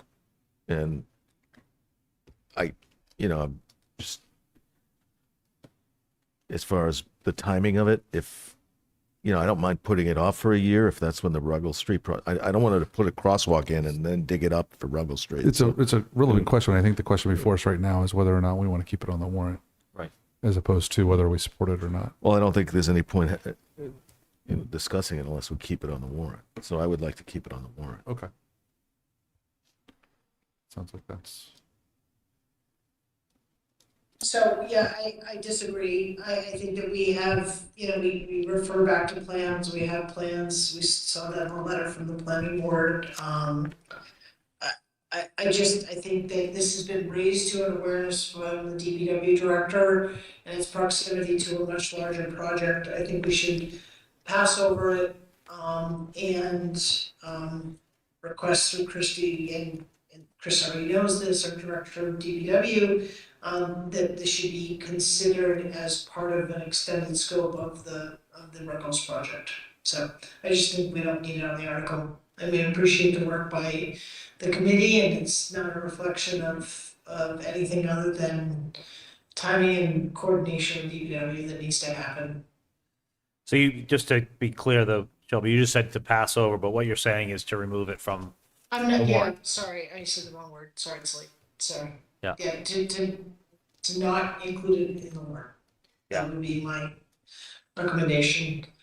Can I just say, so I don't want, we did talk back and forth between ATSC and DPW, and I don't want ATSC to feel like DPW sort of did, had this separate conversation that there was the discussion at the meeting was about that project and the coordination of project. And then there was this idea brought up at the select board meeting that if we install the flashing beacons and that's not the right place, we can move them. And so the discussion really was about what's the project that we've already planned? How can that increase, or the scope can increase to include this? And then also it's not that simple. It's not that simple to necessarily move them. And this is work outside of the coordinated plan. So it wasn't just DPW, but also planning, which when we received that memo from planning board with concern about the coordination and the planning of that type of work. Yeah, and I think that for both of them, it says I, they're not disagreeing the need for that, but it just was proper planning. I also think that DPW, Chris works within his budget of what he's allocated under chapter funding, and what I heard him say is, if there's an opportunity to add to the work that he's doing, where he was gonna stop right around that, I think it's Charles and Baxter, that driveway, whatever the street is. Yep. That he's absolutely willing to consider it. He's just working within his budget, and this project was not within the scope of that budget. Because it wasn't. So, I think this can just as easily come back at fall town meeting.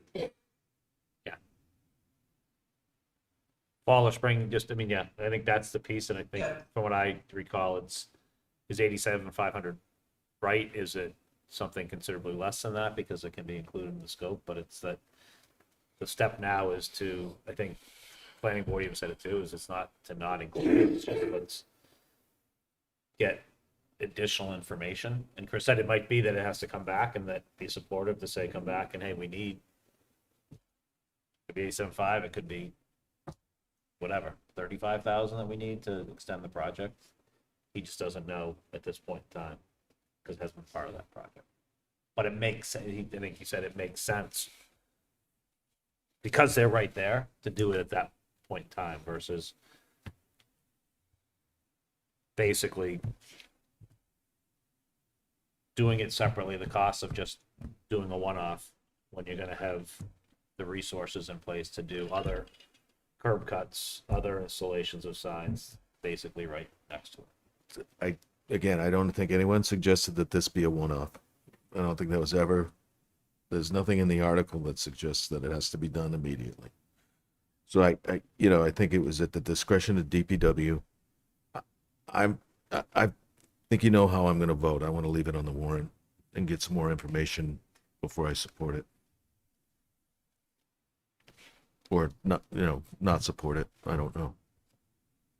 I mean, I understand all of your points. I just think if we don't leave it on the warrant, we don't have this discussion. I don't have any opportunity to figure out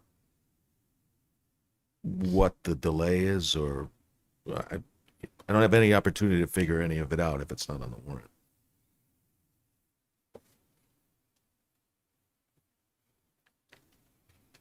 Is there a motion then? Well, then I guess On this particular, Yeah, I think at the point, and this one, I think I would rather have the discussion now, whether we're gonna remove it or, sure, so I would recommend to not have Article 19, the Runnels Crosswalk, be placed on the warrant. Is that a motion? Yes, it is. I'll second it for purpose of discussion. okay? Moved and seconded. So, yeah, and I guess for discussion here, I mean, I understand we walked through where they provided examples of the Mass DOT Safe Routes to Schools walk audit and where these items were on that. And there was actually, this was the high school, and then there was other audits, I think, done for each of the elementaries, each of the K to 3s. But then they're also referencing the Complete Streets Prioritization Plan. And I did not review that before we came here, but that, I guess, does that plan also currently fall under ATSC, or is that also under the planning board? ATSC. That's specifically under ATSC, okay. Well, Well, so but the its execution might, yeah, ATSC is the entity that's designated as managing the plan, but DPW has really taken the lead in implementation. DPW practically manages that, just to be very clear. Yeah. ATSC is not managing the Complete Streets Plan, prioritization plan. I think it's also been discussed that the Complete Streets has a list of items to deal with, but it's these other plans that would put priority around, like, sort of the schedule of implementation. Gotcha. And to be clear on my comment, that doesn't mean they're not looking at the plan, they're just not managing the prioritization plan and making, they've not been making recommendations up until this point are really around that plan. Yeah, so just to be clear, the Complete Streets number 6 identified the Ruggles Street, stripe a new crosswalk across Ruggles Street at Baxter Street and Charles Street to provide a safe pedestrian connection. Desired completion date was 6/22, and comments said combined with sewer rehab project estimated in 2025 to 26. That's the one that one is being covered under the current plan, as it says there, yeah. Right, so The timeline is just moved. Well, actually, that's not true, because we're in 26 and it's supposed to start, Next spring. I think, yeah. yeah, and then 19 says desired completion 5/27. So next year, which is basically what you're saying.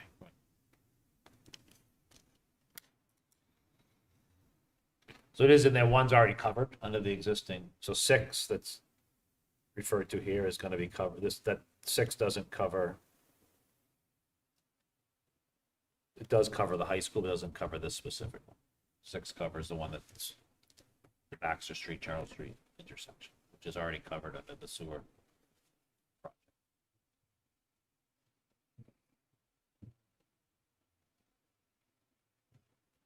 Okay, further questions or comments? Okay. Sorry, so when looking at this, half of this is already covered within the DPW's current plans. Correct. So we Covered really, and paid for. So this one, it references it here, but this one doesn't number 6 doesn't pertain to this article. I mean, I think what they're saying here is that it just, the way I read this is, in terms of the article information, it says there's a number of things at the high school. Right. These are the various things. Well- But I think, like, number 6 doesn't cover, I don't know that they all cover this exact.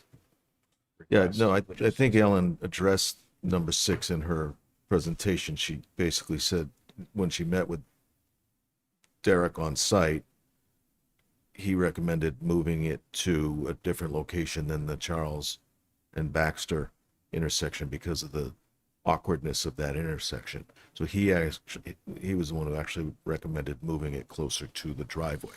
Right. But it's still included in their plan.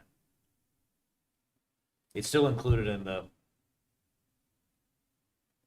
plan that the DPW has to execute. That crosswalk will be completed as part of that project. There's not additional funding needed for that project.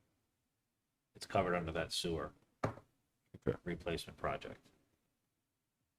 Again, this one, I think, Article 19, maybe I'm wrong here, my understanding is this one was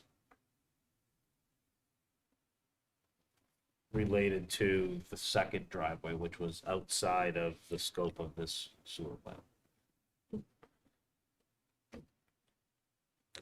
I don't think there was an intention to put crosswalks at both locations. I think their intention was to put the crosswalk where DPW thought it should be.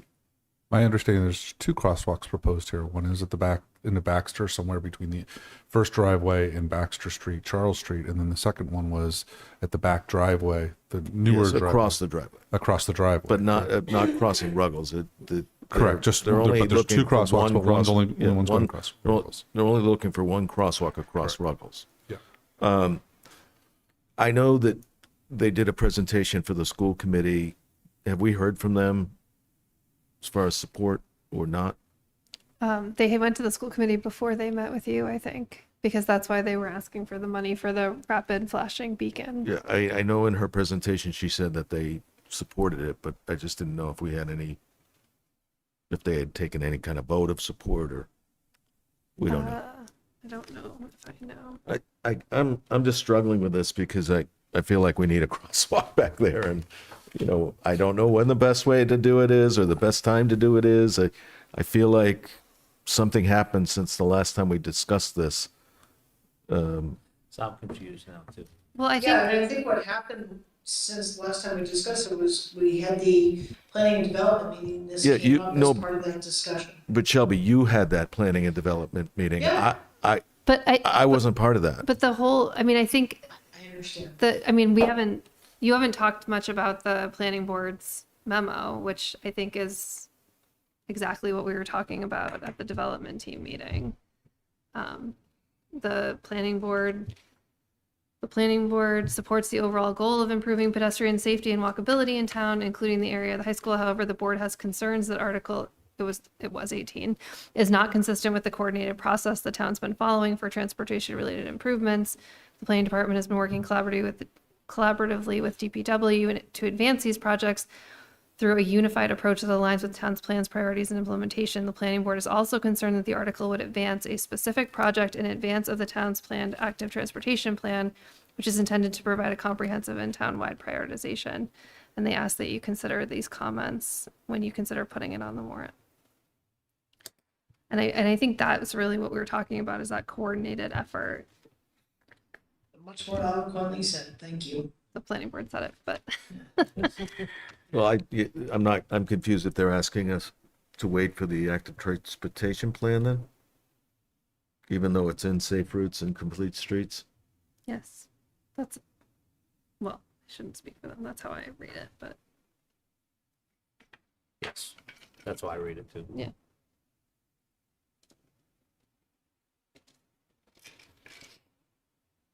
All right, well, we had a motion and a second. I don't have any more questions. I guess I'm confused now though, because in reading through the article again, like, I'm not sure. the 82,500, I thought that the crosswalk was already being installed as part of this, but this is acting to this point of the one across Ruggles Street is now saying this is separate than what was in. I think that's what Chris told us, is that there was concern about, are we going to put a crosswalk in and then tear up the street for the sewer project? And this is actually outside of the sewer project. But what Chris was saying to us is that that sewer project scope could potentially be expanded to include this work at that time. Right.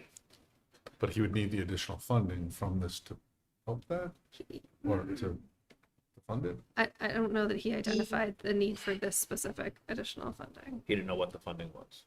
He didn't know what the funding was, plus, when you think about pooling of resources as part of a larger project versus this one-off, again, he couldn't come up with a number. So then we may not need this money then?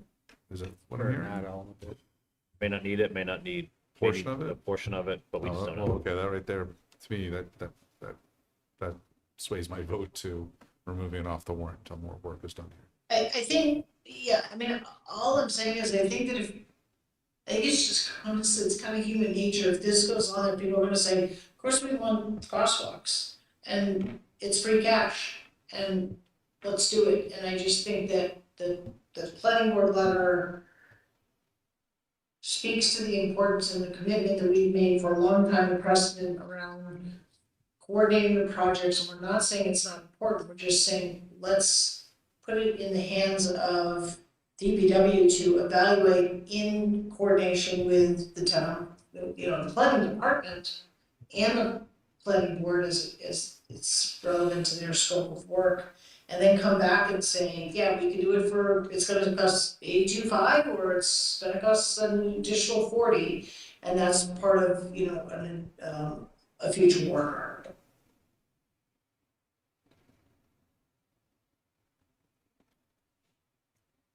Okay. Anyway, I'm done talking about it. Yeah, so we have a motion and a second. I'll take a roll call vote. Shelby? This is the vote to remove it Yes, from warrant. Yes, Marshall, yes. Mark? Silverberg, no. Keo, yes. Welch, yes. Johnson, yes. So 4-1 to remove from the warrant, so we will remove Article 19 from the warrant.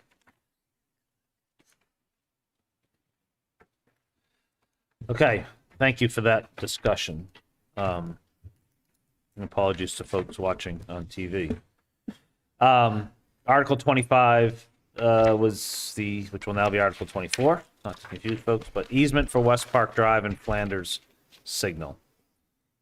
Yeah, I had raised this as a question. I just wasn't sure why this is coming up. I thought the light was in place and working, and I'm not sure what is being asked.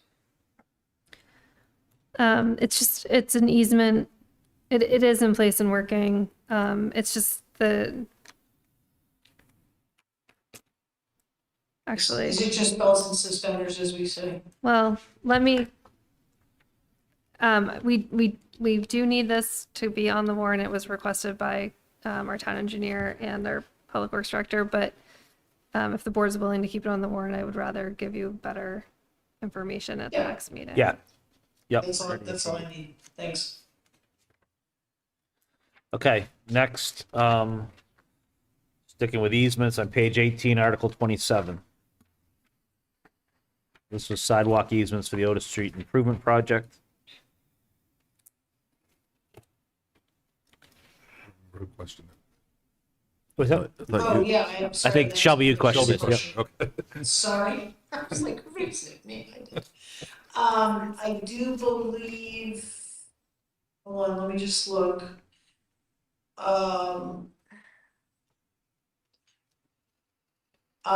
So I guess all I'm looking for, so this is, I'm sorry.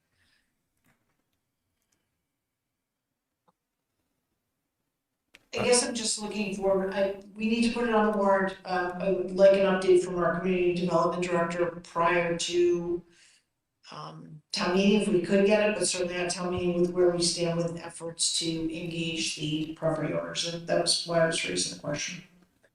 And then I just had a follow-up question also on this. I don't want to assume, but I would imagine that we need to be prepared at town meeting to explain what the process is here. My understanding on eminent domain is that if this goes through, we would then have to do an appraisal, and there's We're currently doing the appraisal. There's a request for funding within this article. right, and but since the funding's not listed here, I think that's part of what needs to be.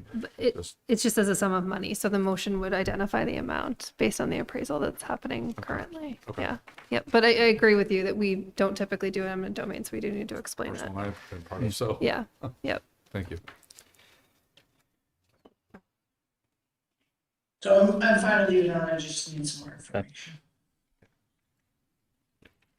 We just got notification too. I think if the select board all got it, but related to this, so we have to have this finalized for the project to move forward too. Yeah. Yeah. Yep. Timing sensitive. Timing sensitive. Very sensitive. For a Yep. lot of funding. Yeah. Yeah. Okay. Just to note, Article 30, you made the adjustment to be less than 60 calendar days as we talked. Yep. Okay, Article 31, Yeah, I the just question on specialized energy code. I just wanted to give the board just a quick update because when we go to vote on this at our next meeting, we are getting like real-time additional new information from the state. So we're expecting a final report on the new energy codes and mass save is expected to be published about the time of town meeting. So I just wanted you all to know that, some of the numbers that were shared the other day, we're getting revisions to that. All indications are right now that those numbers are very good and still support, the support of the logic behind supporting that article. But we'll have that information and I'll share that information at our next meeting. Also, I did forward the board correspondence or communication from a property business owner in town. Yeah, so I had questioned this as well for that reason, because I haven't had a chance to read that letter.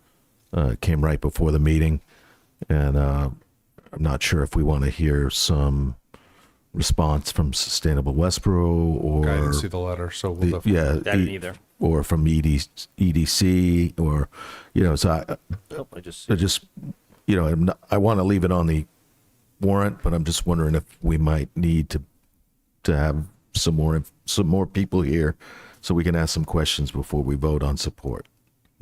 Okay. Yeah. That just came during the meeting, right? No, right. right before though. I just got it.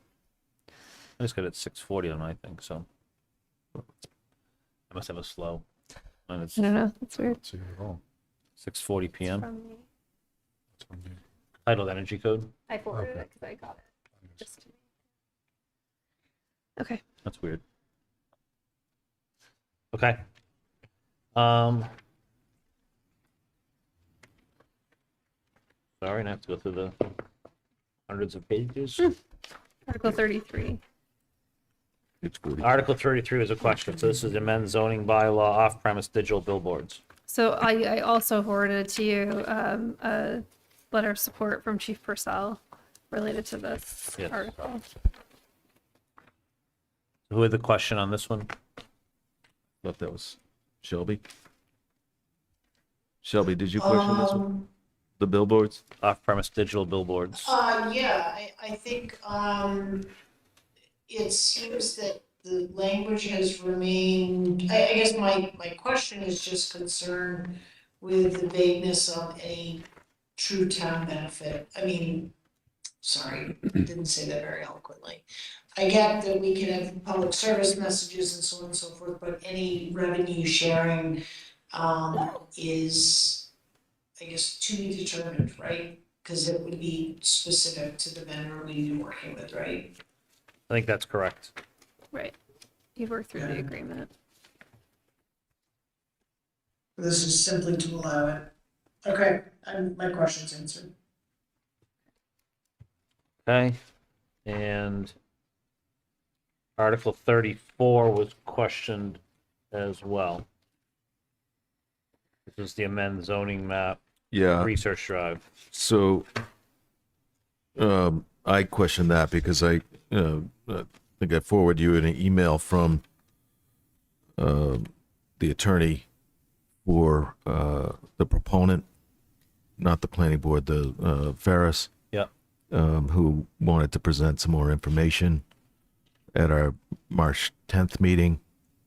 And I just, I think the question isn't really whether to leave it on the warrant. I just wanted to see if you would be willing to put that on the agenda for the 10th. Sure. That's all the question. Yep. Okay. Yes, that means good to have more And- information. I guess maybe if you could extend the invitation to them or. I think his attorney is actually on the Oh, okay. call, but I don't- will definitely reach out and I try and don't- get them scheduled. I don't want to reply to Yeah. him Yep. as an individual. I think it should come from Yep. either Ian or Yeah, if you want to Christie. do it on our behalf. of the Yeah, board. of course.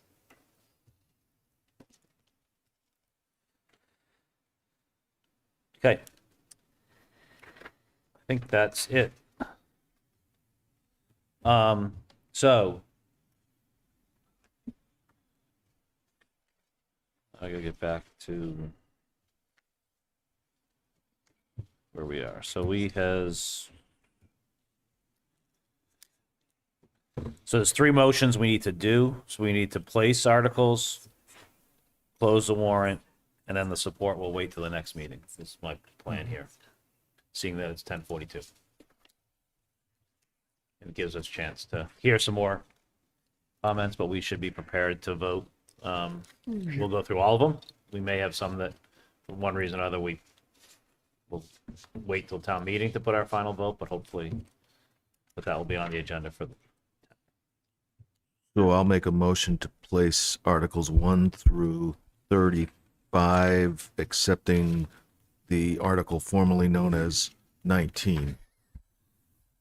Yes, is there a second? Seconded. And we just want to say. Did I get those numbers placed right? as amended too. So we did comment on some Right. changing numbers. Yeah, and actually, Okay. before you finish the vote, Kim, can you just read that? Sure. She just wrote the sentence, and it's a little different. This is the addition to article information for the mobile command vehicle. The actual vehicle cost estimated to be $367,373 has been offset by grant funding and a contribution from the Westborough Police Foundation. That sounds Fine. good to me. Great. Perfect. So basically, the motion is to move to place those articles on the 26th annual town meeting warrant with discussed amendments. Right. That's been seconded. Okay, roll call vote. Shelby? Marshall, yes. Mark. Silverberg, yes. Keo, yes. Welch, yes. Johnson, yes. 5-0, 5 being present. I have a motion to close. Move to close the 2026 annual town meeting warrant. Second. Okay, roll call vote. Shelby? Marshall, yes. Silverberg, yes. Keo, yes. Welch, yes. And Johnson, yes. 5-0, 5 being present. Okay.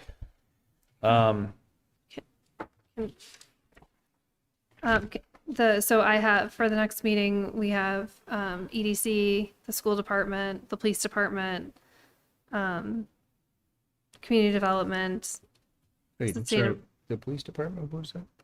related to, The police vehicle. Oh, okay. I thought the presentation was just a town meeting, but we want to do it here as well. Okay.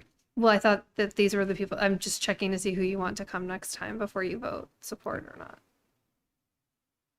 So I'm just confirming that I have everybody. So You had mentioned for the police, you were meeting We're going with to Todd, Finance with Committee. Finance Committee Yeah. tomorrow night. And the Yeah, I'm question not is- sure we need, Yeah.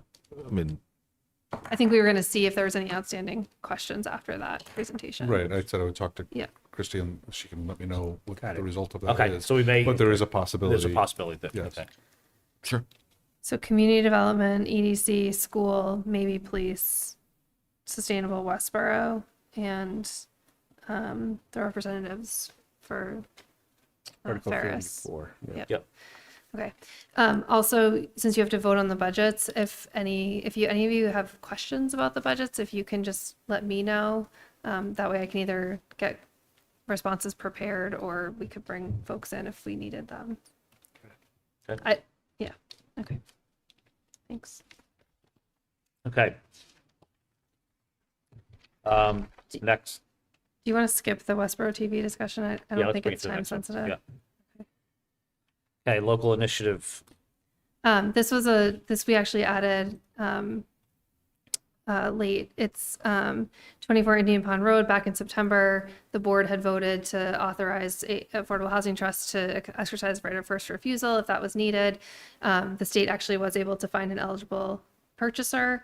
And so would just be to authorize the select board chair to execute the local initiative program compliance certificate, and which you've recently executed. So moved. Second. You've recently executed for other properties, I should say. Okay, move to second. Any comments or questions? This is good news. Yep. So roll call vote. Shelby? Marshall, yes. Mark? Silberg, yes. Keo, yes. Patrick? Welch, yes. And Johnson, yes, 5-0, 5 being present. Okay, town manager's report.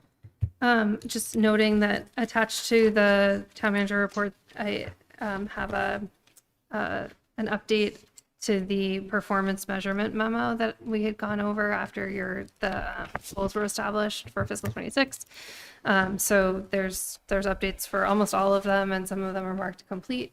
So that will go out with the town manager report and also on the website. I was going to make an agenda item, but we had so much other stuff. We can talk about it another time. And then just related to warrant and budget, we're continuing to work with Westborough TV to create video content that can be shared ahead of town meeting. Also, I am going to the senior center for a lunch and learn with the superintendent on March 17th to present the budget and the warrant. And then with the police department,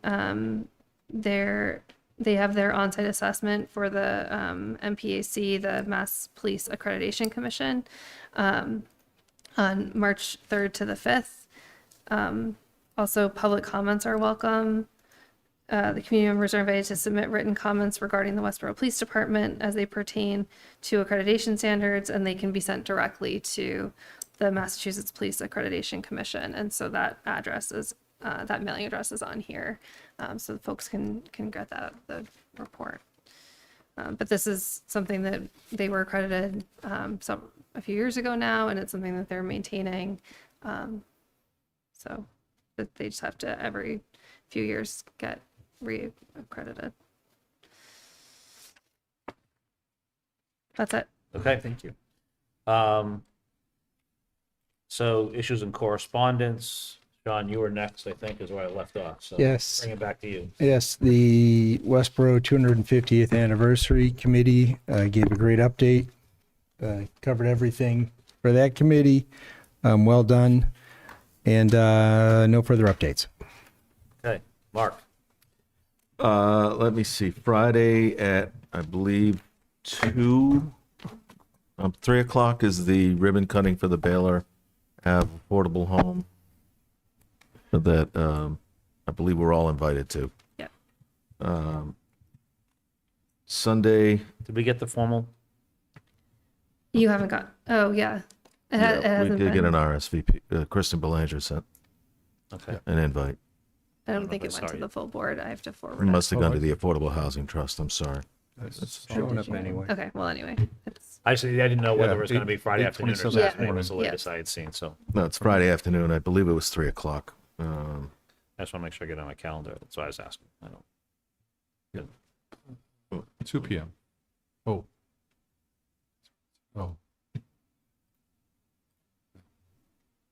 don't know, what time is that? Because I was just seeing Christie's email from this morning. Yeah, it's 3 o'clock on Friday. 3 o'clock. Okay. Sunday night, 5 o'clock p.m. is the candidates forum at Mill Pond School, which is a different location than in past years. What time? Say that 5 again? o'clock Sunday evening. Mill Pond. Mill Pond. Monday night, the Westborough Historical Society is hosting on March 2nd at the Sibley House at 13 Parkman Street at 7 o'clock p.m. Remember the Ladies, the letters of Abigail Adams, which I believe is right in line with the 250th anniversary celebration. Let's see. March 9th at Ian and I were invited to go to Chauncey Matters to speak, which is a group of residents at Del Webb, to speak to them about the warrant. And last but not least, Saturday, February 28th is A Night in the Cold, which is a group of local residents who have done, I'm not sure how many years in a row they've done this, but this year they are sleeping out overnight in on East Main Street, and this year they'll be supporting Westborough Food Pantry. I can't think of no more worthy cause. And if you're interested in donating, the address is, the website is donatetohomeless.org. And I would encourage you all to consider that. And that's all I got. Great, thanks. Patrick? No updates tonight. Okay, I just have a quick update, and because I wasn't at the last meeting, but trustees of Soldiers Memorials, we met on Monday, February 2nd, so I apologize for the delay. A number of things discussed in the meeting. Just to note that there will be, the board approved, there are a couple of new names being added to monuments out in front of Town Hall, 2 on the Gulf War, 1 on Vietnam. Again, paid for through our budget for Trustees of Soldiers Memorial, but this is the process where it comes petitioned. We work with the veterans agent to ensure that they were commissioned out of Westborough and whatever, but then when it comes to us, then the trustees will pay for the cost to have those names added to the memorial. So that is ongoing right now, and more to come as that happens. I'm sure there'll be a ceremony that we'll be invited to. The first person is Tom Whittles, is actually going on too, because he served both Vietnam as well as Gulf War. And the second one that we just approved at this meeting was Soldier Nathan Harris from the U.S. Army. And then there was discussion, this is probably the most important, they did have a discussion on our select board policy on the flags on memorial flag poles, most notably related to the flag in front of the flag pole in front of the Forbes Municipal Building. I know this was talked about in our meeting. I let them know that, but it was a discussion that they wanted to talk, that a member of the trustees was going to talk to the Veterans Advisory Board, the VFW American Legion on this. The question, I guess, really comes up, and what I'm bringing to the board, and Christy, to you, is the discussion is, I think the way our policy is that the flagpole in front of Forbes was considered to be one of the flagpoles that allows for multiple flags to be flown on. The question is whether that is actually related to a memorial or not, related to a Trustees of Soldiers Memorial. I don't know what the answer is there, and I couldn't provide them that. Sorry, whether or not the flagpole is So part of basically, the memorial? in the responsibilities of the trustees, as they understand it, is to basically cover the policy on the maintenance of flagpoles and flag etiquette is under the Trustees of Soldiers Memorials for those flagpoles that are directly related to memorials. And the question is, what the thinking, I call it a question. The thinking on their side was that the flagpole that is in front of the Forbes Municipal Building in the middle of the Monument Park is actually directly related to the Soldiers Memorial. And is that, if that's the case, does that fall right now that our policy governs that on our side, but should that fall under trustees of soldiers warrant? Okay. So I just bring that up as that was a question that was raised, and I honestly didn't know the answer, but I thought that the decision was made that that was there as part of the school prior to. That's what I was wondering, is when was the installation? And I think the question was that it was there, but then it was moved as the memorials were constructed. It was moved to be placed in the center of the memorial. So again, just a question I'm bringing up because it came in the meeting, and I said I would bring it back to town manager and the board. And that is all the updates. Oh, just one final reminder for those that are interested. This Sunday, March 1st, at the Knights of Columbus is the Troop 100 annual 40-something annual pancake breakfast. For those that are interested, and thank you for bringing up the candidates forum. Just so folks know, as I'm running for select board, I will be at the candidates forum. So please come and heckle me. I think Debbie will be there too. Yes. Okay. With that, I'm going to make an executive decision that we don't have executive session tonight. Motion to adjourn. Second. Okay, prior to that, I just want to say thank you again to Westborough TV. Thank you for everyone listening at home. Motion and second, roll call vote. Shelby? Marshall, yes. Silverberg, yes. Keo, yes. Welch, yes. And Johnson, yes. We are adjourned. Thank you all. Hey, 10:57. Debbie,